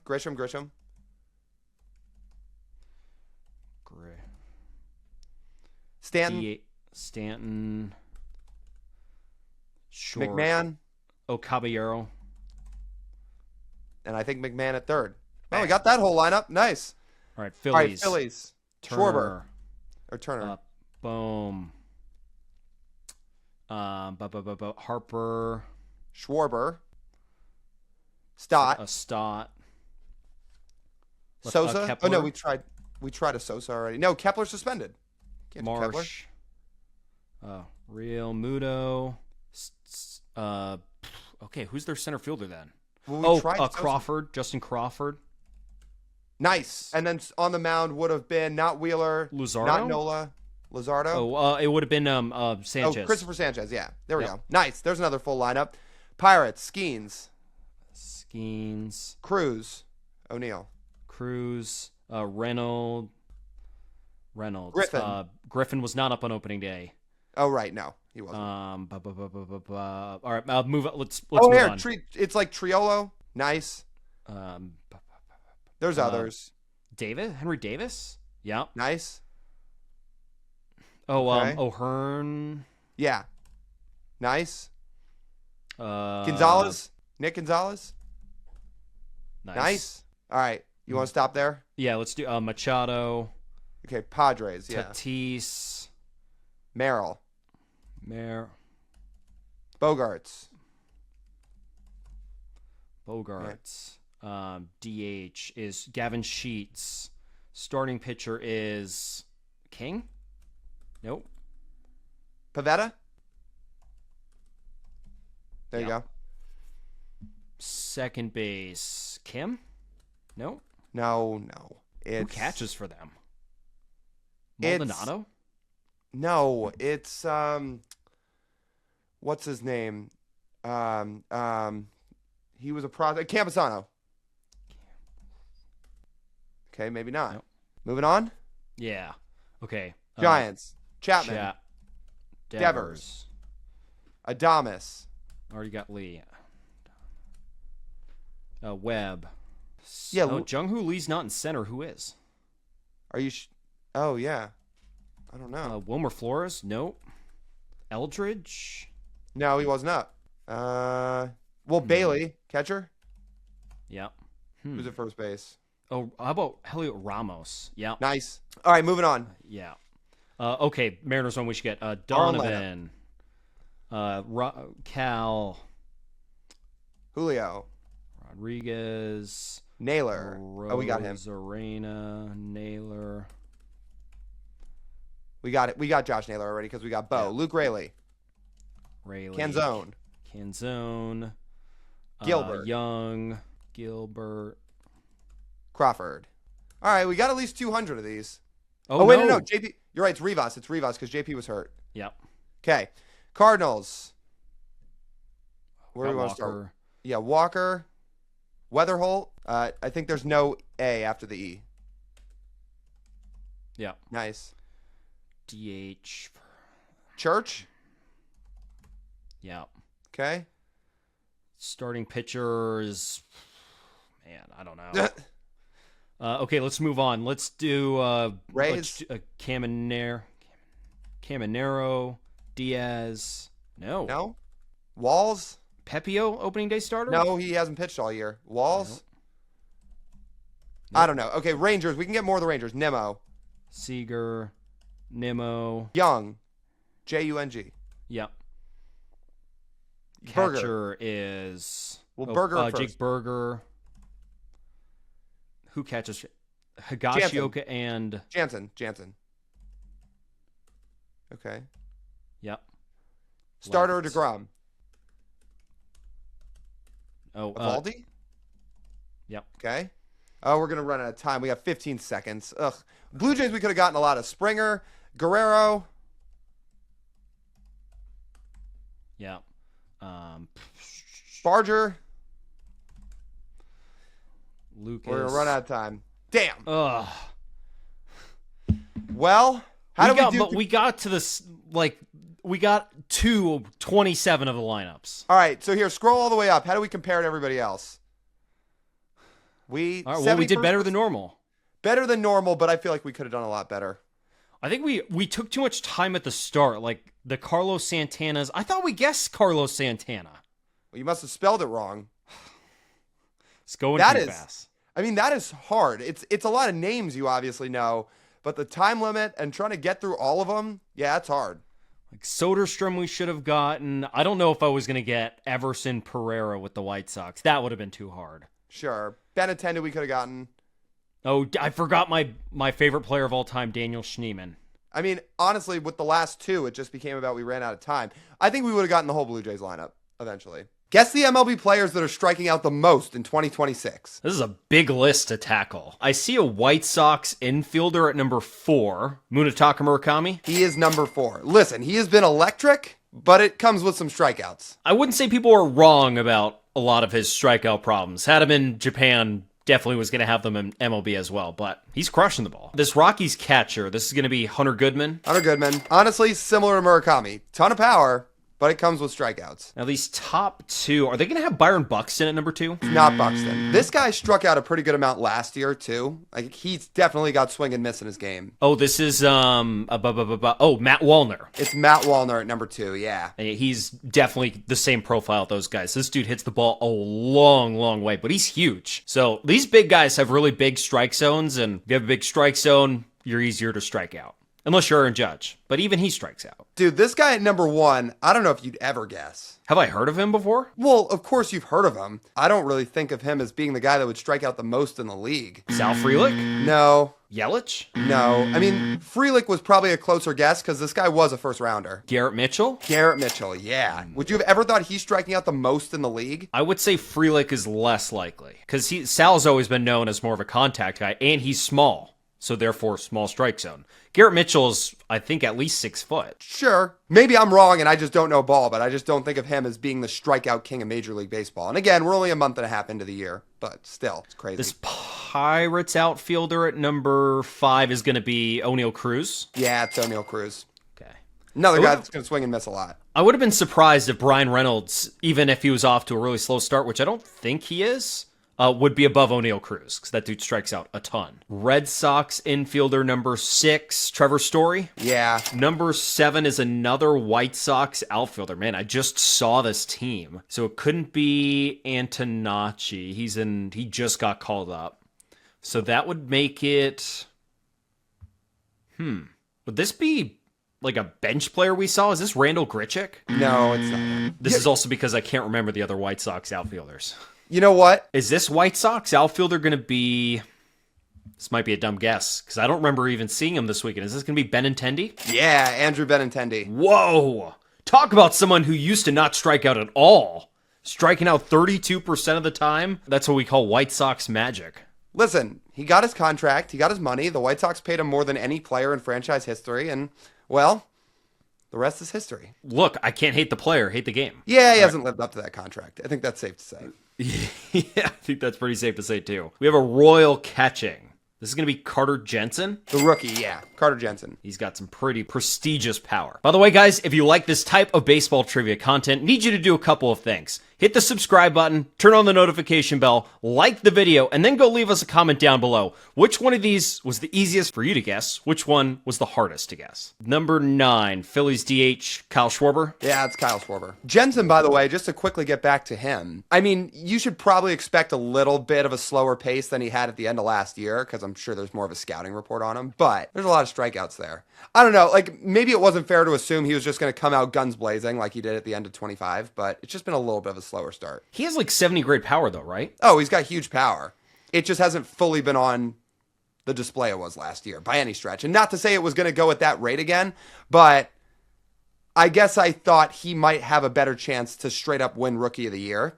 And he's not having that type of season yet. With those type of players, though, with the 70 to 80 grade power, can you think of one that doesn't have strikeout problems? Well, no. I just didn't know if he'd be top 10. The small sample of the beginning part of the year can stretch it a little bit. Angels outfielder / DH. Is this going to be Joe Adell? No, not a bad guess. I mean, I thought he struck out a decent bit last year. I mean, it's a right-handed bat with power who strikes out, but it's not Adell. You're not going to tell me this is Mike Trout. No. This guy very much checks out. He's been a strikeout guy his whole career. I'm checking off boxes of Angels outfielders. So Taylor Ward's gone. I guess Adell. I guess Trout. Who else is out there? Huge swing and miss. Oh, Jorge Soler. There it is. Big power. Whole lot of swing and miss. Does he still play outfield? Well, it's listed as outfielder / DH. So, like, he technically can play the outfield, but yes, he mostly DHs. That was a legitimate question, because he just doesn't give off that he still plays outfield. He hasn't been much of an outfielder in years, let's put it like that. Right. Just hard to imagine him running down a fly ball. So far in 2026, Jorge Soler has played 7 games in the outfield, but 31 at DH. Wow. Yeah. Well, so he is still playing the outfield. Well, at least the Angels have Mike Trout in center field to cover up for Jorge Soler playing in the corner. And Joe Adell, who I actually think is a better corner outfielder than he is, definitely than a center fielder, because he was not good in center field last year. But yeah. Joe Adell in right field's been pretty solid. Good for him, because center field wasn't working for him. Padres outfielder at number 11, Gavin Sheets. No. Maybe they'd have Sheets listed as a DH. They traded for this. Jackson Merrill's off to a slow start. Not him. Oh. This guy, I mean, you think of him much more for his defense, and they traded for him. Much more for his defense. Much more. Oh, Laureano. Ramon Laureano, yeah. I mean, at least at the prime of his career, you think of him much more for his defense. He was a solid offensive player last year, but definitely. Angels infielder at number 12 Is this going to be Zach Neto? Yeah, it's been a slow start for Neto. He was having a lot of hype at the beginning of the season. And well-deserved. He's been one of the best players in baseball. But, he can make it work with a 30% strikeout rate. But the power is probably going to be a little bit better. I haven't even seen what kind of power he's hitting for this year. If I'm remembering off the top of my head right, this isn't a guy that strikes out at a rate like that all too often. But, man, he's up there this year. I mean, he struck out 27% of the time last year while being... pretty solid. And honestly, Lyle, this year, he's still been above average offensively, 102 WRC+. But, the strikeout rate started at about 23%. Last year, it was 27%. And this year now up at this number. So And he's a better offensive player than this. So, sure, he hasn't been bad, but he's better than this. He's got about 10 percentage points of offense to make up. Nationals have an outfielder. This is going to be, I think, only one guy. This is James Wood. Yeah. Who, again... fits the profile of a whole lot of guys on this roster. Huge power, really impactful bat, but he strikes out. If Dylan Cruz was qualified, maybe him. He's been striking out a ton at every level. Yeah. But he's not in the big leagues, so I don't think he'd qualify. Mariners catcher. Well, he just broke a hitless streak tonight. I think he made it to 0 for 38. This is Cal Raleigh. Cal Raleigh, yeah. And honestly, Cal's not usually above 30%. He's usually in the mid to high 20% range in terms of K rate. But obviously, it's been a little bit of a slower start. And last year was about 26. But he does have a tendency to swing and miss a lot when he's pressing, which the last 2 weeks he has been he's been pressing a ton. I think he struck out like 50% of the time the last 2 weeks. But the streak's over. He's not Chris Davis. He's not even Jared Kelenic. Thank goodness. Yeah. Yes. Again, my take is still he's going to finish the year totally fine, even though he hasn't been that so far. When you look up at the end of the year, he'll figure it out. There are probably going to be some people who don't get the Jared Kelenic reference. Jared Kelenic, when he came up in 2021, he plays his first 2 games. His second game, he has an unbelievable 3-for-4 game with 2 doubles, and then a home run, and then he went over 41. Yeah. Yeah, and sometime in the next week, he starts an over 41 stretch and got sent down. It took him getting sent down and called back up to break the stretch. So that's the longest I can remember in modern M's history. But then, of course, there's the Major League record, which is Chris Davis. All right, a Tigers first baseman is going to be Spencer Torkelson. Yeah, that's him. That's Torque. Definitely has some swing and miss in his game, but he's got power, so he makes up for it. Now we're on to the back half of this list, and this is where I think it might start getting tricky, because we have the outlier guys at the top. Now as we get towards the bottom, we're getting in... For some of these guys, this is their strikeout range, and they could be all bunched together. So the Cubs outfielder is going to be PCA. No, you might think so, but no. That's kind of surprising, because PCA's really not been good offensively in about 10 months. Oh, so this is going to be Seiya Suzuki? You would think, but also no. Whoa, okay, Ian Happ. It's the guy you wouldn't expect. It's Ian Happ. I thought Ian Happ also was a strikeout guy. I guess. I don't think of him as being a 31% strikeout guy. Now, I would have thought that Pete Crow Armstrong and Seiya Suzuki would be more strikeout guys than Ian Happ would, especially that Ian Happ's more established offensively. He's definitely more consistent, and if you're more consistent, usually you're not striking out as much. I mean, the last 3-4 years, he's been between about 23 and 26%. So 31's an uptick. Okay, so that's about average then. Yeah, definitely an uptick. Happ's the third guy in that outfield, I'm guessing, after PCA and Seiya. I'm curious. Could you look it up? What's PCA striking out at? I honestly don't believe it. He's not going to be on this list because he's striking out about 25% of the time. Wow. Okay, well, good for him, because the offense has been a struggle for quite a while. Marlins infielder striking out 31% of the time. Oh, goodness. Because they have 2 guys up the middle who are high contact guys. And it's neither of them. Yeah, Otto Lopez and Xavier Edwards. So it can't be them. So we're talking to Marlins third baseman or Marlins first baseman. Now the challenge is going to be for me to name who that actually is. This is arguably the toughest name on the list. Now, I will say, he had some prospect pedigree coming up, but he came up as a prospect with a different franchise. Is he playing out of position? Yeah, I mean, I don't think he was supposed to be a first baseman. This isn't Owen Casey, is it? No, he came up through the AL East. I'm confused. So he should be playing a different infield position? Yeah, I mean, he at least came up as a prospect as a different position. Is this... Who's the Rays shortstop prospect? Carson Williams? No. You want to come back to this? Yeah, I'll come back to that. I'm really, honestly really confused. I really don't think I know who the Marlins third baseman or first baseman is this year. I mean, this guy has played some third. I don't this think season. of him as playing as much first. I mean, this year he's played mostly first base. But again, he's never really been a first baseman before this year. Jeez. All right, yeah, I'll come back to that one. Giants infielder, man, you could choose a lot of Giants. They have been scuffling offensively, but shockingly, I think he's the only one on this list. This Giants infielder is going to be Willy Adames. Willy Adames is number 20. So there are 2 Giants infielders on this list. Oh, okay, yeah. I for some reason skimmed right over the other Giant. This is going to be Matt Chapman. No. Oh, I was literally just looking at Matt Chapman's page. That would make it Wilmer Flores? No. Okay, I mean, by process of elimination, no, I mean, it can't be a rise. I mean, no, it's not a rise. I think a rise would lead this list if we were doing lowest strikeout rates. No, it's the biggest name on this infield. I did Adames. Rafi Devers. Jeez. For some reason, it doesn't compute in my brain that he's a first baseman. 29.8% for Rafi Devers.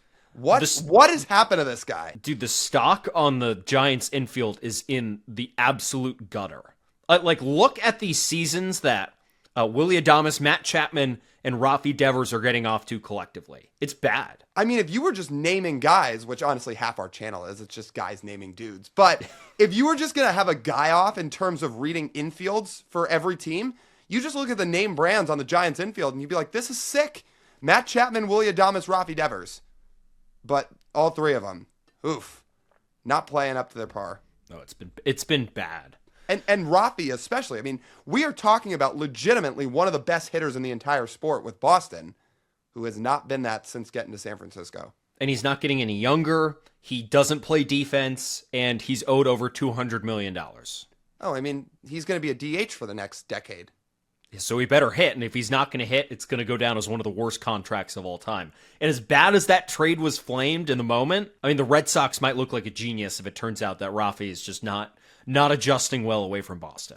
Sure. We'll see. Well, now, the issue is they still got nothing back for him. But perhaps they didn't have much to trade to begin with. Well, they did trade Tibbs away right after getting him. Yeah, they could have probably kept him, and now Tibbs is going to hit home runs against the Giants instead. And Kyle Harrison. And the Red Sox. Well, and Kyle Harrison's now a Brewer. Yeah. Well, that's more so on the Red Sox. That's what I mean. Maybe the idea won't end up being a disaster in the end to get rid of Devers' contract, but, I mean, the fact you've already traded away Kyle Harrison, who's pitching really well in Milwaukee, and then Tibbs, who also is hitting really well in with the Dodgers in the minors. Ugh. And, well, at least they got Dustin May. So, well, thank goodness. Yeah. Let's get rolling on this. Number 19, Cardinals infielder. Is this going to be... What was it? Cardinals infielder. It's going to be Mason Wynn. No. He doesn't strike out like this, I don't think. I had a Cardinal in my mind for... Oh, this is Nolan Gorman. It is Nolan Gorman, yeah. Yeah, maybe thought about him as a DH for a second. But no, he's an infielder. All right, Royals outfielder. There's 2 of them on this list. Another team I just saw. So this shouldn't be too hard. I mean, okay... I'm going to do process of elimination. Neither of these are Isaac Collins. Actually, one of them is. Would Wow. you believe that? Really? Collins is 29. Yeah, he's actually had some swing and miss this year. Maybe it's the batter's eye. Maybe it's cold. Could be a number of things. I would have never thought that. No. The other guy on here has a bit of a different stature to Isaac Collins. Polar opposite. Yeah, I'm trying to think. Again, we just interviewed a bunch of these guys for this channel. So who was it? Oh, Starling Marte? No, not him. Yeah, he doesn't play enough anymore, I don't think. Who else is out there? Big name. Big name Royals outfielder. Well, he was a big name prospect. I mean, this isn't giving it away. Polar opposite stature to Isaac Collins and then big prospect. I mean, maybe you're thinking of him more as a first baseman. Was he a prospect as a Royal? Yes. Maybe you're thinking of him more as an infielder, which would be first base. Oh, it's Jack. Jack Caglione, yes. Yeah. That took way too long to come to my brain. I mean, I didn't want to have to tell you he was a top 5 pick and then just shot through the minors. Or that he was a two-way player in college. Yeah. I get it. Jack is another guy who, once he got to the pros, well, even just getting to Major League Baseball, that's when the strikeouts started. I don't even think he struck out that much in the minors. I think he was pretty complete in the minors, but since he's been in the bigs, it's not been quite as smooth sailing. He also didn't have to play a ton of minor league games either. No, which honestly probably didn't help him. Note to teams, most of these guys cannot just jump within a season of Major League Baseball. Then again, for someone like Jack who's crushing AAA, you never know until you try. We got an Orioles infielder at number 22. This is going to be Pete Alonso. No. Again, you'd think. Now, I will say for the most part, they have been underperforming. So would this be Gunnar Henderson? Yeah. Yeah, that's Gunnar. He's been really scuffling. Which, again, so unlike him. And he certainly does not strike out at a 30% clip for the most part. We got his 24 season. And then the last now year and a month and a half, not quite as good. And the Orioles team as a whole, right? Just not great. Yeah, Gunnar was still pretty good last year. He was good, but he was not superstar Gunnar. Well, he had like a 5-win season. Sure, he didn't have a 9-win season like he did in 24. But I love Gunnar Henderson as a player, and I fully believe that 24 season is still very much in there. But we just haven't seen it through the first month and a half. This A's infielder is going to be... Actually, I think there's really only one option. This is Nick Kurtz. It's Kurtz. I mean, it ain't Jacob Wilson, that's for sure. White Sox infielder. Different White Sox infielder. Would this be Colson Montgomery? Yeah, I was going to say, Colson Montgomery, another guy who he's been good. He's just striking out. Huge power, but he's huge. He's a big dude. Again, this list seems to have a theme. I mean, even go back one guy to Kurtz. You know how good he is, but... for as good as he's been, he strikes out.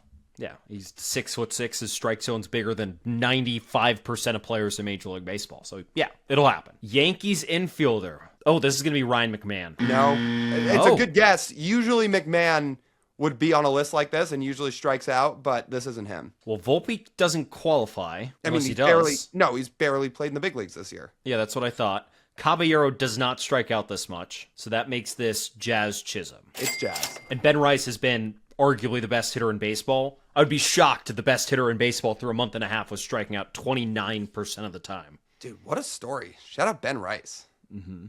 Nice guy, too. Friend of the channel. Yeah, he was great. He was awesome. All right, 26. Blue Jays. Blue Jays have been really disappointing this year. So this is not Vladdy. No. Now it's the challenge of naming another Blue Jays infielder who has played this season. Is it going to be Andres Jimenez? It's just a slow start? No. This is not going to be the contact god Ernie Clement? No, I would say Ernie Clement would also be at the top of a lowest strikeout rate list. Or probably right up there with Arise. Like in the top 5. So then this is whoever I'm missing out of that. I was going to say, Jimenez is not much of a strikeout guy either. He's not, no. I'm just checking players off. You're probably not thinking about him because if I had to guess what your thought process is, just knowing you and trying to think how you're thinking, you're trying to think about the postseason last year. He wasn't on that team. Is this Bo Bichette's replacement? Which would be, I mean, what are you counting Bichette's position as? Is he the shortstop of the Toronto Blue Jays? No, he's not. This guy's a corner infielder. Oh, I got it. It's Kazuma Okamoto. Okamoto, which isn't that shocking. Like, he didn't strike out a ton in Japan, but this is always the worry with the guys that come from Japan to Major League Baseball is the strikeout rate's going to climb up once they get stateside. It's happening with Murakami. It's happening with Okamoto. And it certainly happened with Seiya Suzuki. It's happened with most of them. Take your strikeout rate in Japan and add at least 10 to 15% Seiya Suzuki good really, course of action. Yeah, Seiya Suzuki really didn't strike out in Japan, but he strikes out in the big leagues. Yeah, he was like a 10% strikeout rate? Around there in Japan, yeah. It's a different animal over here. Dodgers outfielder. Well, I've seen this guy play for an entire season on my own team, so I know exactly how much he strikes out. This is going to be Teoscar Hernandez. That is Teoscar Hernandez.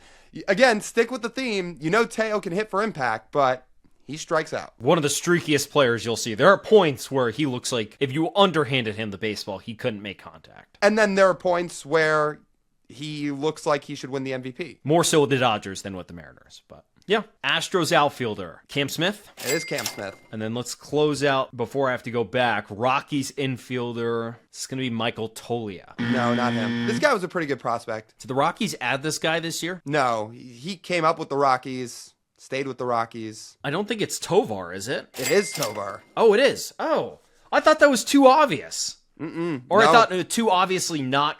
It's too obviously not correct. Well, he is right at number 30 on this list. Oh. So should have just started with that. No shame in a wrong answer. Listen, when you get when you get to the bottom of these lists, it could be just about anybody. Yes, it's not going to be Arise. It's not going to be Ernie Clement. It's not going to be Stephen Kwan. But, past those guys who are known to never strike out, could be a lot of guys. All right, let's close this out with number 17. So you said this guy came up in The AL East as a prospect. Then he was brought to the Marlins in a trade. Decently noteworthy trade.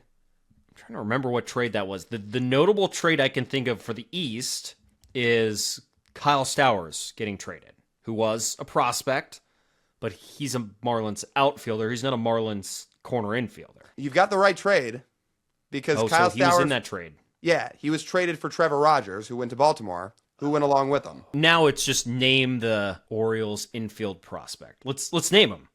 We're guys naming dudes. Let's do that. So we had the OG, which was Gunnar Henderson. We have Kobe Mayo. We have Jordan Westberg.